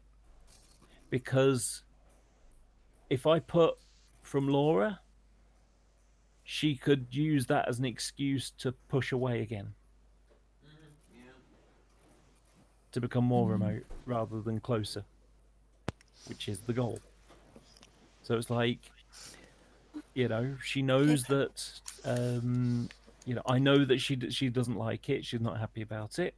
So I'm not going to push it. So I sent her something. I sent her, a token to say, here's a present, here's a card. But I didn't sign it from me because, I didn't sign it with my name because I didn't want to stress her effectively. Well, Yeah. that's wonderful that you're being that considerate of her feelings. I don't think I could be that generous with someone if they had treated me like that. Yeah, I've lost a lot of generosity with people over the years, and I know that sounds strange coming from me, but most people don't cross the line. But by the time they do, it's usually too late. Yeah. And I just don't care anymore. Well, that is the don't. I mean, I do have the don't care anymore. That's one of the things. When my friend was over and all the fireworks were going off, I thought to myself, you know what? I've got one set of male clothes left, in case of emergencies or my mum changes her mind, and I don't think I need them for the mum changes her mind. And even in emergency, what emergency is there going to be? What am I going to do after the building's on fire? So it's like, no, I'll just go out as I am, a pair of leggings and a top or something like that, but yeah, I think I don't think I need any male clothes left. And if my mum wants to be a part of my life, I think she will have to do all the bending. Yeah. And That's somewhat belligerent of me. I wouldn't call it that. I would call it steadfast. I Yeah, would call it steadfast. setting boundaries that Yeah. are needed. There's Yeah. nothing wrong with setting the boundaries you need for yourself. I have pretty much a guess as to how things would go. Yeah. But the thing is, and maybe, well, the so-called family I had gave me that line was that I'm supposed to be the one to do all the, what's the word I'm looking for? I had the word, Compromising? I guess that's as good a word as I can come up with right now. I had another C word in mind, but I lost it. So compromising would be a good one. Constraints. Yeah, it's simply they used the term parents, which I don't use at all. I think you've noticed that I don't call them parents because I never had parents, but that's another story. Their idea is that these people, he and she, are always right because of the position they occupy. That they went to the baby store, looked at the rack, and said, "I want that one," and took me home. And then 4 years later, Oh, you're adopted. yes. And 4 years later, they did the same to my sister. And it was really interesting to hear about. Yeah, you're adopted. We wanted you. We went out and got you. Yeah, you went out and got us just to treat us the way you did. Okay, fine.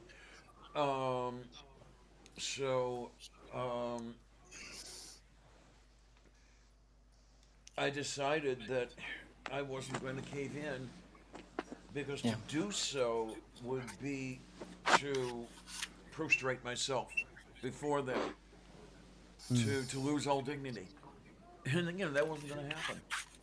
Yeah. Well, Laura, it's it's obvious you're very saddened by the way things have turned out. But, you know, you didn't ask anything more than for her to accept you for who you are. Mm-hmm.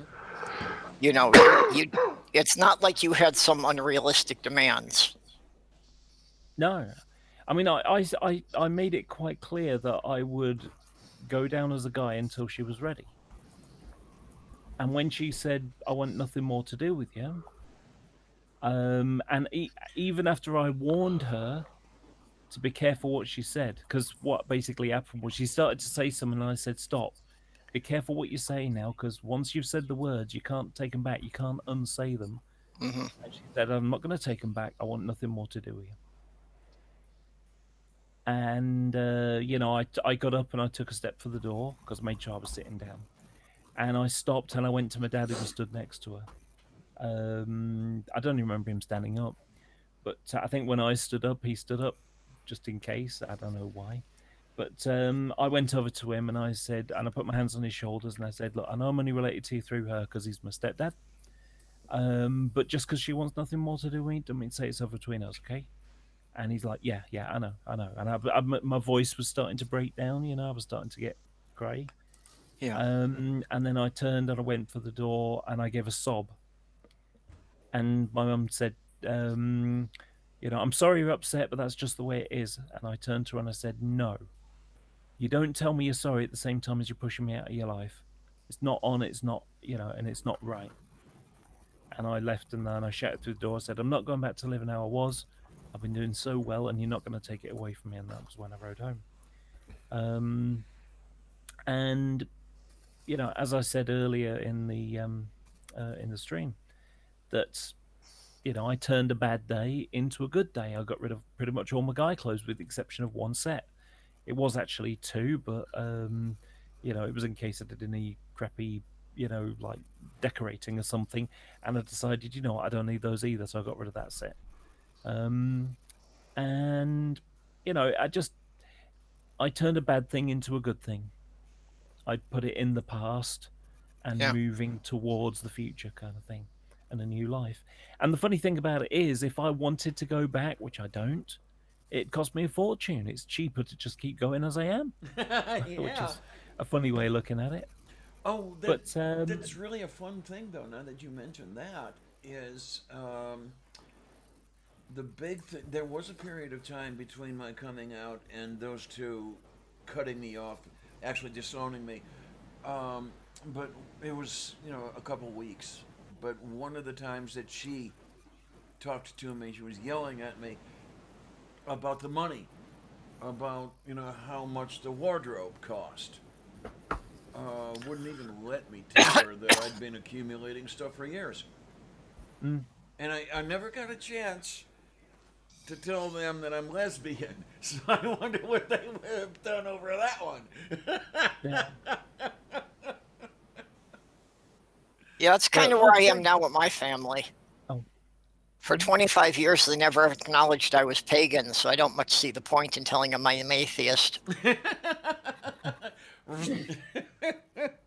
I am more scared of my family finding out that I'm atheist than I am that I have accepted the fact that I am LGBTQ+.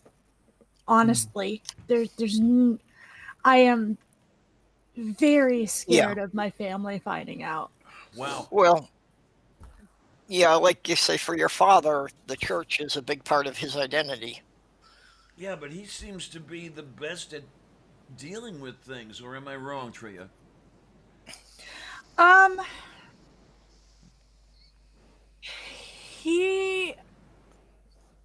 It's really, really weird because he is the most loving and closest person I have in my life, but he is also the most toxic at the same time.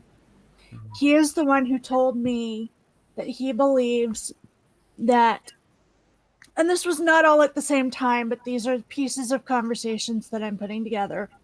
But he believes that Christ is coming back right around the corner. It will happen before his death. And that before that time, and this is a Mormon church teaching, before that time, the Mormon Church will have to step in and take over the American government.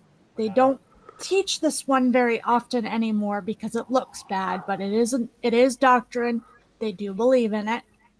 And that when the church takes over, it will be a theocracy again. And there are certain sins that will have to be paid for by the person committing suicide. And one of those sins is being an ally to people who are against the Mormon Church. And that includes the LGBTQ plus community.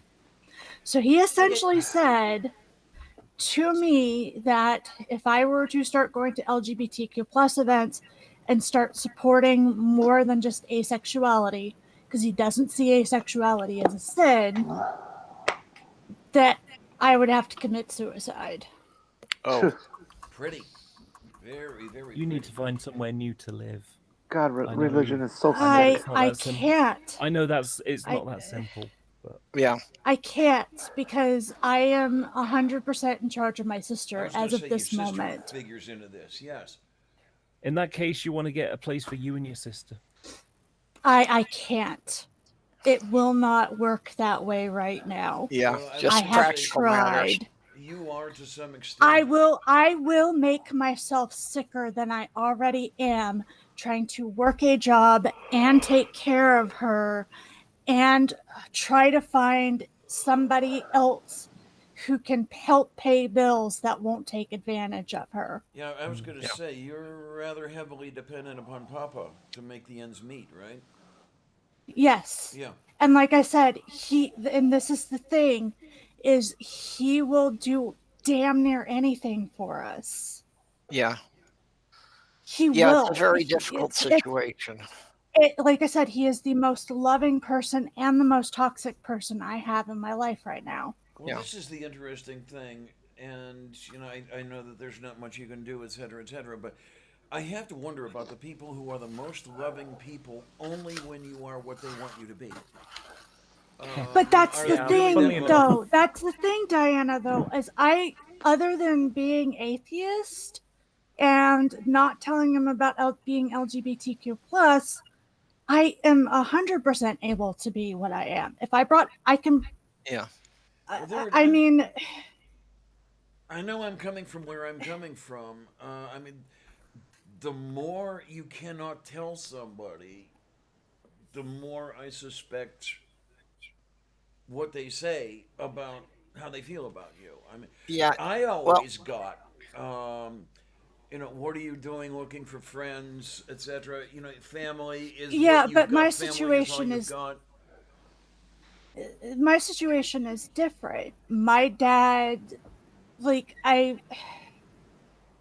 it's hard to explain because I know that you're hearing the bad parts, Yeah. and the bad parts are really, really bad, but they're not canceling out the good parts either. I think I They're can not kind of see canceling both out- sides on this. They're not canceling out the fact that my dad is working a warehouse job and never holds it over our heads that when I ask for money. I asked for jeans. He did not have money for it. He went out with me and bought them. No guilt, no problem. I Yeah. told him that I needed help with Elmer to keep me safe, and he put just as much money into Elmer as he did with me. Anytime I tell him that I need to take Hufflepuff to the doctor, that is taken care of. It's always taken care of. He's obviously very concerned. He cannot imagine heaven without me or Hufflepuff or my mom. Yeah. And not in a possessive property way. He's just like, it's not heaven without y'all. And I realize that it is both, that there is problems there. I do. But you're Yeah, but he he's does obviously not very make me- concerned about you. It's just, it's just with it's his religious twisted by the beliefs. cultist. It's twisted by the cultist beliefs of the church. Yeah. If he would let go of the church, then all of that would go away. And I can even kind of see it from your father's viewpoint that, if I had that belief in that eternity, the idea that someone I cared that much about could not be part of it would be devastating.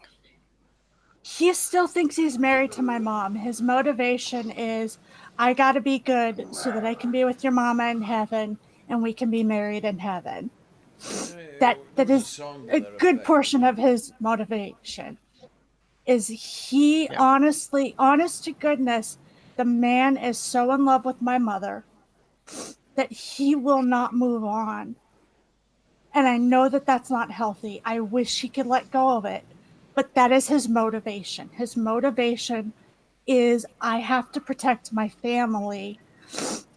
And yes, it's twisted. And yes, I wish he would walk away from the Mormon church. Yeah. Because that is what is twisting him up. Well, and I get that. I dealt, a much lower level of it, but I did deal with that when my fiance died, of having so many people, trying to comfort me by saying that we'll be together again in heaven. Yeah. And how do you answer And it's like, I realized that they meant well and they were trying to help me. Right. But they didn't realize how totally flat that fell. Yeah. Yeah, and how do you answer that? Yeah, well, and how do Like you I said, respond to a good friend, who says something like that, without trying to dismantle their entire belief system? I mean, the way I'm feeling about it is, I cannot say, well, thank you, good thing and everything else like that. I don't believe it to be a good thing. I believe it to be a horrible thing.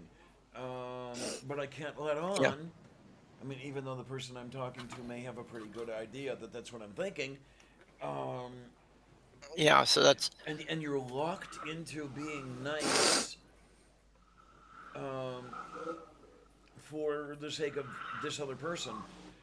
For example, at Squirrel Mart a couple days ago, I'm getting some stuff. Person ahead of me is buying wreaths. Oh, yay! Oh, that's pretty. He said, "Yeah, they're for grave sites and everything." And Ow!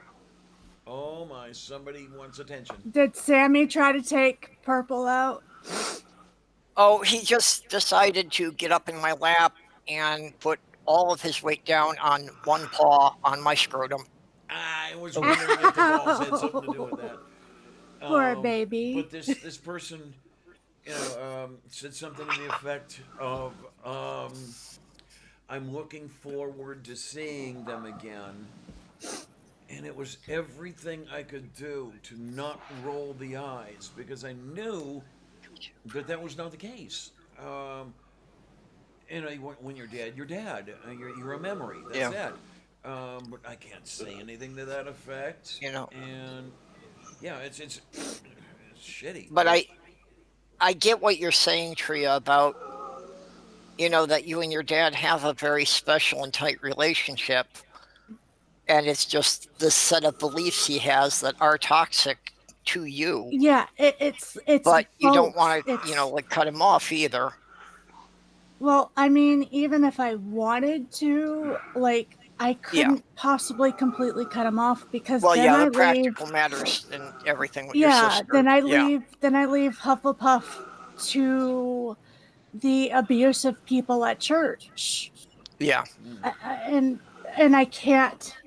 I cannot do that. That is that at this point, the way I'm taking care of her, and I know that there are going to be some parents who are going to be pissed off when I say this, but it would be like me leaving my child behind at this point. Oh yeah, I get it. Yeah. That's something you can't even consider. I get that. Because because there's no way that I can leave and take her right now. Mm-hmm. There's none. And I'm hoping that when we move to a smaller town or someplace, I can get a place nearby that is within walking distance. But I've done the logistics and so many things would have to align in a way that I doubt they ever would. Yeah. I cannot afford to rent in this neighborhood. I can't. and I can't. And if I give up my current job as her caregiver and give it to somebody else, she will get her hours cut down to 1/3 of what I'm able to provide. So I would Well, still yeah. have to do that job and get a second job and hope that there's not a commute all across town Yeah. to get back and forth from that job. Oh, So Yeah, I would you be just don't working know, 2 yeah. full-time jobs and working and hoping that my workplace wasn't an hour and a half away, and hoping that I would have a roommate that would be okay, and Yeah. that has not lined up. It's not that I haven't looked or that I've completely given up, but like this city is not conducive to caregiving and having your own place. It's not. Yeah. Well, and like you say, as far as, finding somebody to share the rent, knowing that your sister with all the care she needs is part of the package. Yeah, there's not many people who would opt into that situation. There's not, and there are people who would say, "Hey, free SSI money. I wonder if I could get her by herself and pull the money away." Yeah, that too. At That is a least risk. here, emotionally she's safe. Physically, she's safe. My emotions are going to be a roller coaster no matter what at this point. So, I mean, I might Yeah. as well just ride it out. The Yeah, old man can't live forever, right? Yeah, That's- I that's wish there on- was something I could offer you for a solution, but I think it is pretty much an unsolvable paradox. Yeah, Well, that's the and truth. also, even if I leave, I don't think she'd leave with me. I think she'd stay with Dad. Yeah, I honest to goodness think she would just stay with Dad. Because that's her authority figure. I am the caregiver, but that's her authority figure. Yep. yeah, To add to what Diana was saying about love, my mum always told me that her love for me was unconditional. Well, she can never ever tell me that again, because she disowned me. So suddenly there was a condition. Her love had a condition that I be what she wanted me to be, rather than who I was and who I wanted to be. yeah, And when I declared that I was going to live who I was, or who I am rather, that was when she decided no, she didn't want any part of me anymore. Like I say, she can never tell me her love is unconditional.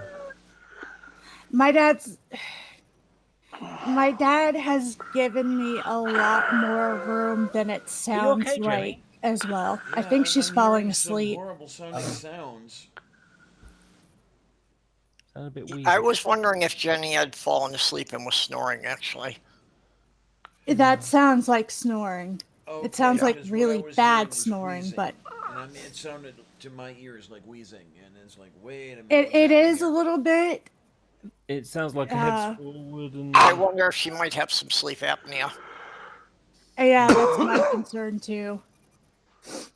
Well, speaking about That's why I sleep, said that it's both at the apologise, same time for me.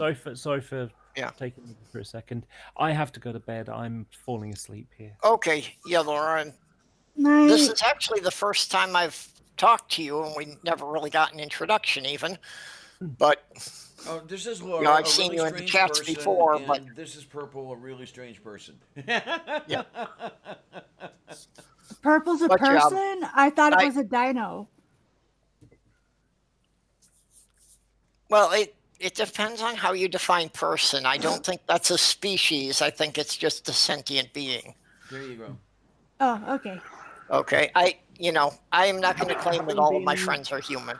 Having been Cliff Jumper for a number of years, you do look a little bit like Slag. So I'm sorry, I didn't really hear that. I said, having been a Transformer for a number of years, named Cliff Jumper, you do look a little bit like Slag, one of the Dinobots. Actually, I'm a fan of the classic Transformers, and sitting right in front of my monitor is the vintage Slag. Hey, exactly. I've got one of those at home. So I've got one of those in the other room Yeah. myself. So, anyway, right, I've got to go to bed. So, good night, everybody. Okay. And, Good night, thank Laura. you. Nice Night. weakness. Thanks for letting me join in. I'll speak to you soon. Oh, yay. Bye bye. Is that a threat? Bye. Good night. Well, Laura, anytime. Yep. Laura's out. I'm sorry. I keep bringing the party down every time I get on these lately. No. I'm sorry. No, she's been No. here for hours. No, when she says she's sleeping, she's Yeah. sleepy. Yeah. Actually, Tria, she had mentioned she should leave before Kate did, so That is true. yeah. So she's been in here about 2 hours since she said she should leave. Yeah, because we've been. Yeah, running- well, they do have that weird time thing over in Britain. She's in Australia. Doesn't match up with ours. Is she Laura? Britain or Australia? She's in Britain. Oh no, No, that's right. she's Yeah, in she British. said something She's about British. Manchester. Yeah. Okay. Yeah, she's British. Yep. Okay. Yes, she actually exists, unlike our favorite Australian hallucinations. There you go. Um, Well, like I said, I just feel sorry for New Zealand. Because they're Australia in the big doesn't ol' exist. ocean. Well, Australia doesn't exist, and New Zealand is just Australia's imaginary friend. Mm-hmm. Yeah, but I still have a bone to pick with New Zealand. After all, they sent us Ray Comfort. Yeah. When we sent them Donald Trump. Yeah, it appears that Australia, really wants to fuck with us because New Zealand sent us Comfort and Australia sent us Ham. It's like, geez, man. Trump is trying to move down here, and I'm just no. No, why? Why my home? Why? What, does he want to move into the Mar-a-Lago estate? Is that it? Yep. New York won't have him anymore. New York has Well, pretty would much said, you? you come back, we're gonna they pretty much said we're going to charge you with things. We're tired of your real estate issues and whatever. Something along that lines. And he's like, well, that's fine. I have a place down in Mar-a-Lago. I can go down there. And I'm like, no. Yeah, they can still reach No. across state lines to get him. Sorry. Yeah. I really think that once he's out of office, Trump is going to have to flee the country Yep. because there's something like 17 states attorney generals that have suits pending against him. Oh man. I hope he goes to a deserted island. Like, Yeah. Well, just I I know think that's why not he going to be needs- what happens, but he needs to be on a deserted island. I think that's why he needs to stay on good terms with like the Prince of Saudi Arabia, or Russia, so that he's got some place to go to that he can, live a prosperous life in comfort. You have just Ah. understand this, Tria. You have just ruined Boston cream pie for me. Why? Because you're talking about Trump going to a deserted island. Oh, jeez. I know. I'm not as good at this as Kate is. I know. Well, okay. Like, there's Wait, Doorknob okay. had Orlando is my home away from home. I go there to vacation. I go there to go to Universal Studios. I go there to go to medieval times and watch the guys in armor beat each other up. Okay, that is my vacation place. Take care, Chris. They have a freaking conference coming up called Make Women Great Again. That is Oh, $2,000 a ticket. You want to know where the freaking conference is? It's in Orlando. Why? I heard about is that. I people's- forget who I was watching. I think it was the Probably Utah Outcasts that were talking about yeah, that. it was Utah Outcasts. I'm like, why? Why Orlando? Stop it. Stop coming to my vacation place. Go somewhere else, preferably nowhere. but go somewhere else. Stop doing this bullshit 3 hours away from me. Stop it. Oh, hey, Dave. Didn't see you come in there. Yeah. Yeah. Well, you know, it's Orlando. They've got the convention centers. You know, they've got Disneyland there. They've got so many tourist attractions that's where everybody wants to have their conventions. Yeah. You know, this is amazing. I can't believe that there are 10 people watching right now.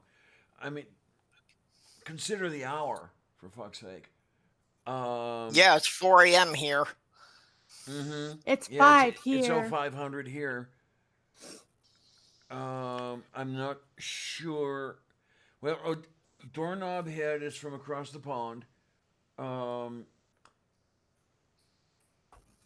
Wait, did I say Doorknob Head? What? No, Dave is from across the pond. Doorknob Head, I think, is from Oregon. So okay, he's got a little something going for him. Yeah, I know Doorknob had said he was in the same time zone with Kate. More beef.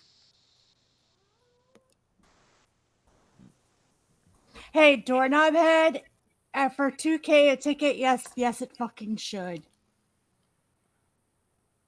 Yeah, I couldn't believe that price either. And it's like, That's just the price of admission, right? Yeah, I take it there that's are not add-ons. including your food or any extras that they're probably going to have, like meet your favorite misogynist. yeah. In or any tours or anything, because you know that there's going to be like tours where you can spend your money. Like it's basically admission. I don't think it even includes your hotel. Like it might, but I don't think so. From the impression I got, that's just your admission to the conference, nothing else. And just hotels in Orlando, especially the good ones, can run upwards of $400 a night. Oh, I'm sure. Oh yeah. Again, with I all am the jealous. tourist I attractions really am around there, I'm jealous. sure they go for premium prices. I don't know how to work with makeup, so you've got that one. You've got that one up on me.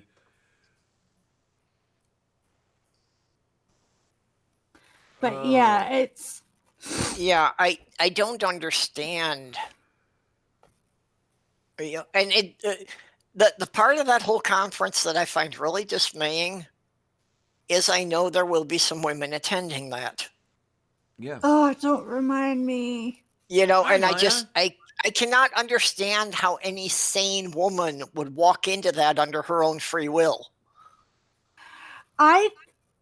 That's the problem, is that they've had their minds twisted by the doctrine.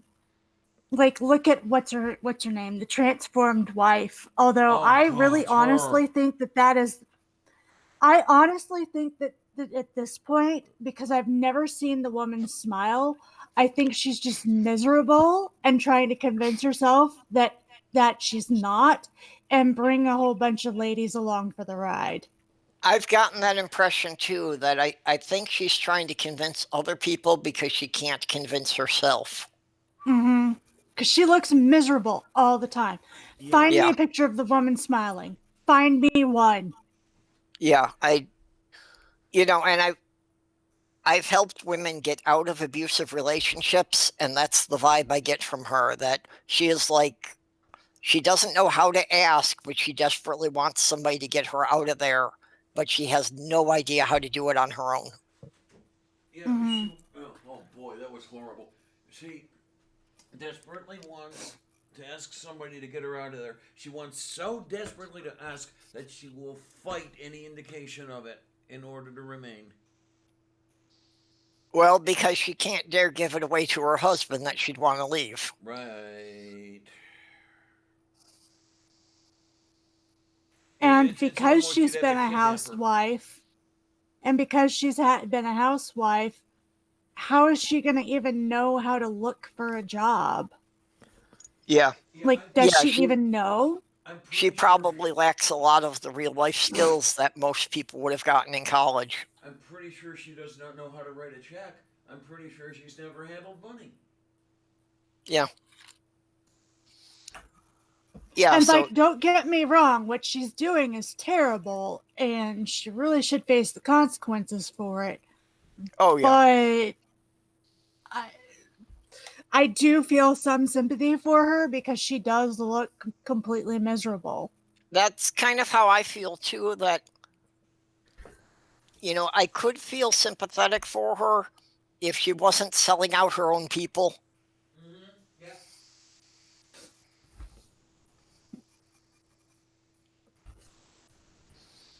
But yeah, she's just been so indoctrinated by it that she doesn't really know anything else, any other way to go about life. Yeah, and that is why a lot of these I have no problem with women who want to stay home and be homemakers and have kids if that is their choice. But a lot of times that winds up with the women getting trapped in some form or another. Yeah. Well, And hey, short that is of where the getting problem pregnant, I lies. have done all that. I was the one who stayed home and took care of the 3 girls while my ex worked. So I only worked during the hours they were at school. Yeah. I don't know. I sometimes wonder what things would have been like if my dad had been the one staying home and my mom had worked, because she seemed happier outside of the house and he seemed happier. Like, he does like work and it does do him a lot of good, but he seemed happier around us girls. And I honest to goodness wonder if and again, this was church, this was doctrine telling them this is how you're supposed to run your lives. I wonder sometimes if things would have been less tense and a lot happier for both of them if they had switched roles. Yeah, what you're saying about indoctrination earlier and everything else like that. This is where I have a serious break with Shannon. I hypothesize, and I need to research this, that disordered thinking can be passed from generation to generation.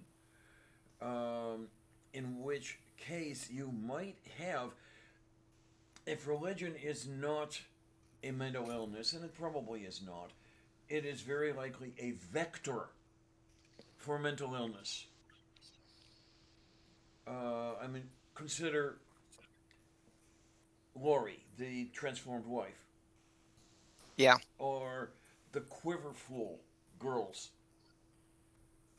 whose entire existence is having as many babies as they can before they die in childbirth. Yeah. I Well, can I mean- understand. I can understand, why Shannon gets ruffled about people saying religion is a mental illness. Oh, sure. And yeah, by the diagnostic manual, no, it probably isn't. But Well, that kind of mental conditioning, I think, does leave people more susceptible to being in abusive situations. well, here's the whole thing. Which can cause depression. Like, depression is a chemical reaction, Oh, yeah. but a lot of depression is situational. Your depression will most likely flare up with your situation. What I have a problem with is implying that religion is a delusion, because it downplays what actually happens for people who do have delusions, muddies the water, and creates a stigma for both that both does not make it easier for us to communicate with each other, and also messes with our language about how to help people who do have actual delusions. Yeah. Yeah. Well, I will grant that depression probably runs pretty high in religious institutions, especially the stricter ones. I will grant that. But I think we need to be careful, because if we do throw around delusional and mental illness at religion, the way we did the word triggered, it's going to lose meaning and it's going to hurt people that actually do need help. Yeah. Well, okay.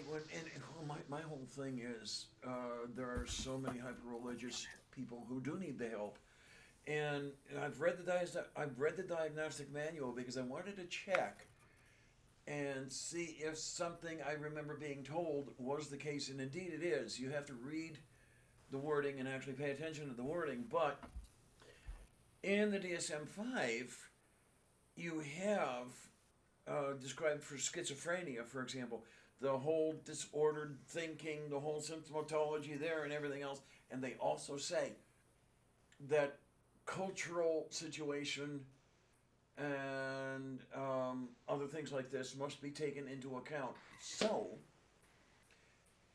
if one person is suffering disordered thought, is suffering delusions, that sort of thing, it's a mental illness. When an entire society is, it's okay. Yeah. Which is what leads Yeah, us but into my thing religion being is the big is problem not that over it's my thing is that it's not necessarily that it's not that it's okay, but if the entire society is delusional, then you've just made it to where how are you going to differentiate the help that is needed between getting somebody out of religious thought and Yeah. somebody chemicals are running loose? Well, Because and when you're dealing with the DSM, you're talking about diagnosis and treatment. And if you are misdiagnosing people, you are not going to get the treatment right and you are going to hurt just as much as you harm. And also, I see the word used too much in memes and to completely delegitimize conversations. And that is also a problem because it's not helping. It's not doing anything. It is making things worse. It is going to wind up being like the word triggered. And I cannot tell you how angry I am when I see people come around me and say, I can't use the word triggered anymore to describe my PTSD because it has lost medical meaning. Yeah, no, I agree with you completely. And that's, there has to be a distinction made between someone who has been psychologically conditioned to something as opposed to someone who has a chemical imbalance. And basically what I'm after here is I'm after getting the thought processes started, getting people thinking about this sort of thing and really trying to answer the questions that come up. Yeah, and I understand that, but I'm just saying that the language around how we're handling that is shitty. It is absolutely 100% shitty.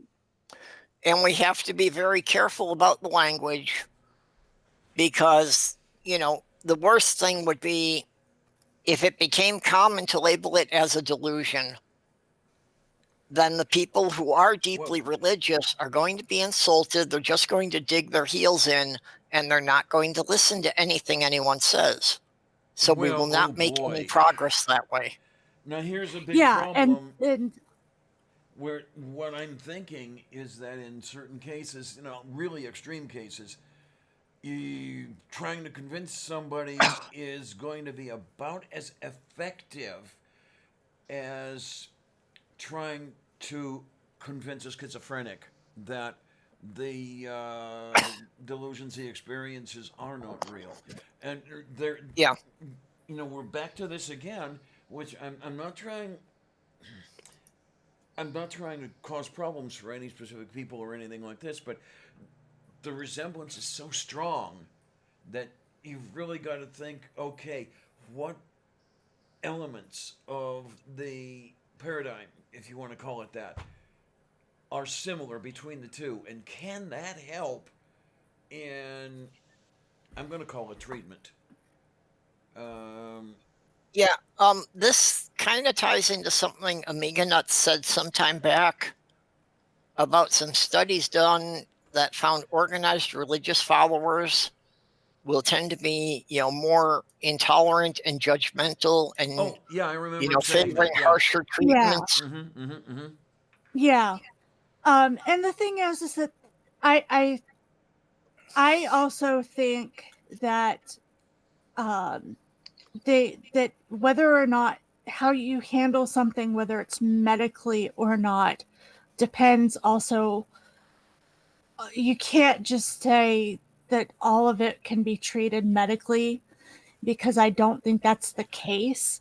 I Yeah. think working to get rid of a lot of that social stuff, like Yep. what a lot of us do, will actually help more than putting religion into the DSM. I struggle with the DSM very, very much I can because understand why. the language in the DSM needs a lot of improvement. And they have in the last one. There were some great strides made in the last DSM, but you also have to remember the DSM is linked to diagnosis, treatment, and insurance billing. Yeah. Well, everything And has to that have a also adds. diagnosis Well, and number, something yeah. Dave's saying and that adds into it. Something Dave's saying in the side chat there too, is that the two are not necessarily mutually exclusive either. Yeah. Somebody might be deeply religious and be delusional, which are two separate problems which require two different approaches.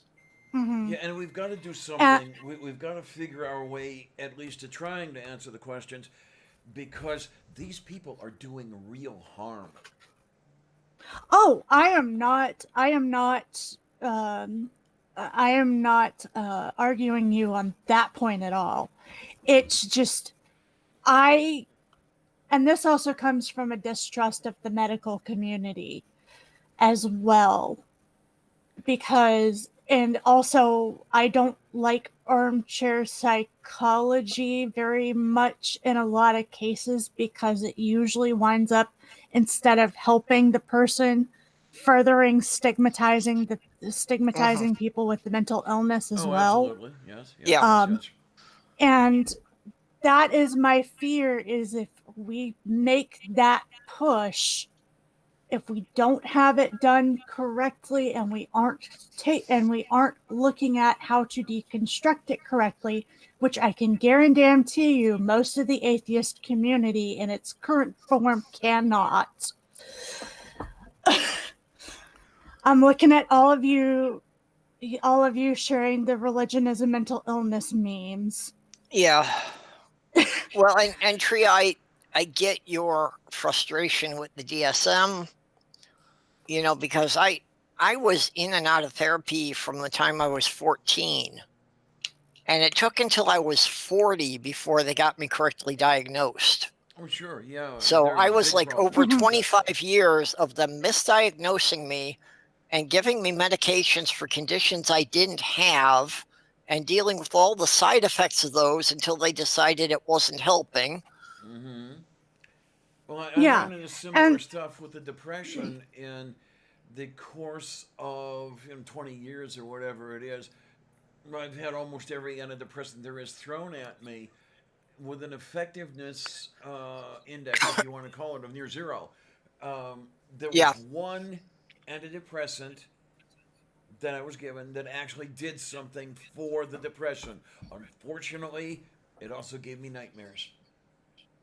Well, and also in my case, the DSM for the longest time had asexuality as a sexual dysfunction. Oh yeah. And a lot of doctors still treat it like that. Well, I get it. I mean, and for the longest so time, it's I belonged in the DSM twice over. Yeah. Oh yeah. Yeah, I mean, all of the LGBTQ plus community was lumped into that category. Yeah, and they have been very slow to change that. And and the thing is like I said, this latest DSM made strides, but in the current one, it still has HSDD, which fine, I I understand that there are people out there with a low sex drive who are not ace, who do need help. I get that. I understand that. And I can't say that I empathize, but I understand as best I can that for some people, that is an important part of their relationship. But basically, Yeah. you have to know that you're ace in order to not be labeled with HSDD, Yeah. which would Well, be fine. I also wonder if for some people who are ace, if the problem isn't just the social pressure to conform, or just the fact that they've never heard about being ace. They don't know that's actually a thing they could be in a relationship. Mm-hmm. Oh, no, there are so many people who don't. And honestly, if that pill had been out when I was dating my first boyfriend, I would have put myself on it, even though when it first came out, it was extremely dangerous. It still kind of is. It's not as bad, but I would have put myself on that pill because I didn't know I was ace and I had no way to identify myself as asexual because I didn't hear about being asexual until I was 26 and I heard a definition that wasn't quite right. And then I was given another opportunity to look at it again when I was 31. It took me, and I started puberty when I was in 3rd grade. I think it took me like 20 years to discover I was ace. Yeah, Tria, honestly, until you started hanging out in my chats, I knew so little about it. You know, Yes. I realized there were some people who didn't seem interested in sex, and to me that was so alien, I couldn't really comprehend it.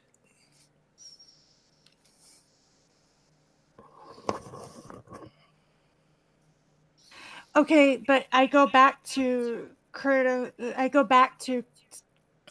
cripple. I go back to the fact that we have used triggered in such a bad way that people that need to use that word medically cannot anymore. And I am scared that with us doing those memes, that is what's going to happen to the word delusional. And then we are going to take away the language of people who need to be able to communicate what their needs are. And that is my worry. Because ha ha ha, are you triggered, bro, has made it to where people cannot use the word triggered in correlation to their PTSD. Yeah. Yeah, it has gotten anymore. so They watered don't have down. another word. They can't use that word anymore to discuss what they need to do. They are afraid to use it outside of anything but therapy. They can't say, hey, fireworks trigger me because they remind me of gunshots. Yeah. Because the word is so damned watered down. Yeah, it has gotten so overused that when people who actually mean it in the original sense, they're just dismissed. Mm-hmm. And that is my concern. I am not saying that we shouldn't be looking at the hows, the whys, the whats, seeing what we can do to make improvements because harm is being done. That part I'm not against at all.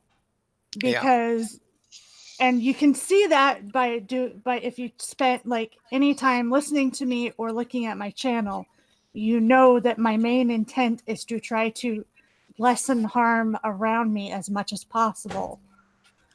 But it's just, if you throw around those memes and you water down the meaning of delusional, you're gonna wind up hurting people who are in therapy who will no longer be able to discuss things outside of that therapy room.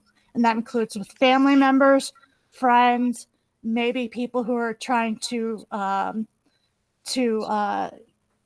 legitimize things and get rid of the social stigma, because there is a lot of social stigma around even just depression. Depression has so much social stigma around it. Just depression alone. Well, and unfortunately, even depression's reaching that stage that so many people are using it improperly that the meaning of clinical depression is being lost. Mm-hmm. You know, that depression isn't just because you're sad that an outfit you like doesn't fit anymore. That's not depression. No, it's not. And what's sad is that at the same token, I think depression is far more common than we make it out to be as well. Oh, sure.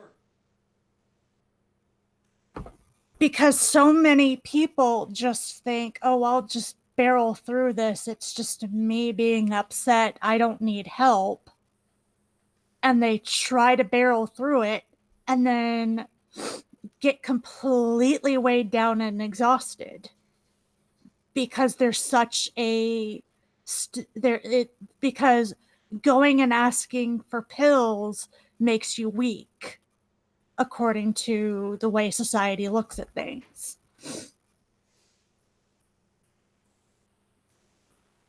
I think Dave is asking to walk in. I'm not sure. Oh. Yeah, give me half a second, Dave. Oh my, oh my, oh my. Let's go over here. Yay, and let's get this going. Copy the entry link, and then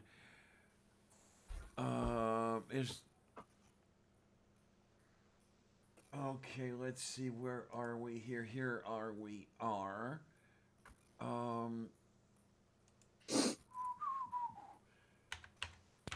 Oh, And Diana. I'm not mad at y'all. I'm just like super passionate about this because I have had Oh, we get it. dealings I with it. understand anyway. No, you didn't come across as angry at all. And, I completely There we go. agree with you. Okay, Dave, you got it. Diana, on the subject of Twitter, what is Laura's handle on there? I have to add her to the list.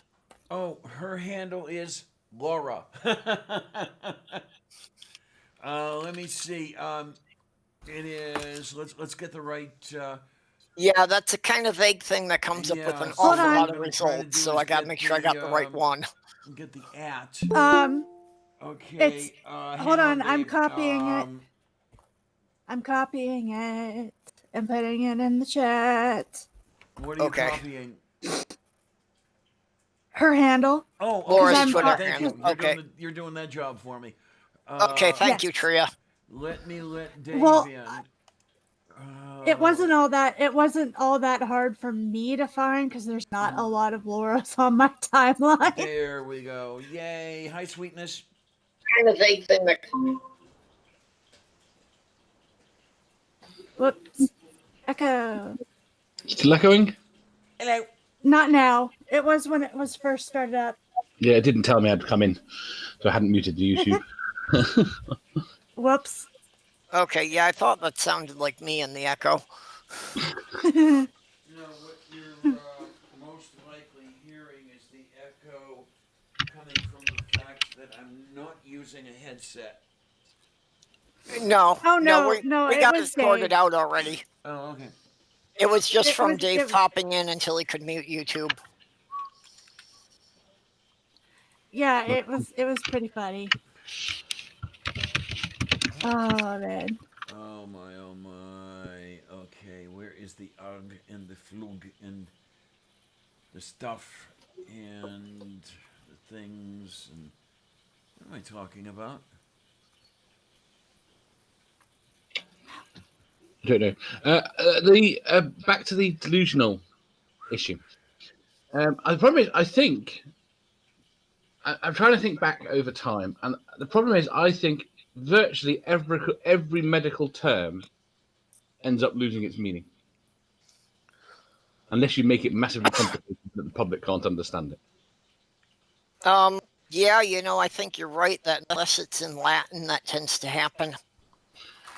And I'm not agreeing that's right. By Yeah. the way, just think. yeah. Oh no. It's just. But the thing is that like this is my. These are. It's essentially y'all are my people, and I'd really rather that my people not contribute to that if we can help it, and we can. We really can. You stop doing that. But yeah, and stuff does lose its meaning over time. Meanings change. It's just when it comes to messing with a marginalized group's language, I get a little bit heated. Well, and it's also, on the level of just because something's common doesn't mean we should just let it go as being normal. Boy, okay, there we are. Yeah, that is true too. Because I mean, like I said, I think depression's actually more common than people realize it is. I I completely agree. really Yeah. do. I agree. I I mean, definitely they- agree. I think there's a lot of people walking around who are not properly diagnosed. And there's been, there are 2 studies that I've seen in the last 12 months on depression being, especially transitory, being the cause of a lot of problems because it goes undiagnosed and you just go down and you kind of hit this level and then you're stuck there for a bit and you come out of it. And go on. Just the most obvious example is undiagnosed depression is the most common cause of suicide.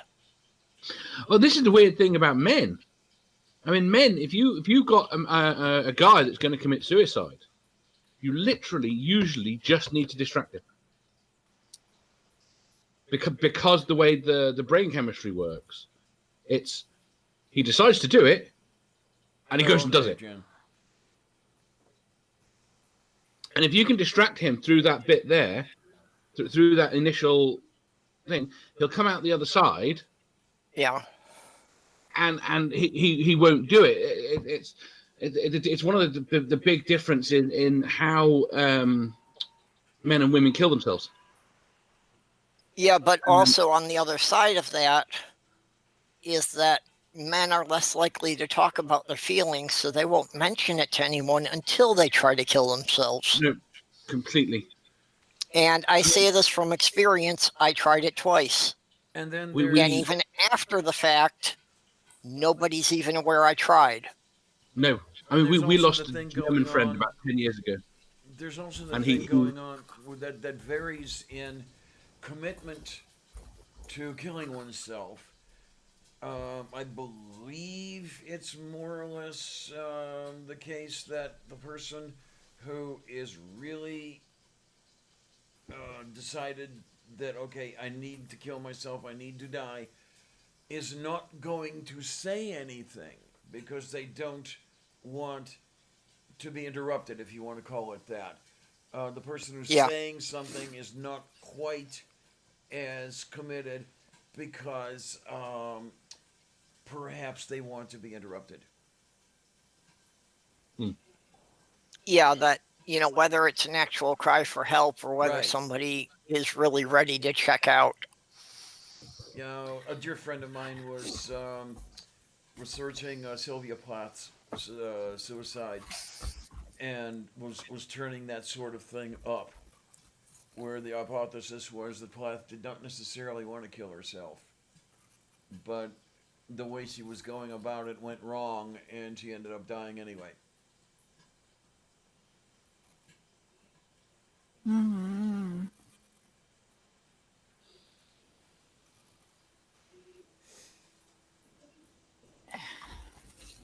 Oh my. I don't know. I never actually acted out, but I did deal with not wanting to live for a while. And that was hard Don't get me because started. I couldn't I was still technically at school and I was poor, and I went to my school counselor, and my counselor was the one that told me that I had consented to what happened to me, therefore it was all my fault, even though I had been coerced into saying yes. Yeah. So that plays into a lot of my distrust of getting medical help. I have been turned away for one reason or another. All of them, for the most part, with the exception of one, because I am ace. And I just remember I didn't make any attempts, but I wasn't eating and I wasn't getting out of bed. And it is difficult, even at the best of times, to get help when you are suicidal. And it's difficult to find the right help in enough time when you're suicidal. Problem is, you don't know at that. Your state of mind is not, for what they say, rational. You knowing what help you need and how to seek it, you're not in a state to do that. No, you're not. Where it really does take someone else to identify it and help you, and get you the help you need is probably the better way.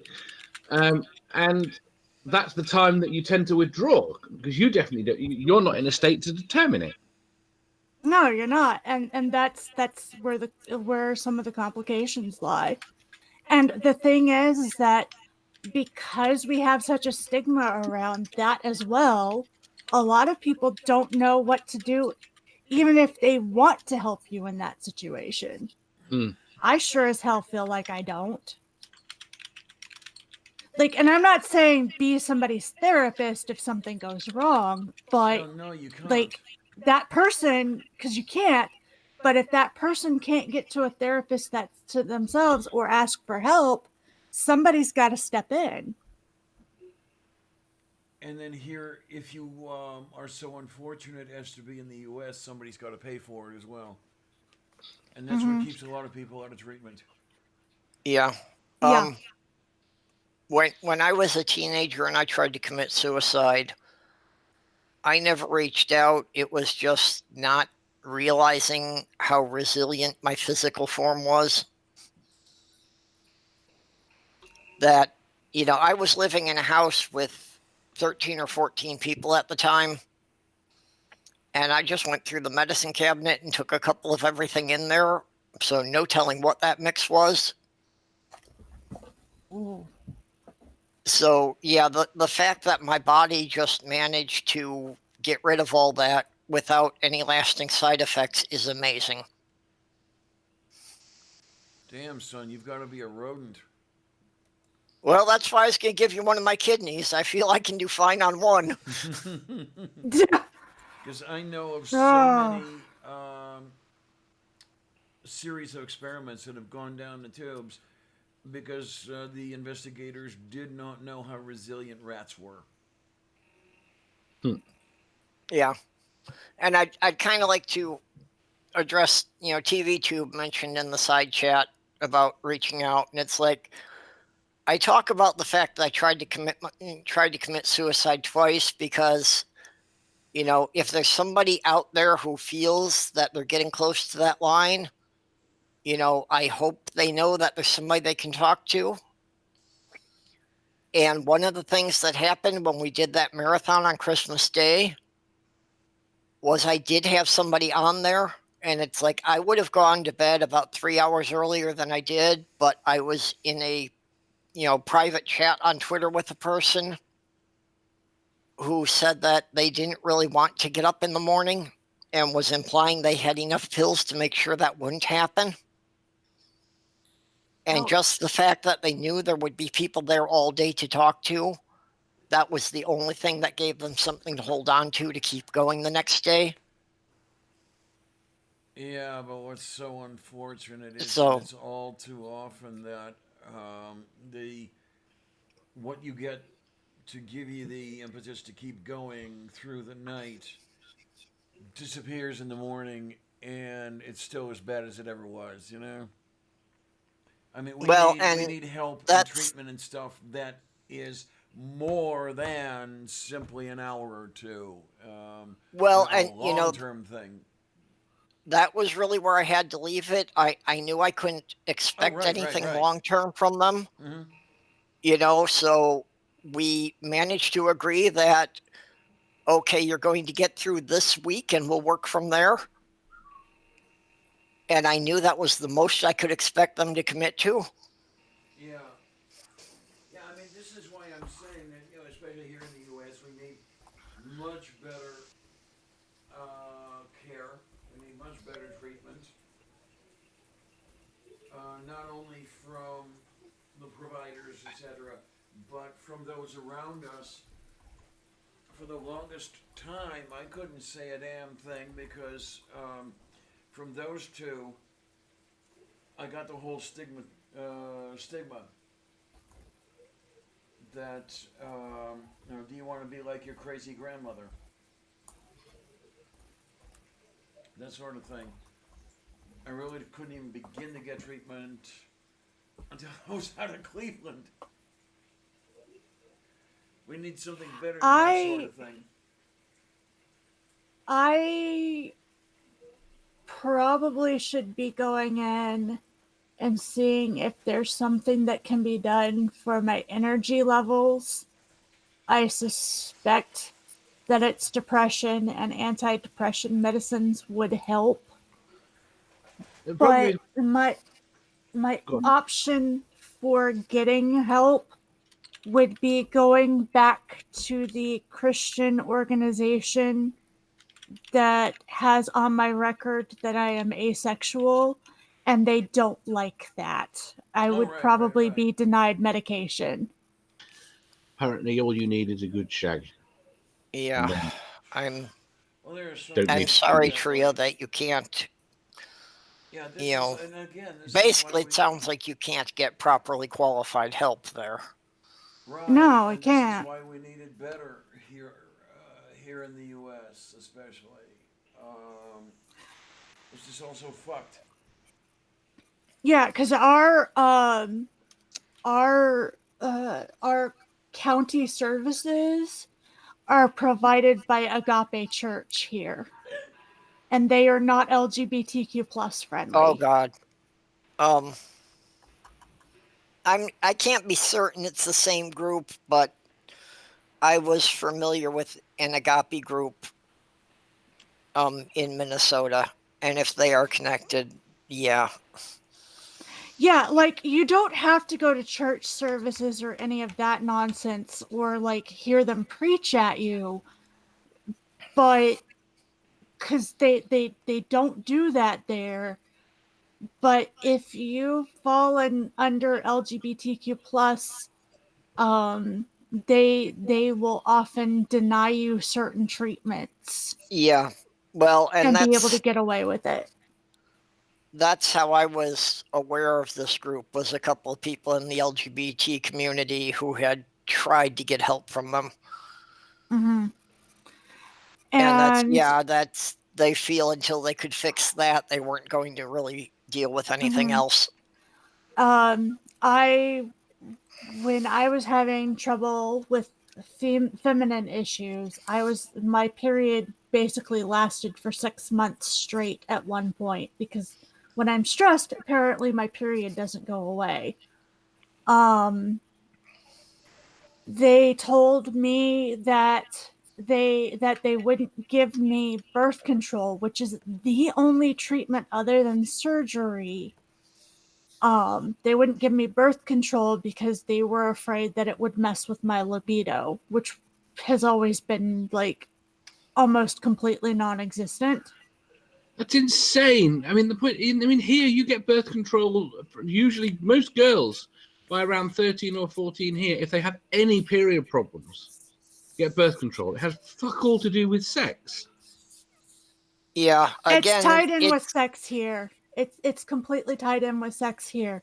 Whenever you say I need birth control, you'll always have a bunch of people in the wrong place with the wrong influences saying just put an aspirin between your knees.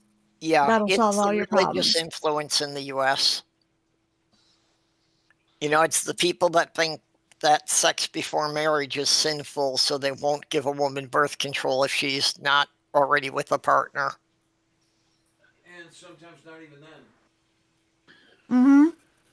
Yeah. Because if you have sex, then you should have the punishment of having the baby. Yeah, I mean, Is look honestly at, the attitude for a lot of these people. look at what's up in the U.S. when it comes to Planned Parenthood. The tiniest proportion of the services Planned Parenthood offers are abortion related. Yet, the people who know that this is the case and don't like the reproductive health services are still trying to close everything down. Yeah, that's nationwide. Only 3% of Planned Parenthood's budget goes to abortions. Mm-hmm. The large majority of it goes to prenatal care. Yeah. Tria, Amiga Nuts is asking, who is Agape? You seem to have more direct experience. Yeah, I was gonna type it out because I didn't want to interrupt. Agape Church, I believe, is a form of a Southern Baptist church. I believe. I know they have some connection with Southern Baptist. That fits along with what I know. Does it have anything? I don't know if Agape is a denomination or if it's just a common church name among a denomination. Does it have But essentially, a church is running Duval County's health services. A church is running our county health services. And then, unfortunately, in many parts of the country, that often happens. That it winds up with a religious group. In my head, that should be illegal. They should have to set up. It's not that they can't fund one, but actually them running it is a direct conflict of interest. I would agree. Yes, I agree. Unfortunately, especially in rural areas, they have a hard time finding anyone willing to run one. So they often have to take whoever they can get. And Amiga, to answer your question, I honestly don't know because you don't have to be fundamentalist down here to be anti-LGBTQ plus. It's considered pretty normal, which is sad. As an ace, I am tolerated because I'm not doing anything sexual. But if I try to date anybody, I physically put myself in danger by trying to date in this area. Yeah. Because it is not accepted. In Minnesota. No. Not here in my city. I'm sorry. Let me get this point out and then I'll let you go, Purple. But no, go ahead. I thought you were done. Separation of church and state does not happen in this city. All of the politicians in my city, and I've said this before in other streams. I live in Jacksonville, Florida. Jacksonville, Florida is owned by a Southern Baptist church that is so big it owns 4 parking lots downtown. 4 parking garages downtown. All of our political stuff, I don't think the backroom deals actually happen at City Hall or at any of the government offices. I actually believe that they happen within the church walls that all of our politicians go down to. There is no separation of church and state in this city. None. And unfortunately, I think overall that's fairly common in the southern states. It's a bit less so as you get more north and west, but... Does the competition within the churches not soften it somehow? Well, I think that's the difference as you get further north, that you have more competing churches and no one group having real control. In the southern states, you often have just one, 2, or 3 churches that control everything. Mm-hmm. And the thing is that Southern Baptist is one of the most popular denominations. It doesn't matter which Southern Baptist church you go to, you're Southern Baptist.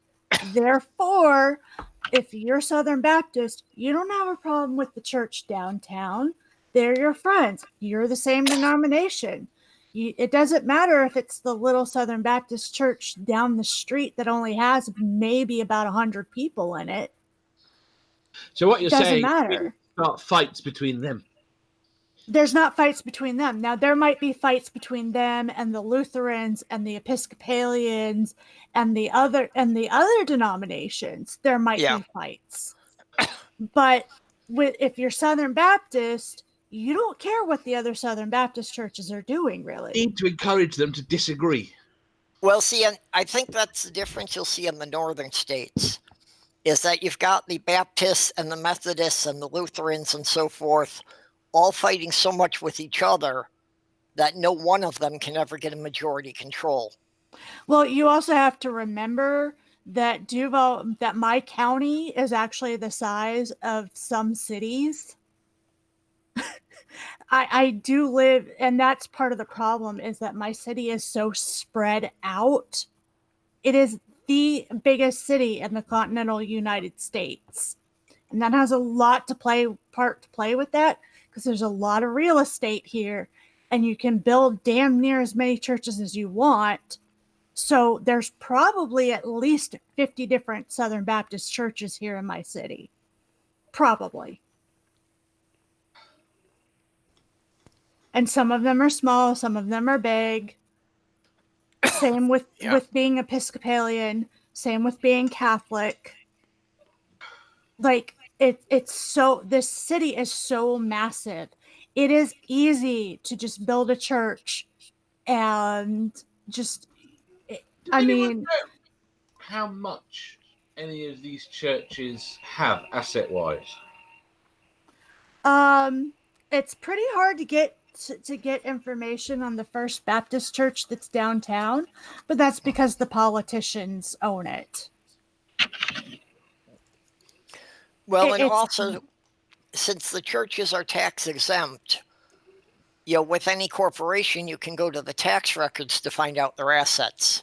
You can't do that with the church. Well, I'm pretty sure that with other nonprofits, you can get their records, but churches are somehow exempt. I don't know if it's explicitly exempt or if it's just de facto. Not enforced. Well, stuff like the Mormon Church has at least $100 billion, and somehow that's okay, even though they don't really support any charities, even though that's the reasoning behind churches being considered nonprofits. So the problem is you're supposed to be doing charity. You're never going to get religion out of politics whilst you can hide money in them. Yeah. Because it's too easy. Yeah. It's too easy for crooks. Oh, yeah. Now, I suppose that there is something you can do about that, but I can't talk about it because I don't want knocking on my door. Yeah, there's unfortunately also the problem that corporations are somewhat limited by how much they can give to political campaigns. Churches aren't. Mm-hmm. So, buddying up with a really big church can do a lot more for a politician than helping out some industry. It was awesome Knowing Better video. Just released. Have you seen the channel Knowing Better? No. And he did a video about the various corporate entities and how much they can donate to what purpose, and more importantly, how they can transfer unlimited amounts between each other, so a corporation can give a ridiculous amount of money to a church that can then use that for soft campaigning, completely untraced and tracked. I'm already getting it. I follow that channel, and I was just watching that one yesterday. Yeah, it's just, and I don't know much about the Agape group. That I just know that it's related to a church, that it somehow got either directly related to the Southern Baptist Church downtown, or they've got some kind of a deal with them. But I do know that it is an organization that is attached to a church. I haven't looked a lot into it because there's not really much I can do about that except try to avoid them when I can. Yeah. Okay, I just dropped the link for, I think that's the video that Critical was talking about that I just watched yesterday. I will queue it up. But basically, it's talking about campaign finances and why just, just overturning the Citizens United case alone would not really accomplish as much as people think. Well, it's like the IRS, the $100 billion information being sent to the IRS. You can't tell me that the IRS didn't already know that information. And I doubt anything is going to come from it. The only thing that I think is, now I am glad that I am seeing a lot more people questioning the Mormon Church that are still members than I thought would. But that's basically the only thing that's going to come of that. Yeah, anyone in the government or law enforcement is very reluctant to ever be seen to be attacking a church. Very much so. Mm-hmm. I've got to assume that the way the campaigns are financed is why the attacks on abortion, because they can spend unlimited amounts of money attacking it. Yeah, and that's without endorsing a Republican, because that's one of the things, and that's why the Republicans will always fall back to abortion and like gay marriage, because those are things that can stir people up emotionally. And like you say, they can basically get unlimited commercials run against the issues without anybody giving money to the candidates. Yep, and the two biggest churches in the United States, those are the two things that they are against, and they have unlimited amounts of money to throw at it. Yep. I'm looking at you, Mormonism and Catholicism. Oh, yeah. Yeah, Catholicism, they have more money than they know what to do with. The Vatican literally has more money than God. There are some people that theorize that the Mormon Church has more. I call bullshit on that, but the Mormon Church isn't that far behind the Vatican. Well, no, I don't reckon. But I guess. I can't. Had a lot longer to assemble the funds. I would say there might be a possibility that the Mormon Church has more money than the Catholic Church in the U.S., but the Catholic Church worldwide definitely has more. Oh, yeah. I'm with you on that, Purple. It's just, I have had friends who are like, I bet the Mormon Church has more. I'm like, no, honey, no. They have a lot. The church is the amount that's come out that they have in the markets now. Do you think that's all they've got in the markets? Okay, so Because they have 30. Hold on. This is the tracked amount. This is the amount that we absolutely have tracked in their. They have. I don't know how much real estate that they own, but they own quite a chunk of real estate. I'm assuming in America they definitely own way more than the Catholic Church. Oh yeah, they do. They practically own Utah. They practically own Idaho. Yeah. They own a huge chunk of Hawaii. They own more land in Florida than Disney does. They own parts of New York. They own. I'm trying to think where else. They own a lot of Arizona. That's just the real estate. If we have to then you have $30 billion in the stock market. Mhm. $100 billion in their charity arm that has been stowed away. Yep. And then they make $1 billion a year off of tithing, and then nobody knows what interest they make off their tithing, because they get $8 billion. I think they get $7 billion in tithing a year, and only use $6 billion of it for operating expenses.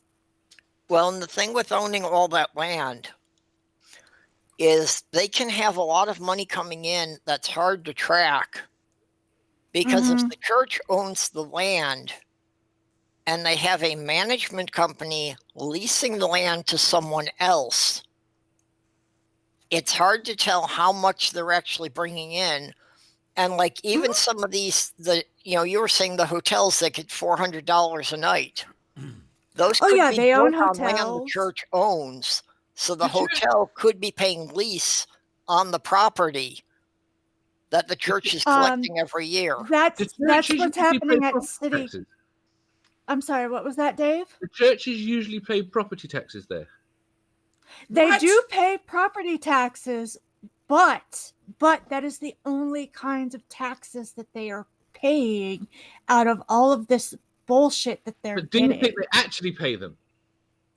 Or do you think I they have do to believe they do. I do believe that they pay some taxes. In my experience, Not enough. which is limited, the churches don't even get charged.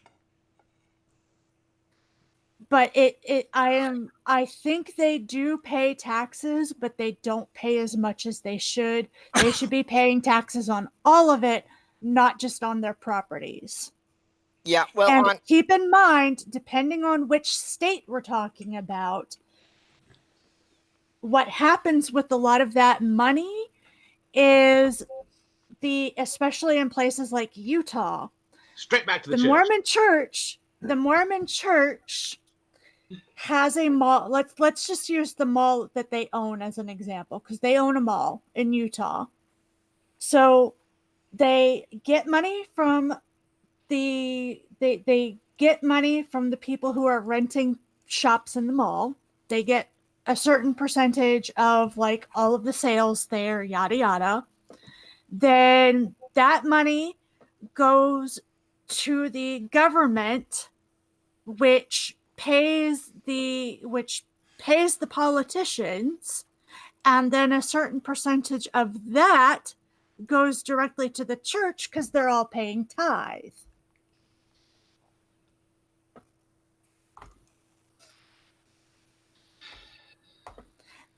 So the church made an investment in a mall because they knew that they would get a certain percentage of that money back. All right, next dumb question from me. In The Simpsons, they made a joke about churches auditing people to see whether or not they're tithing the right amount. Does that happen? That happens. Yep, tithing settlement. Yes, it does. My dad was called in earlier in the month, and they showed him a slip of paper that had my sister's and his name on it. My name was removed because I am not a member anymore. And they said, "Is this how much you've paid in tithing?" And they look at it and they say yes. And if the bishop feels like he can get more money out of you or is an asshole, he can press you for more money and guilt you into paying more. And the Archdiocese of Chicago was somehow able to obtain the records of some trade unions to find out how much each of the employees were making. Uh-huh. That's not dodgy at all. Yeah, I don't know. Yeah, I don't know if that's happened in other states. I assume it probably has, but that's just one case I know about from when I was growing up. It's, and also another fun fact about tithing is that tithing slip shows your family members, and it's also been used as a way to tell family members that people have left the Mormon church without so-called breaking any of the rules, because they don't go up and say, "Oh, hey, by the way, your daughter, your son, your nephew, etc. left the church." Just no longer on the list. but you're now not on the list, and they're going to come ask you what happened. Have they stopped trying to talk to you yet? They have stopped trying to talk to me. There was a toss-up earlier this month where there were people who I thought were my friends. I found out that they were assigned to me, which that's creepy as fuck. like, okay, I get that my family has asked for help from the Mormon Church. I have asked them to stop asking for help because it always blows up in our faces, but my dad doesn't know what else to do. And I don't mind being assigned as a charity case to somebody. I'm just pissed off that they said that they were my friends. If they had said, hey, we are your, they call them ministering sisters now, used to be called home teachers, or no, visiting teachers. If they had just straight up said, hey, we're your visiting teachers, I would have been fine with that because I know I need help. I know that I am struggling right now. I need help. I get it. I'm a fucking charity case. As long as that is not the problem. You need to know where you stand with them, so that it's not that you can't use. You can use people that are trying to convert you, that are trying to pull you back. But as long as you can be clear in your mind that that's what they're trying to do, you can get out of them what you can get out of them. Yeah, it's like the fact that they said that they were my friend really pissed me off. And they had only stuck around after the fact because that was their assignment. And then my dad went in to yell about the fact that they had pretty much stopped coming by because it became obvious they weren't going to bring me back in. And again, like I said, I need help. I am not ashamed to admit that. And he said, you need to send help. We are drowning. And they said, well, in order for you to get help, you need to let somebody who has abused you in the past into the house because we think that the reason your daughter left was because she has pride problems and she doesn't know how to forgive. Yeah, the words "go get fucked" spring to mind. And my dad was livid. He yelled, like, that meeting was supposed to be like a 15-minute meeting. My dad did not come home for 3 or 4 hours. He was yelling at the bishop for that long. This is why I said earlier, yes, I realize that I am not in an emotionally safe place with him, but he's also the person who will go to bat for us when shit goes down. And he was like, fuck no, we're not letting that person back into our lives. No way. She hurt my daughters. She hurt my wife. No way in hell.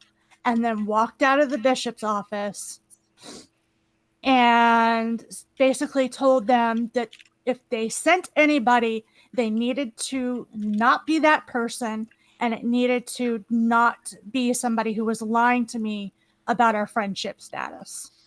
Yeah. But I don't think you're going to get anyone from the church that's like that. No, we're not. But I mean, and then he tried asking some friends who were not church related, and those people bailed on us. They didn't mean to, but it was like stuff kept coming up, and it was just like it was basically like salt on the wound. And like my entire month has been basically asking people for help and getting either silence, or you have to let abusive people back in, or I'm not going to be there for you because I just can't right now. Yeah. Okay, let me just say that you're all lucky that my mic has a mute button, but I'm sure I just woke up a couple of my neighbors. Just I'm Tria sorry, describing Herb. that, I could not help screaming.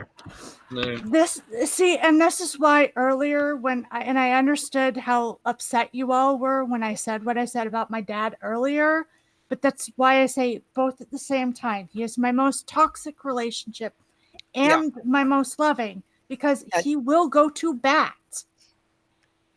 And like I say, Tria, I think I understand your situation. And I think I can kind of get your dad's perspective, you know. He doesn't know what to do at the end of the day. Yeah.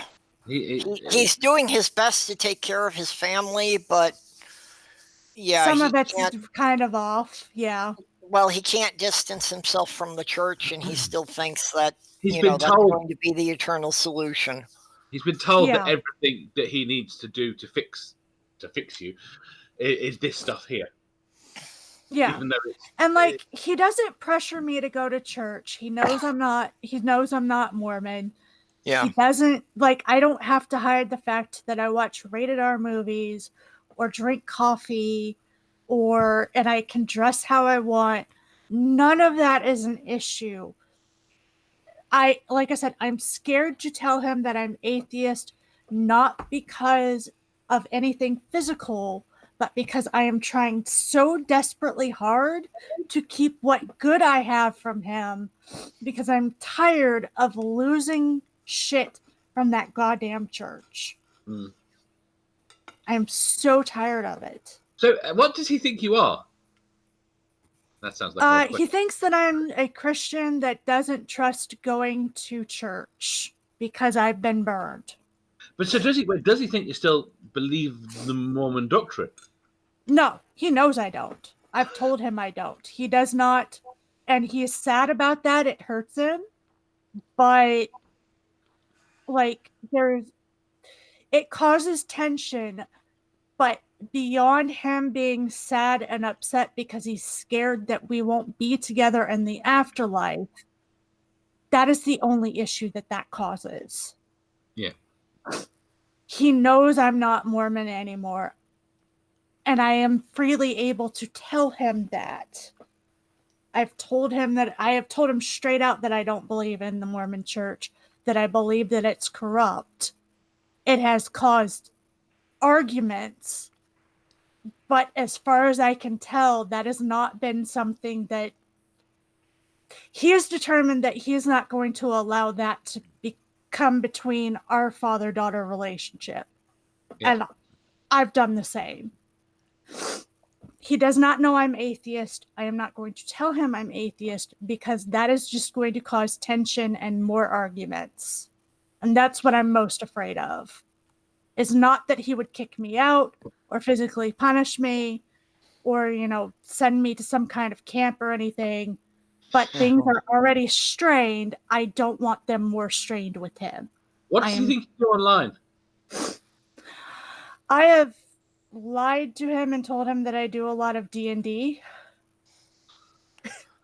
Yeah, Tria, when my father died, I went to see him on his deathbed, kind of pressured by my family, but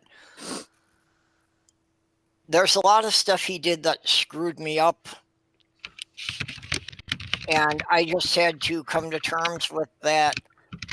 Even though he fucked me up, he always did what he believed was the right thing to take care of his family. That there was nothing malicious involved in it. I think some of it was horribly misguided, but it was done with the right intentions.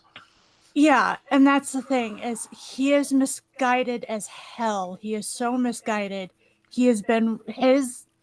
There are parts of his brain that have been warped by him being in a cult, but at the end of the day, he will do what it takes to take care of us.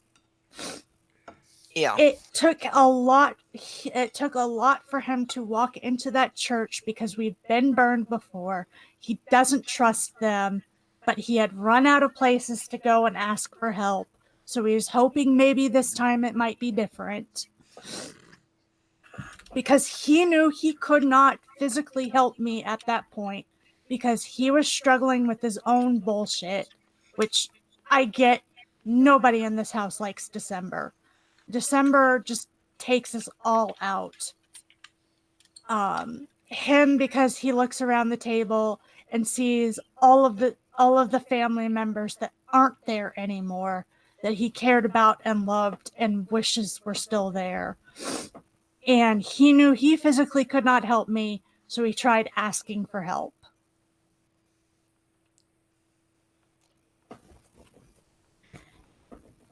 And spent what energy he had trying to get me back on track.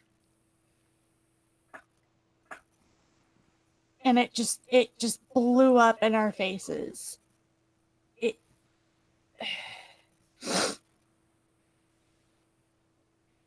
Right, I need to run away and find some clothes and sort myself out. So I might pop back later. Okay. See you soon. Okay, thanks for hopping in. No problem. Bye-bye. Yay.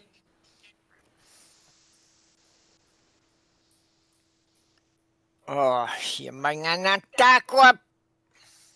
Este perrota. Oh. I wasn't muted that Oh, time. my family is not. My family is still Mormon. My dad and my sister are. I kind of suspect that when my dad is gone, my sister will lose interest in the Mormon Church. I'm at least hoping that that is what happens, because I hate the fact that she still goes, but that is not my decision to make. So do you feel she's going mostly because it's something she does with your dad rather than what she believes in?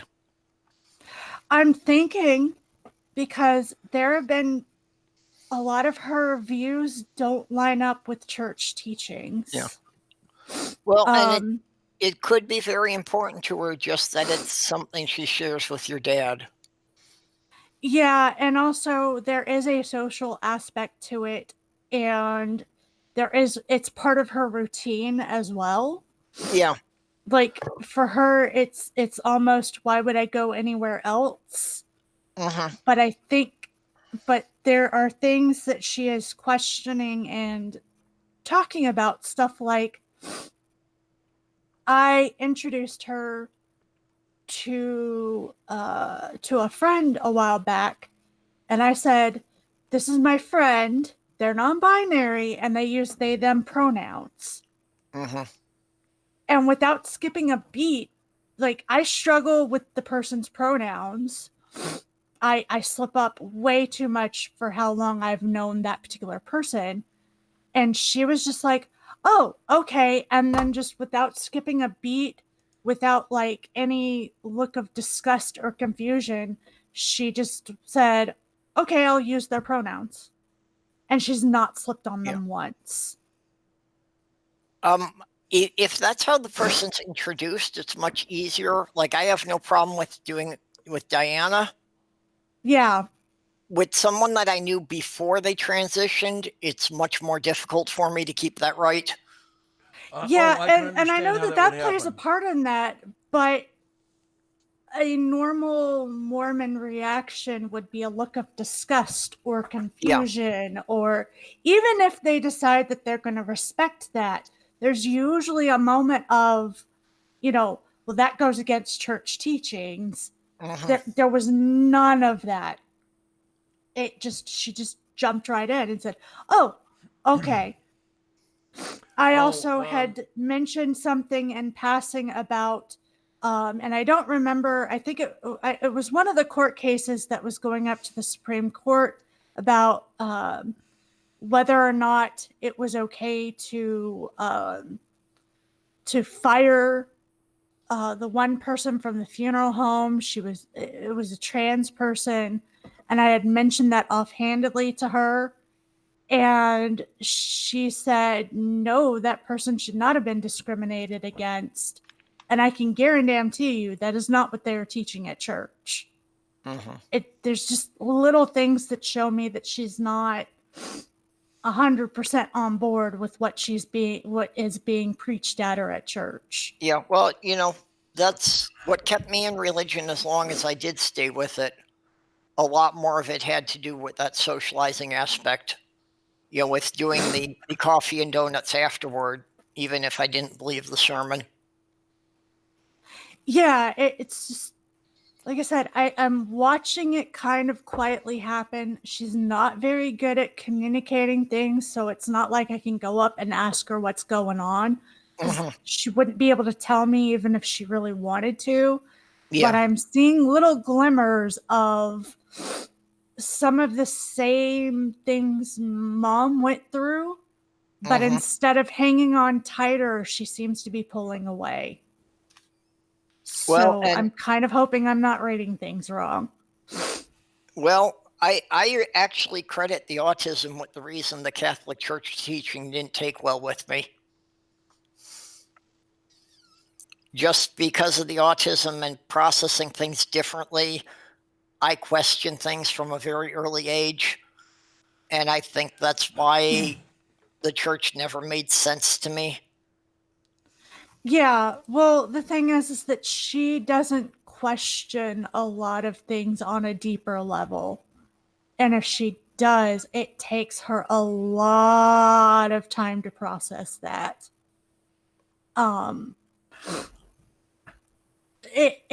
Yeah, well, she has the capability of learning, but in order for it to stick and stay, takes a lot more effort and time than most people are willing to put in.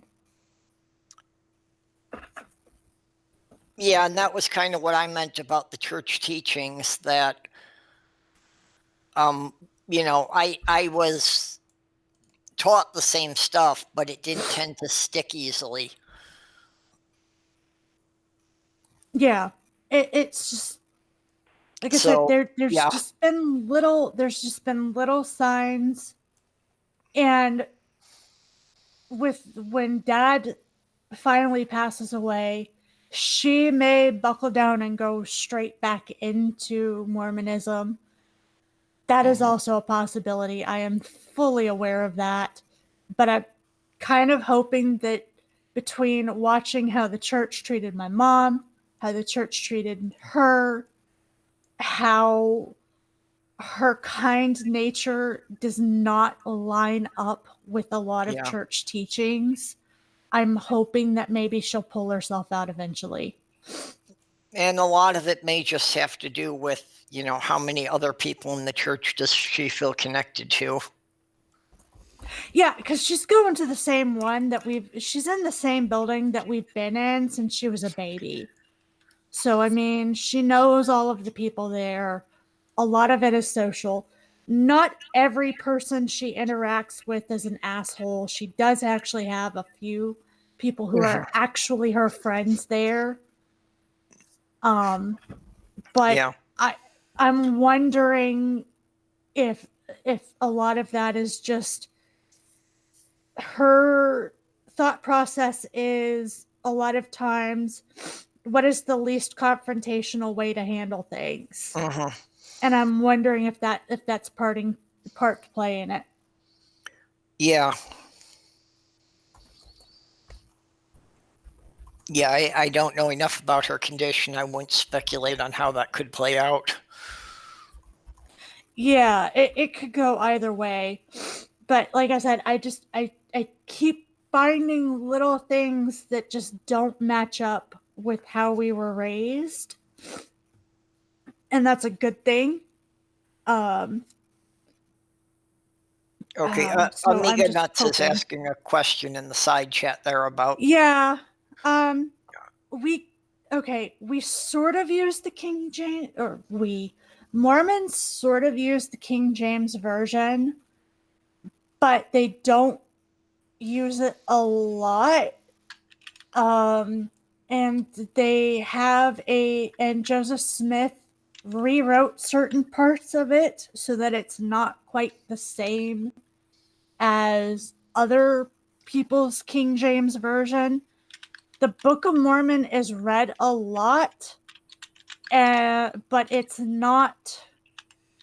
It's basically fluff that they try to make it out like it's more than that.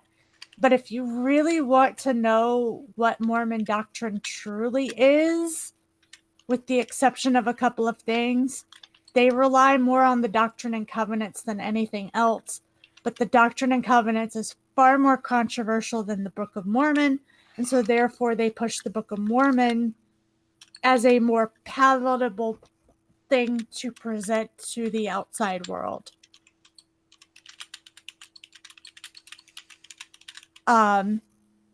And they are currently trying to walk away from the Book of Mormon being a historical document because people are realizing that there's no way the events could have happened in the Book of Mormon the way that they were stated. But they're not doing that openly, they're doing that in secret. It's really complicated. But honestly, if you're interested in Mormonism, read the Cliff Notes version of the Book of Mormon, because there are a couple of themes in there that are prevalent in the Mormon church. But the majority of the weird Mormon teachings are actually in their Doctrine and Covenants.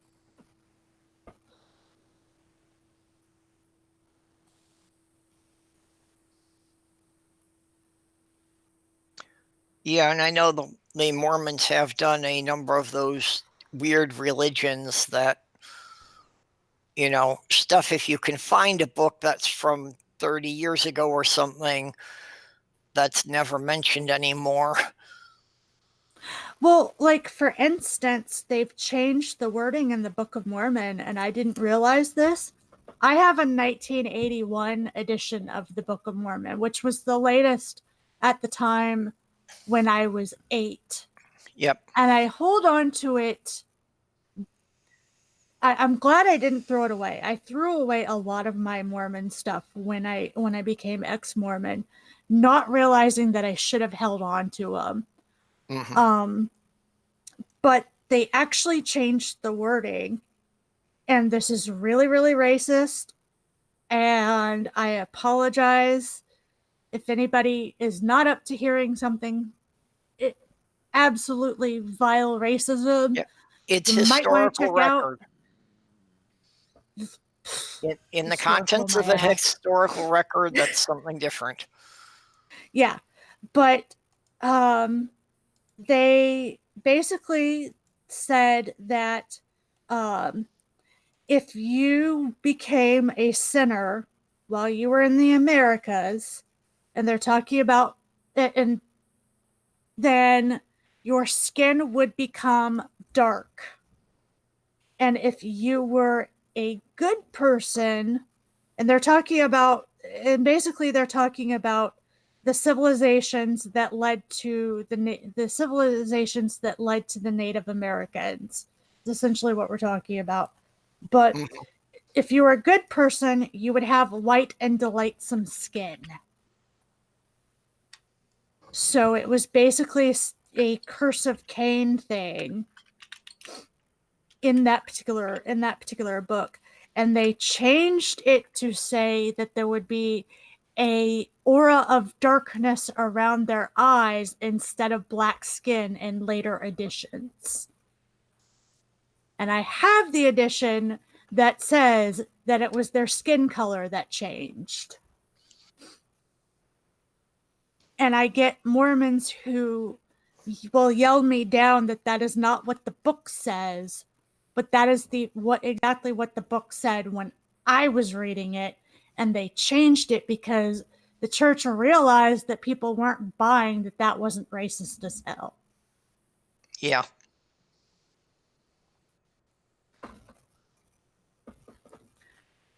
Amiga, your sister-in-law was taught to present the Book of Mormon because it's the most palatable and it's not nearly as weird as a lot of the other shit.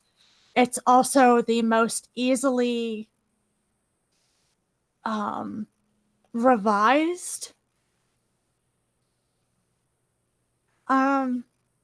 It's extremely hard to revise the Doctrine and Covenants because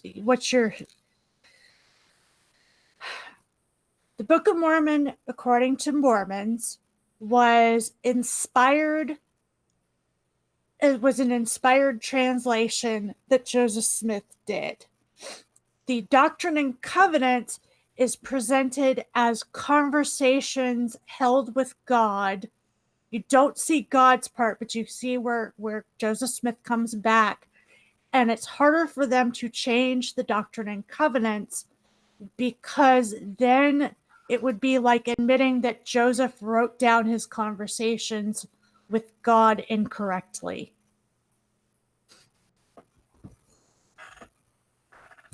And I don't know if that made sense at all. Oh, no, I got what you meant.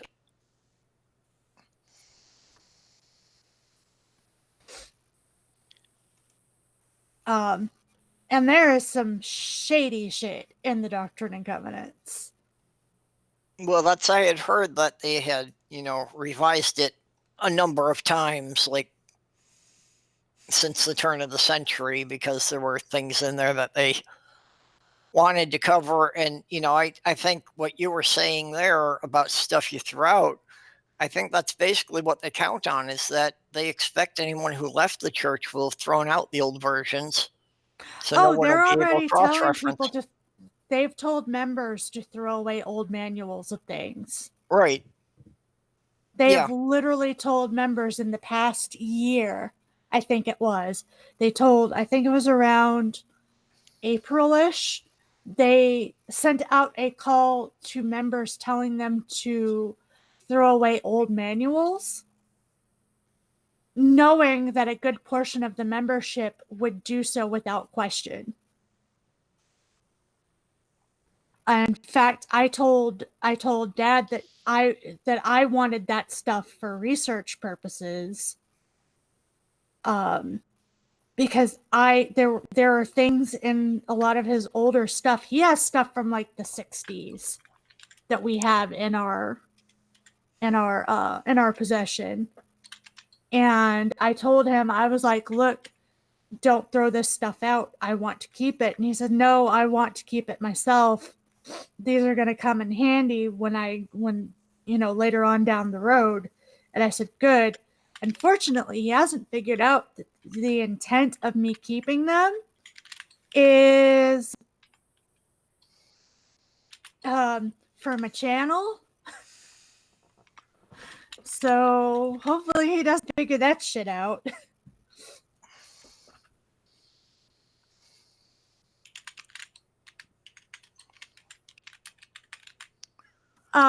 Amiga, yeah, it's pretty fucked up in the Book of Mormon. It basically says that the Native Americans had the curse of Cain, and therefore they got what was coming to them when Christopher Columbus came to the United States.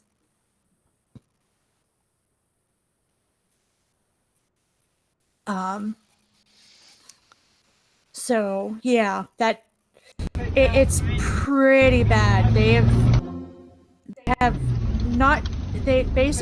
taken out some of the passages, reworded some of the passages, and saying, oh, the membership has been theorizing wrong, kind of deal with a lot of that. And my plan is someday, and I haven't gotten around to it yet, but my plan is someday to actually sit down with the Doctrine and Covenants and read certain passages out of it. I'm not going to read the whole thing because that would be boring as hell. But just like taking the most interesting parts out of it, the weirdo Mormon stuff that's unique to Mormonism, and read from it from the Pearl of Great Price and the Doctrine and Covenants.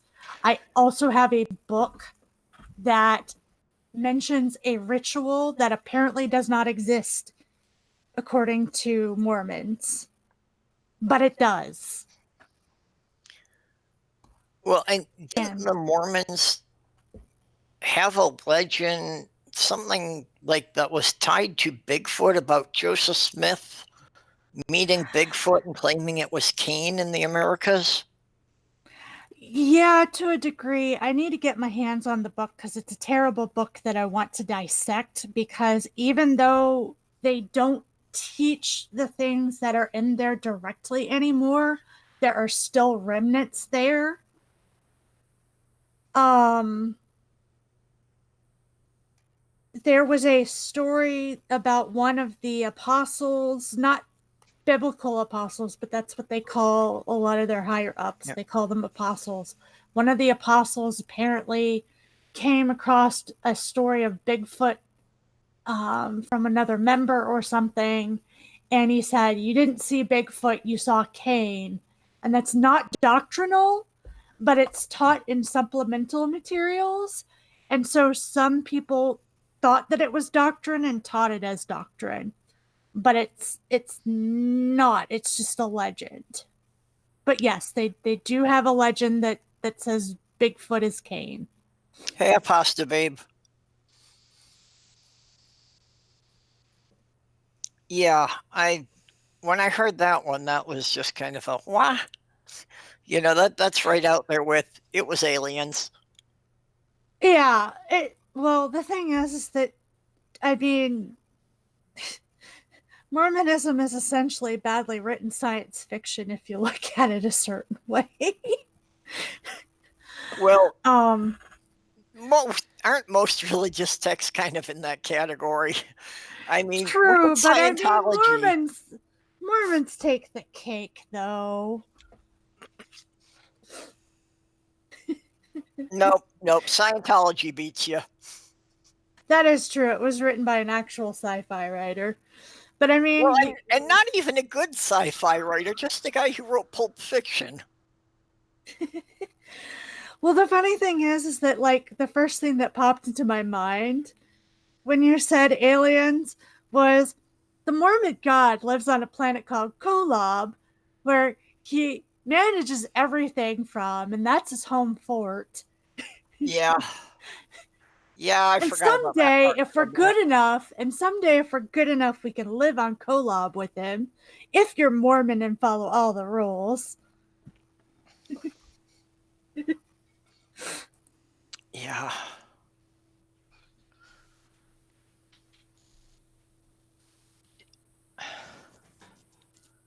I could have started my own church. I can write better than that. I couldn't start my own church, not just because of ethics, but because, oh my God, the people. Yeah. Well, see, I- that's what I mean, that I would have to have someone else to be the figurehead to go out in front of the crowds. You know, I could write the scripts for him to read, but I couldn't do the public appearances. Part of it is I wouldn't be able to keep a straight face trying to actually tell people this shit. Well, and also you would be like, all right, I have been around people for like 5 minutes. I am done. Done. Yeah, generally if there's more than 5 people in a room, that's overload for me. Yeah, for me, I am extremely social online because there's some distance. And there are some of you who I would be able to invite into my house and be cool with hanging out for a while. But the amount of socialization I do online with the amount of people that I do, I would not be able to pull off offline. Oh, no. Yeah, I couldn't, I couldn't be involved in as many of these things as I am every week if I was actually looking at people face to face. I mean, the fact that I don't have the camera running and I can mute my mic when I need to makes a big difference.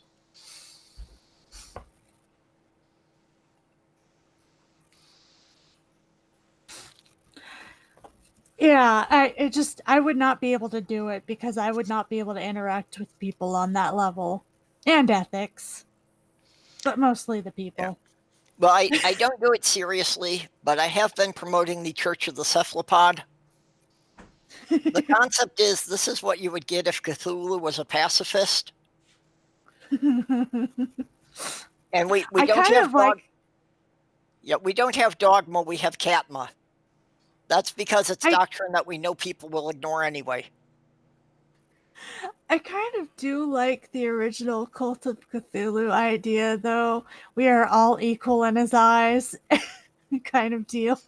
Yeah. Well, At the University of Minnesota, there was this group, the Campus Crusaders for Christ. And, Oh, they no. kept doing all these rallies and all this stuff. And just to kind of poke at them, and because some people found them too annoying, they started a group, the Campus Crusaders for Cthulhu, just so it would have the same initials and it would screw people up when they were advertising their meetings.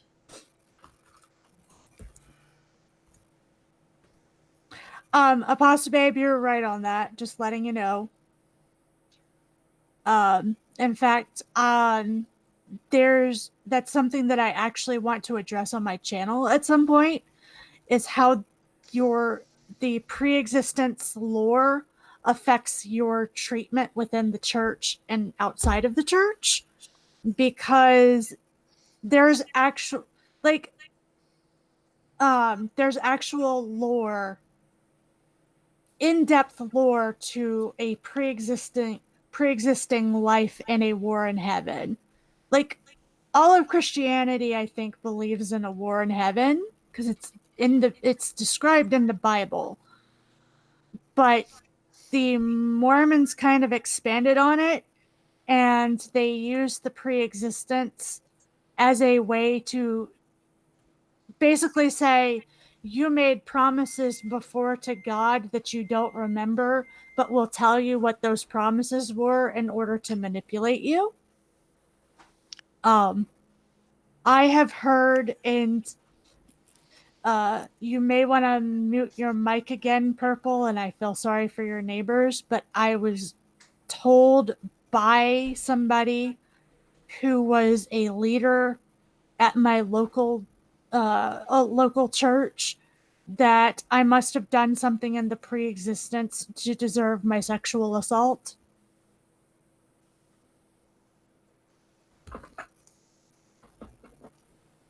Yes, I am very familiar with it. In fact, I have a few points and ideas that I don't think some people have thought about.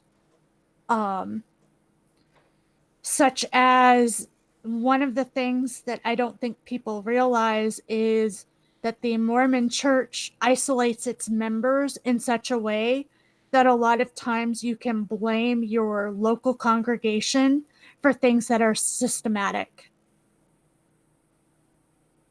I am very, very familiar with the bite model. And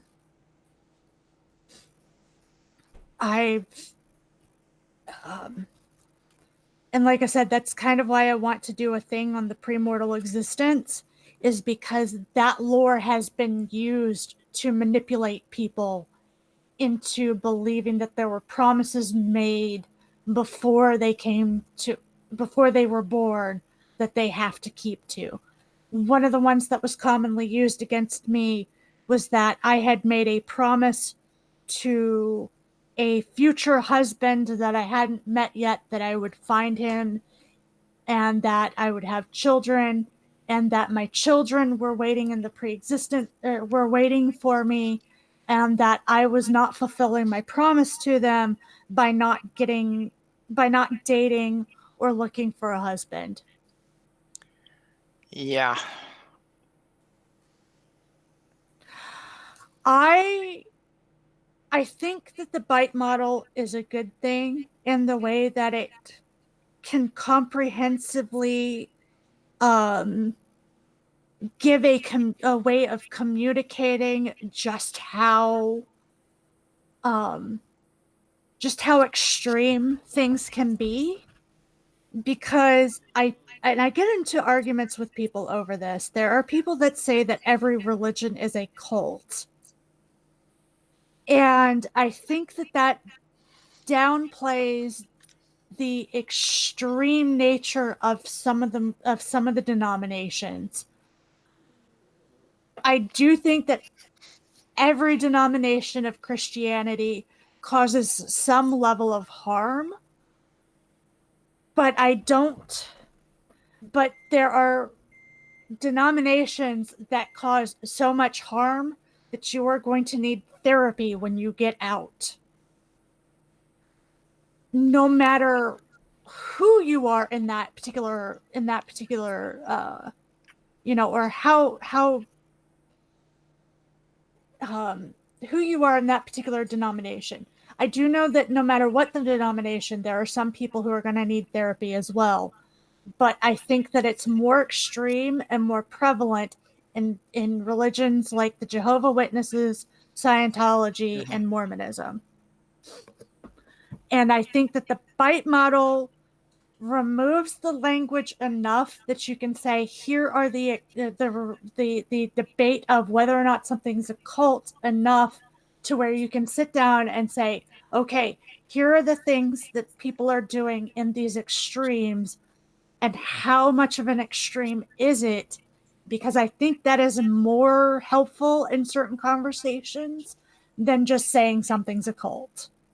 Yeah, I would also say that not all religions are cults, because there's some of them that they, if you decide to walk away, they really don't care. Mm-hmm. Or if you disagree with your pastor. They don't all exercise the same level of control over the members, and that I think that's what the difference with the cult is. Yeah, like for instance, I've said before, I have family members who are ministers. You are free to come up and disagree with them as long as you do so respectfully. Like, as long as you're not being insulting or whatever, you can come up to them and say, hey, I disagree with you. I think you're wrong. Now, whether or not they listen to the criticism is another story, but you're not going to get ostracized or booted out or kicked out for simply walking up to the pastor and saying, hey, I disagree. Try doing that in a Jehovah's Witness church, or in a Scientology church, or a Mormon church. I'll wait and see what the response is. Yeah.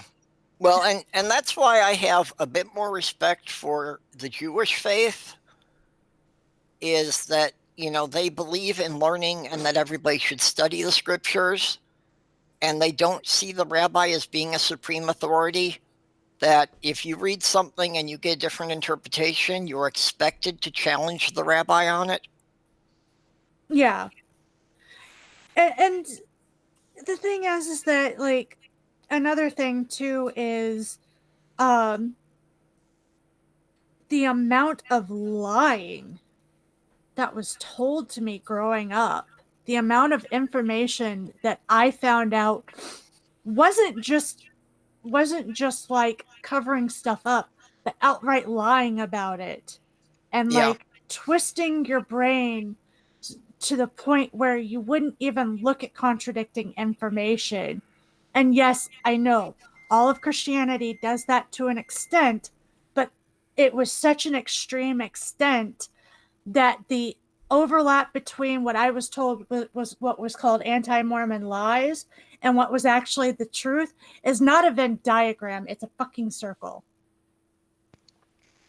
Yeah, the amount of propaganda and misinformation they present.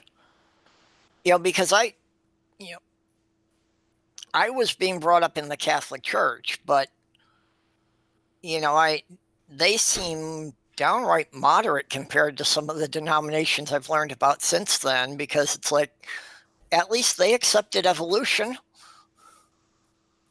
They didn't have a problem with the Big Bang and evolution. They thought, God started the process out, but they didn't object to the scientific theories. Yeah, and just like,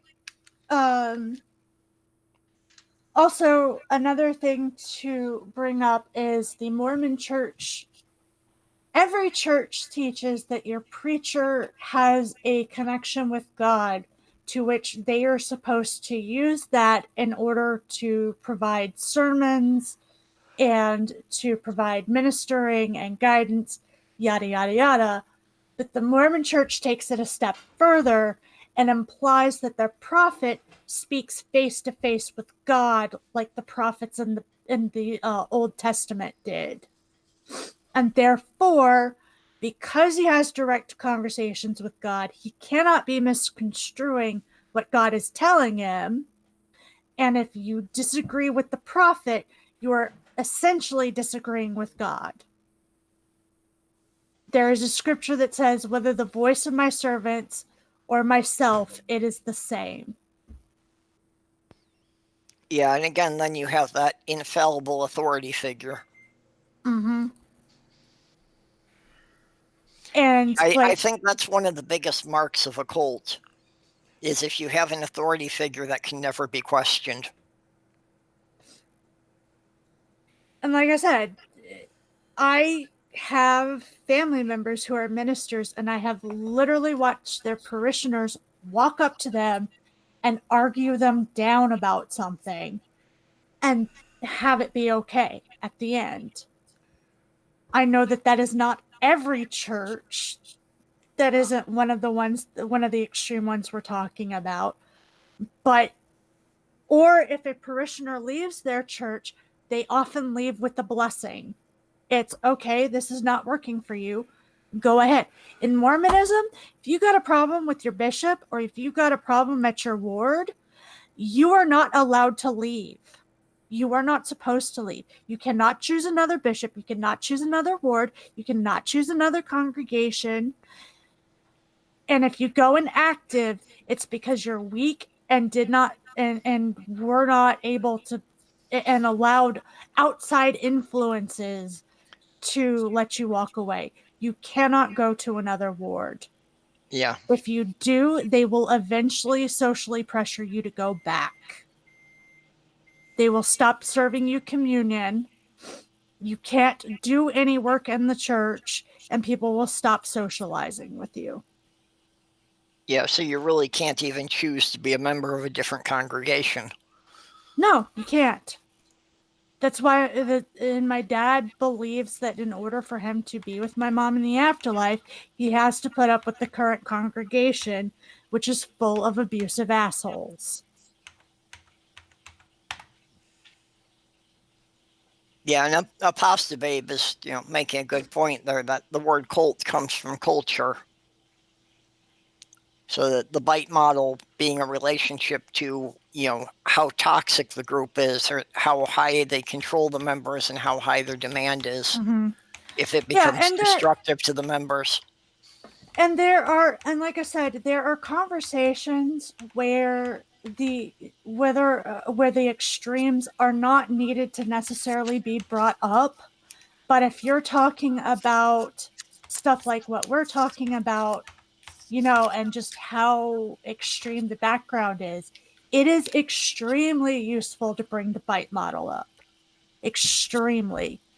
I have not seen anything that is as good as the bite model for these kinds of things. Not saying that there can't be improvements or maybe something else will come along that will be better, but as far as I can tell, the bite model is the best way to express those kinds of extremes. Because none of what I'm talking about as far as how things go is necessarily completely unique to the Mormon Church. Yeah, those elements are there, but they're so far gone. Yeah. The bite model is useful because at least it's a framework for you to be comparing the different denominations on an equal basis. It makes it a bit less subjective.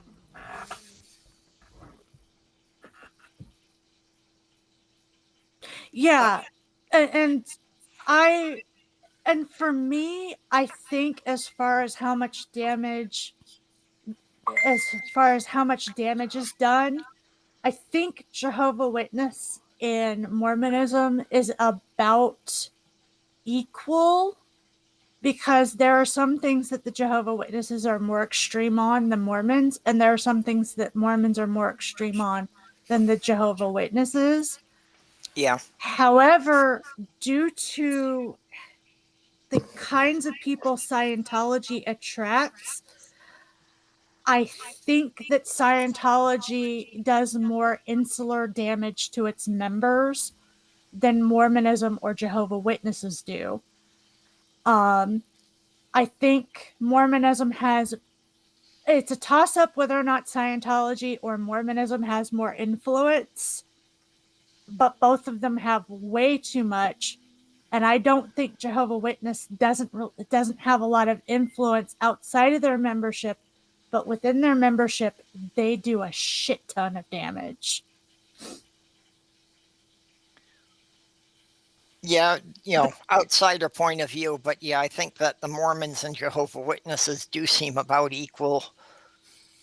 The Scientologists, I don't know, the Scientologists, I just don't see how anyone took it seriously from the start. Just because it's such a modern thing that, why didn't people see through it a lot easier?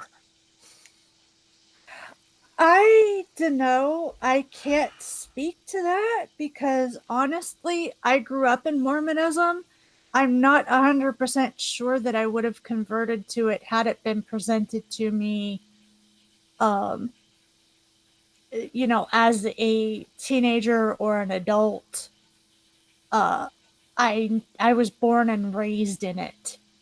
And my mom was the kind of mom where every church meeting was a requirement,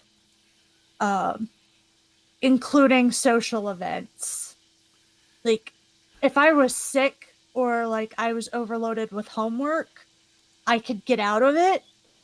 But basically, like, I had to go to every church meeting, and there were a lot.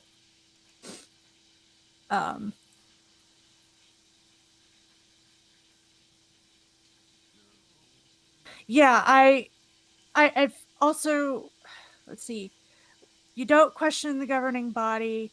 The Watchtower creates a lot of materials, has a lot of social media presence for their people to get involved in. They have cartoons of their own. They have a place. I've heard of Bethel and kind of have a vague idea of what Bethel is like. They have missionary projects. Lots of busy work. One of the big differences is Jehovah Witnesses don't trust a lot of medicine. Mormons actually do. Anytime my sister or I were physically ill and needed to see a doctor, that was never an issue.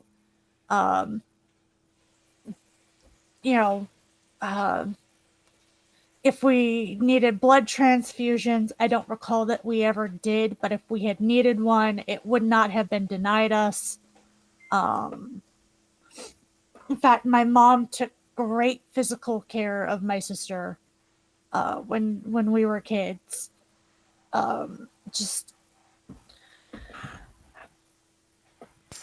Yeah, I think one of the interesting things is that the Jehovah's Witnesses seem much more selective on adopting technology. That they seem to be opposed to medical technology, but I think they've been much more willing than the Mormons to adopt modern media. Yeah, well, the Mormons saw media, like the internet, as a way to convert people. Okay, back in that. And so there was a real push for us to create online presence until they started to figure out that people were actually finding out about all and getting resources on where the church had lied about things. And now they're doing things like social media fasts, where they will often tell membership to not go online for X amount of days.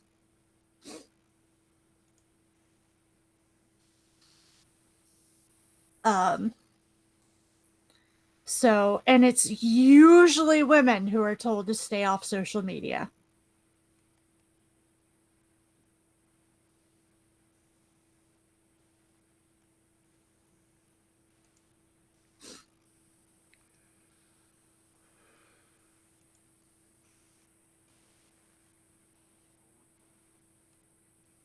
Yeah, I often joke with Nacha that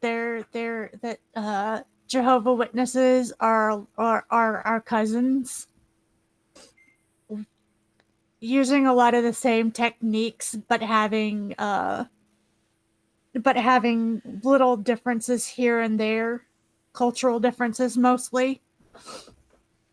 But I don't know that I have touched on, because Jimmy and Telltale did like a few videos on Mormonism and the bite model, and they did such a thorough job of it. Like Jimmy missed quite a few things, but I think it was because I grew up as a female, and a lot of things are harsher on us than it would have been him.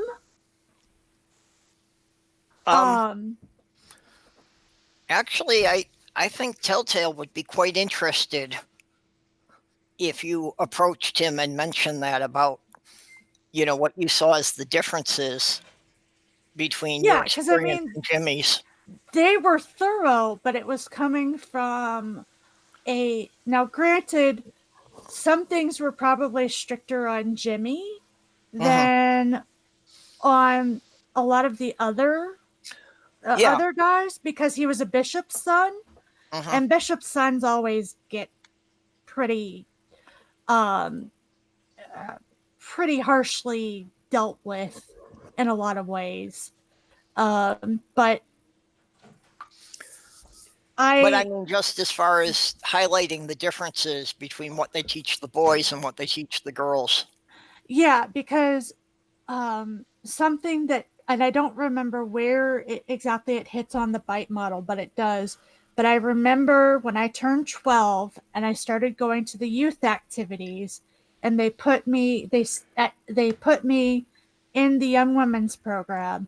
I remember every major meeting that we had that wasn't considered a social event, we would stand up and say the young women's motto. It was at least once a week, oftentimes twice a week. And we would say the young woman's motto, and I can almost recite it from heart, but I'm not gonna, because I can damn well guarantee you that if I try it, Perp's probably gonna get a copyright strike. Well, we're on Diana's channel right now, but yeah. Well, yeah. Sorry, Diana. I forgot whose channel I'm on. Well, that's what happens when you're broadcasting for 14 hours, right?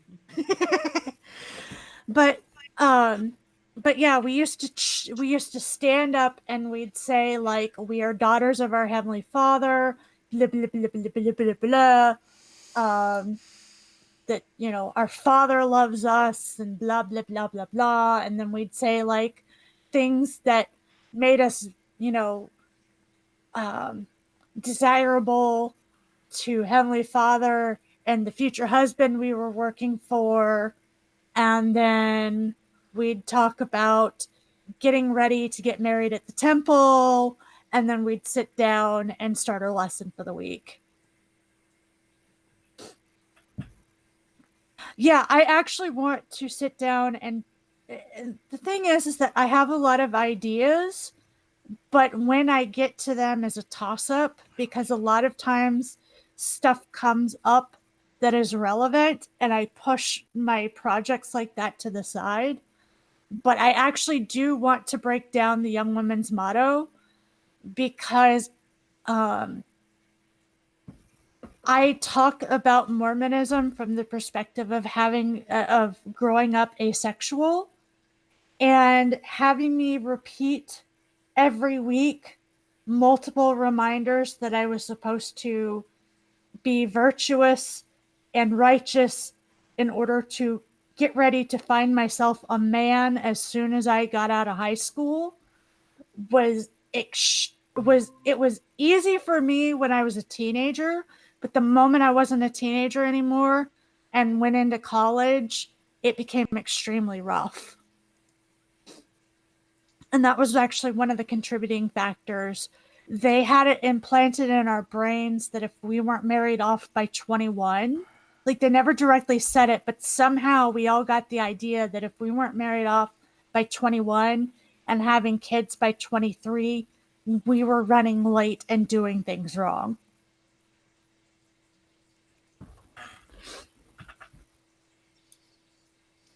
And I'm not sure that the guys, and I would have to ask somebody in the ex-Mormon community, I am not sure the guys had an equivalent to what we did every week.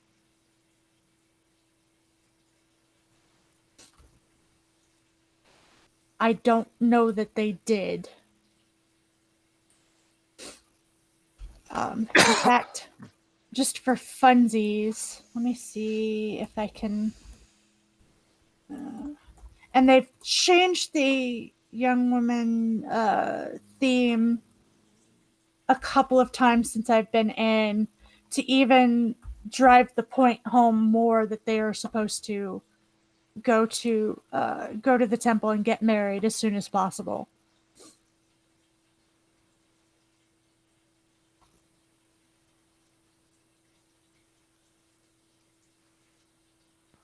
Yeah, the Mormons seem to take that to the extreme, but it is kind of pushed by most Christian denominations that, a woman's mostly supposed to. It is, but here's the difference.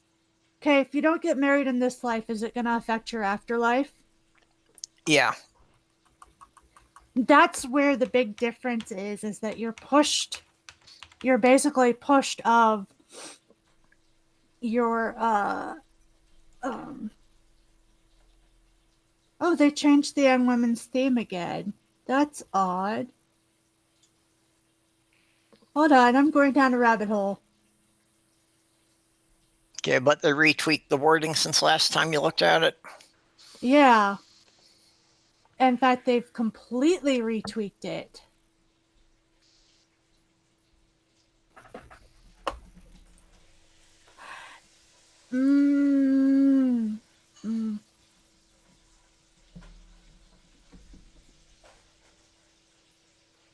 Okay. I'm going to have to find the old version because the old version basically was prepping us to get married, and this one they've taken a lot of that out. Really? Yeah.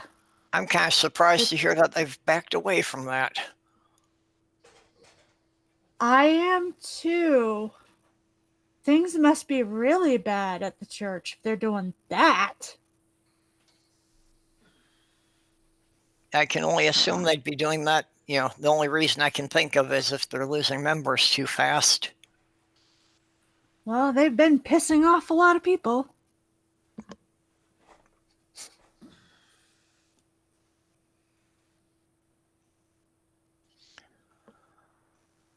Okay. All right, so they still have the you're supposed to grow up and get married reminders, but it's not nearly as bad as it was. I need to find a copy of the old one. But yeah.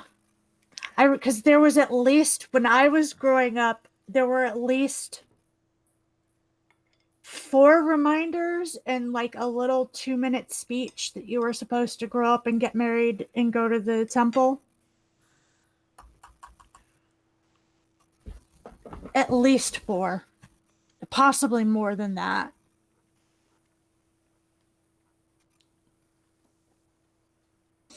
And of course, the church is good at covering its tracks, so it's going to take me a while to find the old one, because I, like a dumbass, threw out my personal progress book. I wish I had it, but there's not much I can do about that now.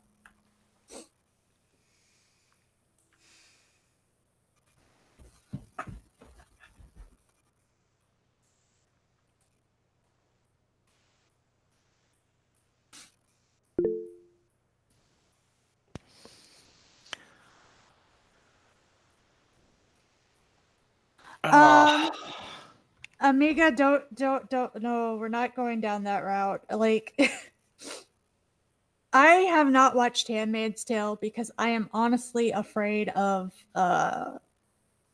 just seeing too many parallels in the way I was raised.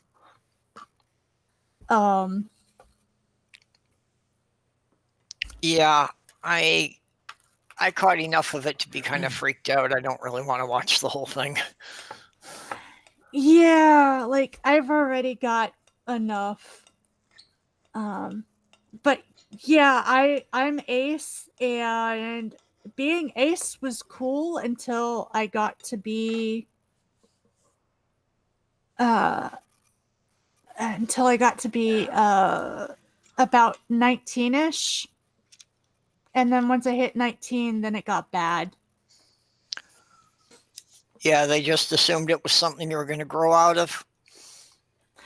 Yeah, they assumed that the right guy would come along, and because I was such a good little Mormon girl, that it would be easy for me to find a guy. Because, whether or not you find a guy or a girl is directly related to how righteous you are, because, prosperity gospel. Yeah. But, yeah. Well, and of course, if you've been a good member of the church, God will reward you by setting you up with the right partner. Mm-hmm. Yep. That was taught to me quite a bit. Alrighties. So, let me see if I can find a copy of the Young Women's Theme that is to share with y'all. Here we go. Now, I don't know how often it's said the young women only meet every other week, but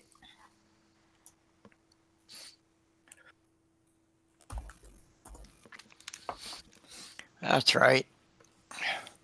yeah, that's pretty much it. I was told that was what I was supposed to do, was to get married and have children.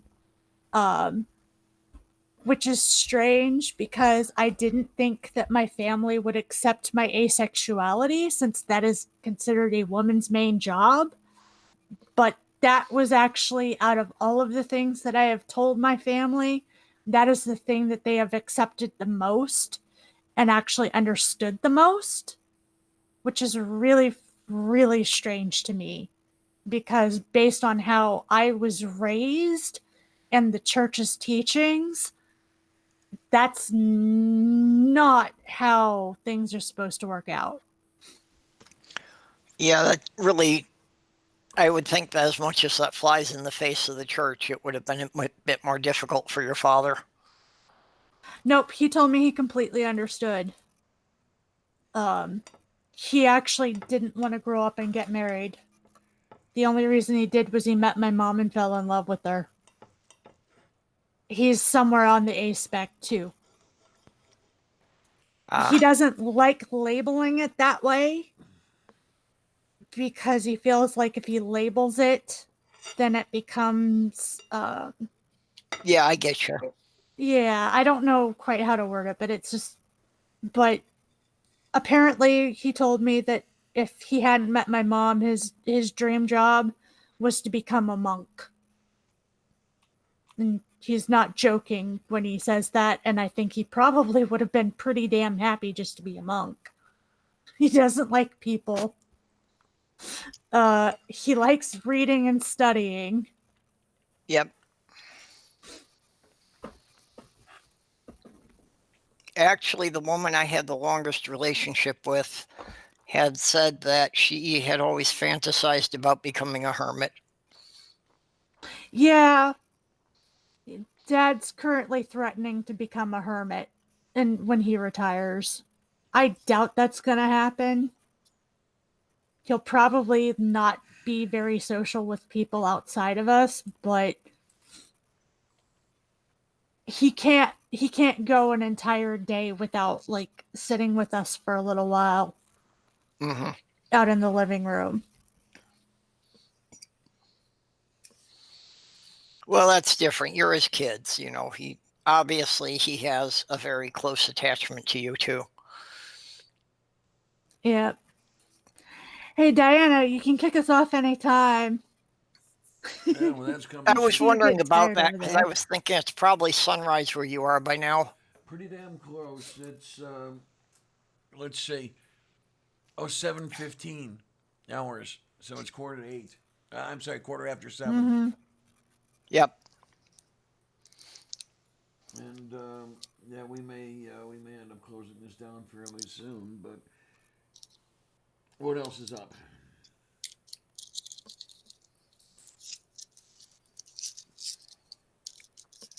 If you wanted to close down, there's still other people streaming, so people can hop to another channel. Well, what are you guys up to in the near future, in the far future? Oh, go ahead, Purple. Go on. I have a thingy recorded and partially edited. If life doesn't go completely down the shitter trying to take care of my sister, I plan on within the next week having a video out about Death Stranding and Wait a minute, Death Stranding? why Death Stranding, it's a video game about why the asexual community has problems with that game, and I'm going to break it down bit by bit.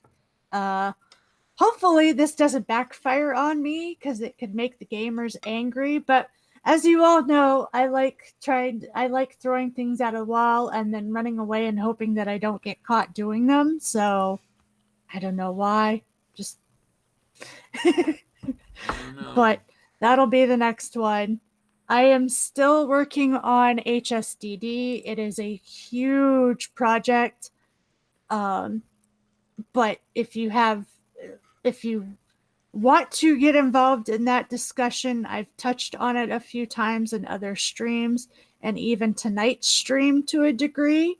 But if you want to know what I'm working on with it, or have questions or even resources, feel free to DM me. It is a subject that I like talking about. But basically that one has been a months-long project that I'm still only halfway finished with.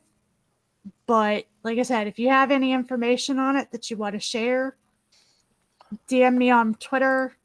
I am keeping my DMs open for now against my better judgment. But yeah, those are the projects I'm working on. For the most part, the DMs are the only thing I look at on Twitter. I try to avoid the public area most days.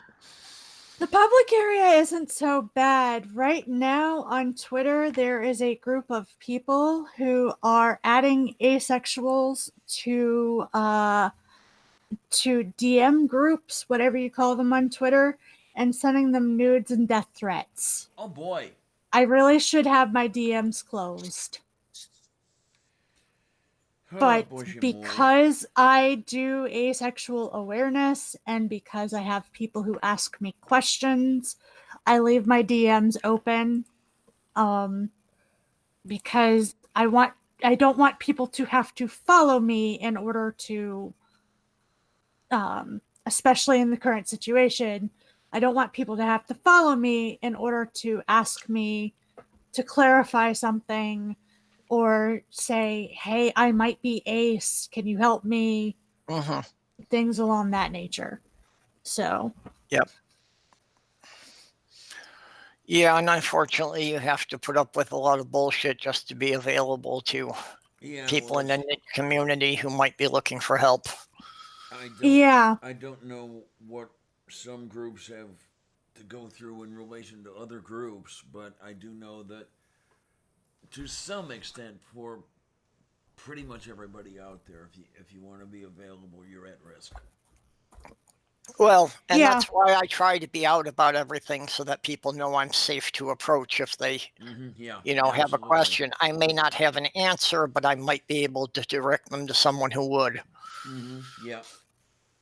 Well, and the thing is that I'm not good with the am I ace questions because for me, it is difficult for me to be able to sit down and help somebody sort that out. I do, however, have 2 or 3 people on my list who are good at that. And I also know where the safe resources are for you to go and ask that question, because doing something like asking it openly on Twitter is not a good idea. going to somebody privately in their DMs and asking is usually a much safer option. Okay, then yeah, it's yeah, it's weird. So, but yeah, things are not good with Twitter and Aces. I am against my better judgment staying on there because apparently it's. I wish that I had a cross between Facebook and Twitter where you didn't have the character limit, but you got the ability to be seen more easily. Because Yeah. if I put something on my Facebook and I put it public, not as many people are going to see it as if I go on Twitter and post it for whatever reason. Yep. I know exactly what you mean on that. I would give up Facebook altogether if Twitter didn't limit me on, not being able to write a couple of paragraphs. I would give up on Twitter if I didn't need it to advertise my channel or my resources. Well, there's the Yeah, thing. well, If I could make Facebook work for that, because Yeah. at least even though Facebook isn't consistent, Facebook does not allow harassment of aces on its site to the extent that Twitter does. The people who have started the group that I mentioned, they got a month suspension and they came back and immediately started doing what they were doing before all over again. And they keep getting suspended, not banned. Also, Yeah. Twitter refuses to verify any of our asexual or aromantic resources. Okay, then. None of our resources are verified. Yeah, and Twitter unfortunately does seem inconsistent about enforcing their policies. Mm-hmm. Now, I've the Aces have noticed the that when prob- you're in a... Go ahead, Diana. The Aces have many much problems. How about the Deuces and Treys? Do they have the same problems? I know you can hit I me don't know. Yes, I can. I know. You're just trying to lighten things up. now. But I mean, like, and I can't think off the top of my head of any trans resources that are not verified, but I am certain that it's happening too because it seems like it seems like Twitter is starting to use the word TERF as a slur. Like, if you call somebody a TERF, you get suspended. But Yeah, if the you problem tell is not addressed. but if you push a trans person into calling you a TERF, which is what you fucking are, if you're pushing them, then that person can push all the buttons they want, and then you get suspended for fighting back. That's their strategy. Yes. Yeah, that's what I've been seeing happening on Twitter too much. The TERFs are a good example. I've seen a couple other, similar things that, it's the people who are trying to defend themselves wind up being the ones getting suspended. Mm-hmm. Now, what I don't know about that is whether a block party would be effective against those folks. I tend to pre-block, and I think that's why I haven't been noticed yet.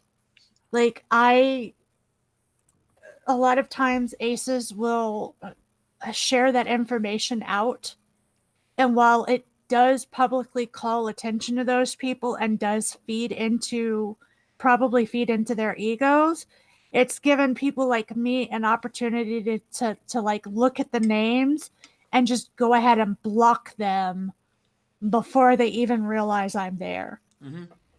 And I know a lot of people have issues with blocking that way, but there is a reason why I do it that way, is because I do not wish to interact with these people. I see no good coming from it. If I thought that a conversation would change their minds, I would probably try it, because I do like educating. I do like bringing awareness. But these are the kind of people you just can't talk to. Yeah, and I do know that say in the atheist community at large, there are certain people who have earned themselves a place in the Block Party appreciation list, shall we say. There's a certain person who goes by the name Helen Ohenzo. There are several Yeah. people who watch for his alter egos and start the news going through the grapevine that he's added another one, that sort of thing. Now, would that sort of thing work for the people who try to push other people in order to get them banned because they fought back? It would be nice if it could. Yeah, and we've got people who are now keeping an eye on when they change their handles, keeping an eye on when a new account pops up. There is somebody who's keeping an eye specifically on when they get added to the group. They keep an eye on which people in those groups are aces who were added to it, so that aces don't accidentally get blocked, because sometimes it's not very apparent who are the trolls and who are the aces. And that has helped a lot. But the thing is that unfortunately, these people can just create a new account when they're suspended. And while, yes, they can do that when they're banned, but the thing is that if your account is not banned, it's just suspended, all you have to do is create a new account. When that one gets suspended, go back to your original account. And all you have to do is keep maybe 3 different accounts up and running. Yeah. Maybe 3. Well, and then you've got the And all you have to do is just wait for the suspension to be over and go back to the original account. And then you've got people like Henzo who must have their own mail servers, and with that have the ability to create any number of sock accounts, to where it's hard to tell which are the sock accounts and which are the original accounts. They've got the real advantage when it comes to this stuff, especially if they are going through a VPN. Yeah. On Twitter, most everything's linked to the phone number.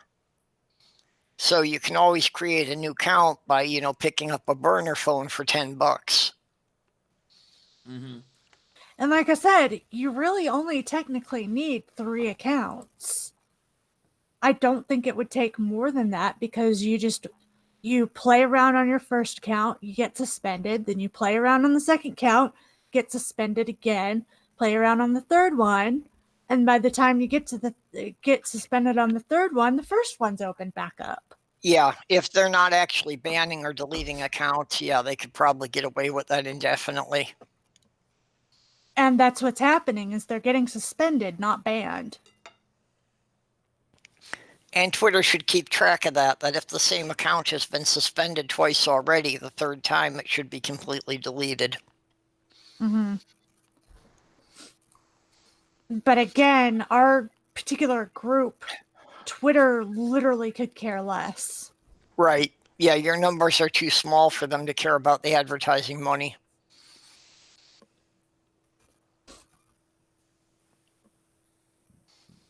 Like I said, we've been... It sucks that is what drives everything, but in our society, it always comes down to who will they collect more money from.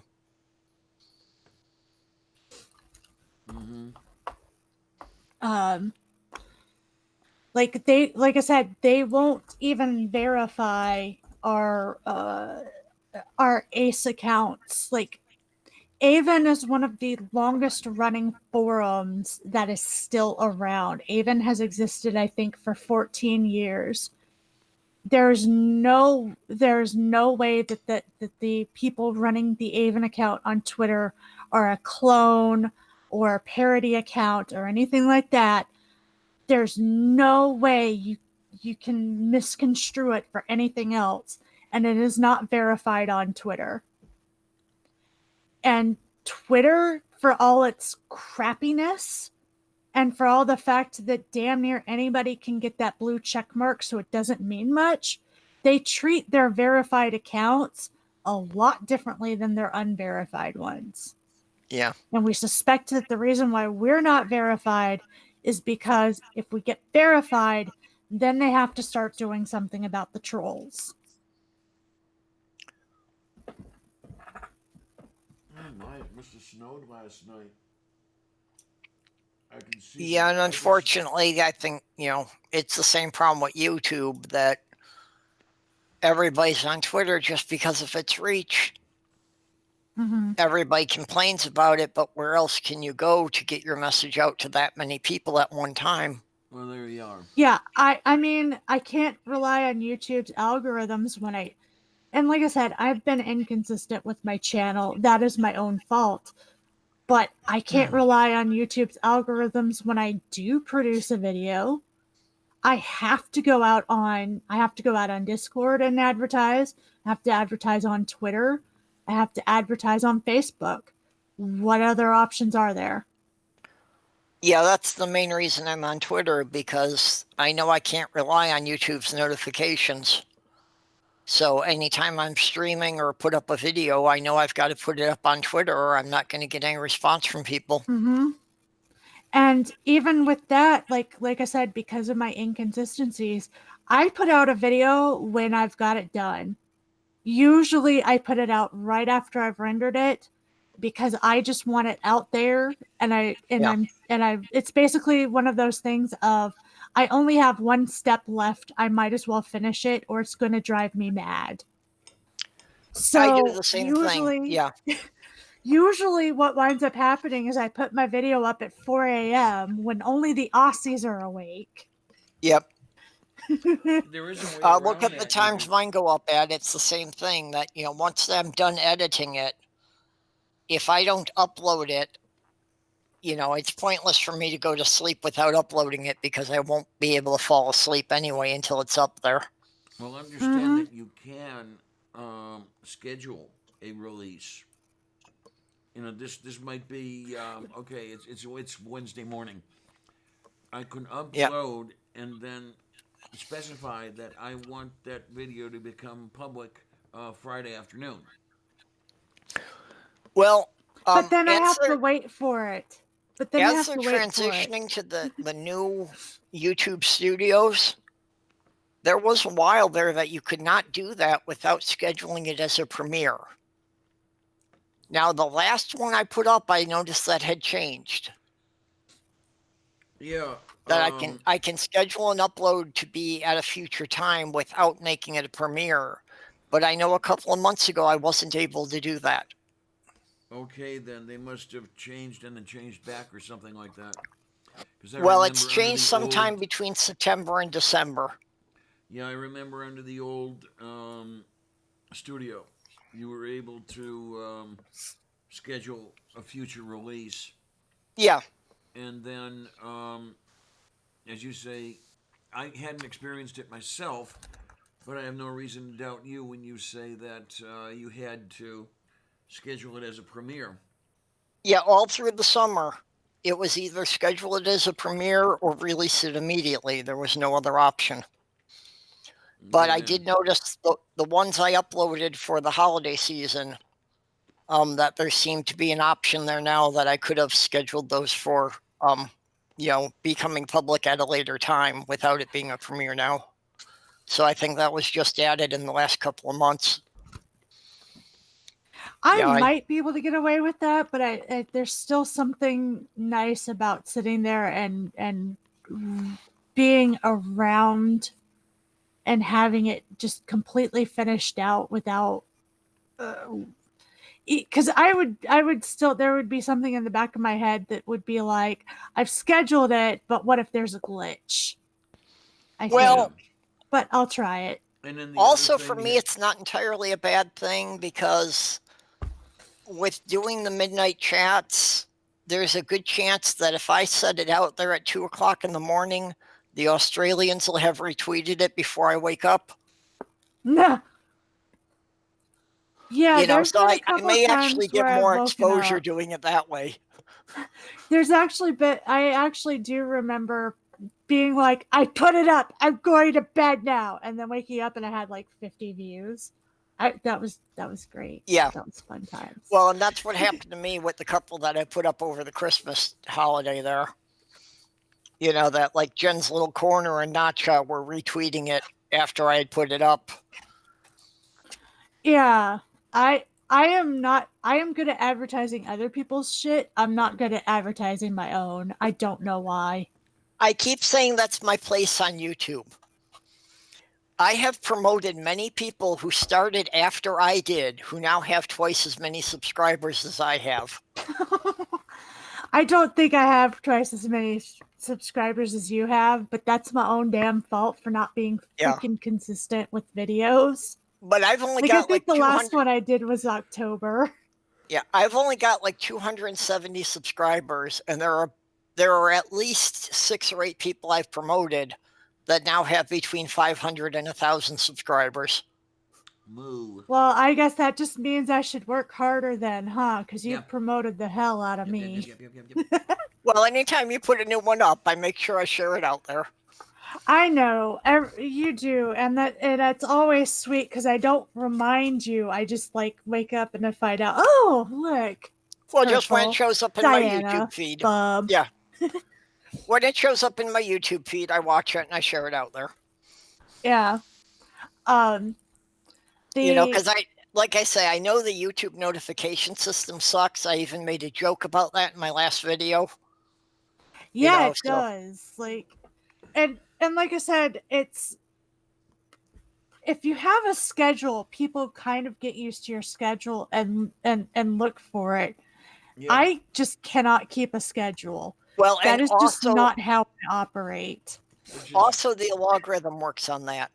which If is- you release a video on the same day of the week every week, the algorithm is more likely to promote it. But if you don't release at least a video every week, then it's going to ignore you. Yeah, and I can't do that. The I best can't can either. ever do I is haven't 2 even a managed month. to get out one a month. Hey, neither have I. Like I said, and I don't think actually. I think the last actual video I did was in September, and then all the rest have been live streams. Which, granted, those live streams have done me a lot of good. I didn't see a lot of after viewing, but having the live streams that I did was really awesome because I got to collaborate with a bunch of people that I really care about. And like we were able to discuss things that I would not have been able to put in a video by myself. I've actually been surprised at how much visibility I've gotten from my live streams. Because on average, I'm only getting 5 to 10 people watching at any given time. But after they sit there a couple of weeks, they wind up getting, 30 to 50 views. Yeah, I noticed that with That mine. is really At the odd. end of a Sunday stream, I may have 25, 30 views, but then at the end of the week, I'll have 70 or 80. Yeah. And if I happen to get somebody who's better known, in the community that comes in there for an hour or two, yeah, Oh, then my, that can get it way up there, and I can get 100 views on one. I think, and I'm going to thank him for this right now. I think I got about 50 subscriptions out of Aaron when he came on my show Uh-huh. for the protest. Yeah. Well, I had that one afternoon stream I did that Cirrus and Bad Tempered Badger basically took over talking about Star Wars, and I was completely lost. But Yeah. since they were both in there, I got like 100, 120 views on that one. Mostly because Cirrus was in it. Okay, then. Yeah, my last live streams didn't do very well. I only got under 40 views, which is fine because I had a good portion of the people who would actually have sat in the audience and watched it Yeah. actually in the stream. And of course, topic is Um, everything. my highest grossing videos, aside from some of the clips, I did one of which is well over 1,000. So we're around 110, 120, and those were that series of queer videos that you were in on. I think Jen was there. Of course, Kate was there. And I think it's the topic that drove that one. Yeah, because McKinnon was. She retracted her statements. She didn't apologize. So I'm working on trying not to be as mad. But she really could have caused a lot of damage. I don't know that she actually did cause damage, but she could have caused a lot of damage. And the audacity of her to say that asexuality wasn't a sexuality in order to justify her original statements while claiming she's asexual pissed me off, because that didn't come up until it became convenient. And I'm not saying that she's not asexual, because I don't believe in poking holes in what people say their sexual orientation is, because that causes more harm than good. But I'm pissed off that she thought that that was something that she could use to justify her original statement, which was harmful to several different parts of the LGBTQ plus community. Okay, then. Yeah, Theo, And I did not bring that up because that was not the actual subject we were talking about. But I did want to put in my 2 cents because I had been directly involved and had friends directly involved with that entire conversation. Yeah, Theo. Tria? Yeah? Thanks to Pirate Kitty, I did learn how that I could go after one of the live streams and I could actually snip a section out if it was a problem. Because I had to clip 10 seconds out of a video because I shared a picture that was not appropriately rated. Oops. Well, Pirate Kitty put it out there, so I shared it with everyone because, until I blew it up, I couldn't see what it actually was. Yeah. So I went back and I was able to just snip 10 seconds out of the video to take that out. Oh, whoops. Yeah, So I may have to wind up doing that at some point. I am surprised. I am honestly surprised that the Kinky Aces stream hasn't been pulled down for some reason or another. But yeah, I was pissed off and I wanted to be a part of that conversation in case the asexuality came up. It never really did. But, and like I said, she has retracted, but she never really apologized. I had somebody see that and ask me about that, about how an ace could be kinky. Oh, there's lots of ways aces can be kinky. Well, I'm extremely vanilla.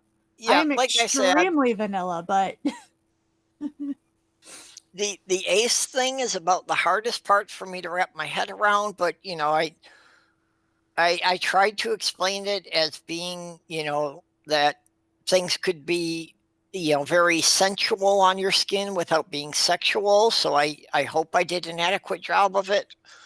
Well, and also not all BDSM is sexual either. A good portion of it is, and you shouldn't deny that in order to, but there are some things, like I know some kinky people who don't have any sex to do with their kinkiness, but some of them like dressing up in uniforms and cleaning a house and serving somebody. And I got some of that from my fiance because she had actually been a professional dom before I met her. And she did tell me about some of the guys that were her regular customers that, it never was anything sexual, but they just liked the idea of being bossed around by a woman. Well, yeah, I Well- mean, and there's also pain isn't always necessarily sexual. It can Yeah. be if that's but pain, there's punishment, there's reward systems, Mhm. there's service, I there's don't understand any of that. I really don't. Okay, I'm coming from a different place, I know, but I've had my head cut open, and with that experience, I can tell you that that was not pleasurable. Okay? No, I still really don't get the pain thing. That with my fiance, it became a thing of how long I could tolerate it because I know she enjoyed it, but it wasn't anything I got pleasure out of. I'm I am not a kind of person who likes pain. I don't like it at all. Yeah. But for some reason, it's not all that hard for me to wrap my brain around somebody liking pain. And I guess it's because I grew up, and as far as I know, I don't know of anybody who's into BDSM in my family, but there is a distinct common trait amongst men on my dad's side of the family where they like what they call fiery women. So they like being henpecked. Yes. Okay, then. They enjoy it. Okay. I do didn't not want understand to that. risk projecting, but yeah, I had the impression that your dad was somewhat submissive. Servility is not for me. Sorry. Well, just from what you were saying about, that you thought he might have wanted to stay home and take care of the kids and such. Well, and also, Mom, I know that Mom NATO has already kind of taken this up in the community, but amongst our personal lives, I have heard my mom several times by loved ones compare her to a tornado. Mhm. She was just that strong-willed and loud, and I mean, you did not want to mess with the woman. Yeah. You did not want to. She would tear you apart in a second if you got in her way. And it's what she needed to be for my sister, because my sister is disabled. But a lot of times when Mom got mad and she had her buttons pushed a few too many times, my dad was usually in the background with popcorn in hand. And with a smile on his face that said, "Look at my woman go." Yep.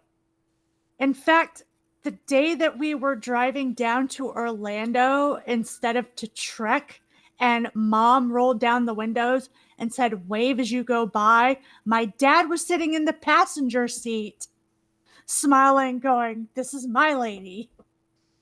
I'm so proud of her."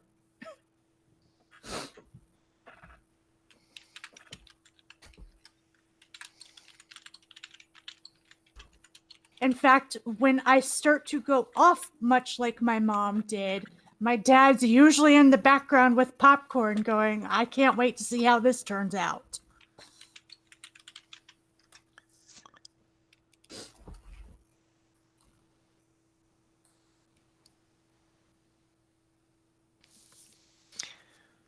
Yeah. I really found it strange with my fiance because I had always been, so anti-authoritative my entire life. But it's a whole different matter when you get to decide who the authority is. Yeah, there's something about it being consensual that often changes things. Yeah. Like, I don't like people coming in and thinking that they can restructure and reorganize my life for me. But if they say, hey, do you need help organizing? And they wind up restructuring and reorganizing after asking, Yep. I tend to say yes. Well, that's my entire life. It's like if anyone gave me an order, my knee-jerk response was "fuck you" before I even heard what they said. I have that problem, and I have that problem pretty badly. Yeah. Unless it's somebody that I've already accepted that I don't mind. Usually and somebody's paying me. when I met my fiance, we met in an online chat room, and that's like, it was just kind of a curiosity. I was exploring the idea theoretically. I didn't think it was something I'd ever do, and it was just the way she was, that, she wasn't like immediately overpowering. She was more like gentle coaxing. Yeah. And she got the idea that, if you order me to do something, I'm not going to do it. But, kind of the gentle persuasion works. Same with me. If somebody barks orders at me, I'm usually like, who the hell do you think you are? Yeah. But if you just ask, I'm generally like, cool, I'll go do it. No problem. Yeah, that's why I said, I would never be able to make it through the military. I'd never make it through boot camp without telling the commanding officer to fuck off. I would be in so much trouble because they would start yelling insults at me, and I'd be like, the Mormon Church has done worse to me. I'm sorry, but you're nothing. Well, that The would punishments be, might break me, but the insults that are supposed to break you down, I would be like, I've been through worse in my life. that would be me. It's like, if somebody starts yelling at me, I will just walk away. And it's like, that wouldn't work very well if I break ranks and just turn my back on him, but that's probably what my reaction would be. Whoops. All right, we had talked about shutting down an hour ago. About that. And Yeah, Diana Sun's is you need like to get some nodding sleep. off. We should probably let Diana sleep. Okay, Probably, everybody. maybe.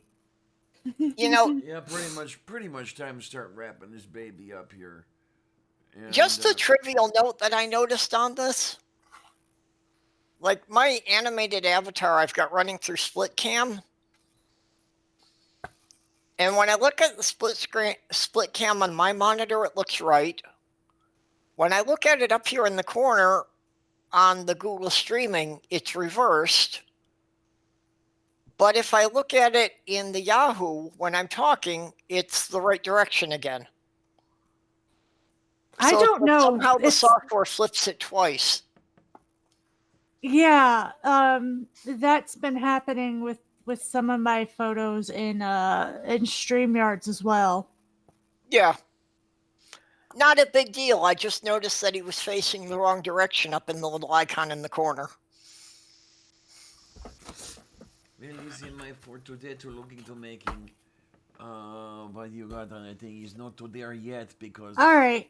Yeah, but like I said, when I click on the There we go. YouTube channel, he looks right. Well, okay. Yeah, the YouTube channel, they're both facing the same way. Yeah. So just an odd little quirk of the software. I don't know what causes that. Okay. Move beef. Well, All right, thanks throw us everybody. out, If you want to shut down, Diana. Diana, we'll let you go. Yay! I want to thank everybody who's here, everybody who's not here, and Happy New Year, everybody! It's start of a new year, and let's see where we can take this by 31 December. So Okay, if people are looking for a place to go, Hopswatch is streaming, and Osmond Cometh is apparently running a game of some kind.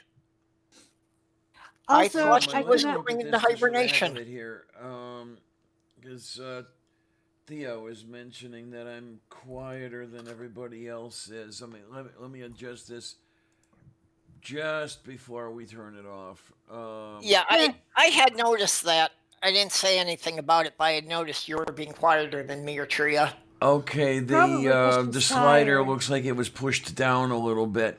So Okay, somewhere good. in my cackling, I must have triggered the Yeah, now you're at AGC. about the same level as Tria. And I cannot bring myself to say Happy New Year, but I love you assholes. Well, Please, like I say, may your I, hangover not be that bad. I keep thinking of that one episode of MASH that the entire year was done in one episode, and Potter's toast at the end. That here's to the new year. Let's hope it's a damn sight better than the old one. Yeah, I hope it Indeed is he for does. y'all. I have no hope for myself, but like I said, that's why I say I can't bring myself to say Happy New Year.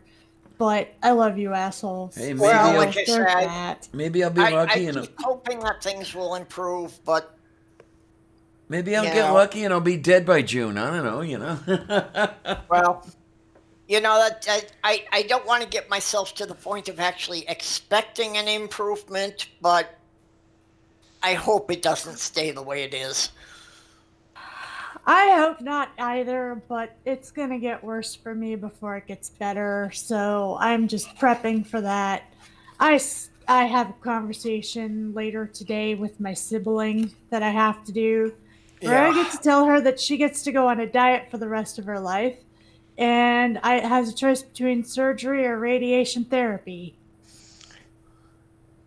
Yeah, Tria, So- again, I just, the amount you take on a daily basis with your father and your sister and with Elmer, I don't see how you keep going day to day. That is more than I could handle. I don't, honestly, I'm not right now. I'm being completely honest. I'm being held together by duct tape, spite, coffee, and anger. Yeah, I would have shut down and I would have not gotten out of bed for several weeks. The current pattern is I get up, I do stuff for a day, and then I sleep 18 hours the next day. Yeah. That so, sounds like you know, what I'm about I'm to just do. saying that you are an amazing individual. That's what I'm No, trying I'm not. to say. I'm not. I'm doing shit that's life. Life sucks, and then you die. Yeah, but you know, you're doing what you have to do and you don't complain about it, and that's more than I could do. Oh no, I've been complaining. Not nearly as much as I would be bitching. But anyways, Okay. Yep. The We'll talk to projet. you good later. night, loves. Well, it is Wednesday, so actually I'm going to be streaming in about 5 hours. Don't you? I don't know if we I'm going to might be wanna awake let in 5 Purple get hours. some sleep. I just realized that it is Wednesday morning, and I had already set that up, so it's already on my channel, and people Yes, will it be are. looking for it. All right, I'm gonna throw myself out because I think that's the only way to end this. Okay. Good night. Okay. or good Later, morning. everybody. Night, everybody. Bye. Be good, have fun, all that happy stuff. And Yep. thanks a lot, troops. See you on the other side. Bye bye.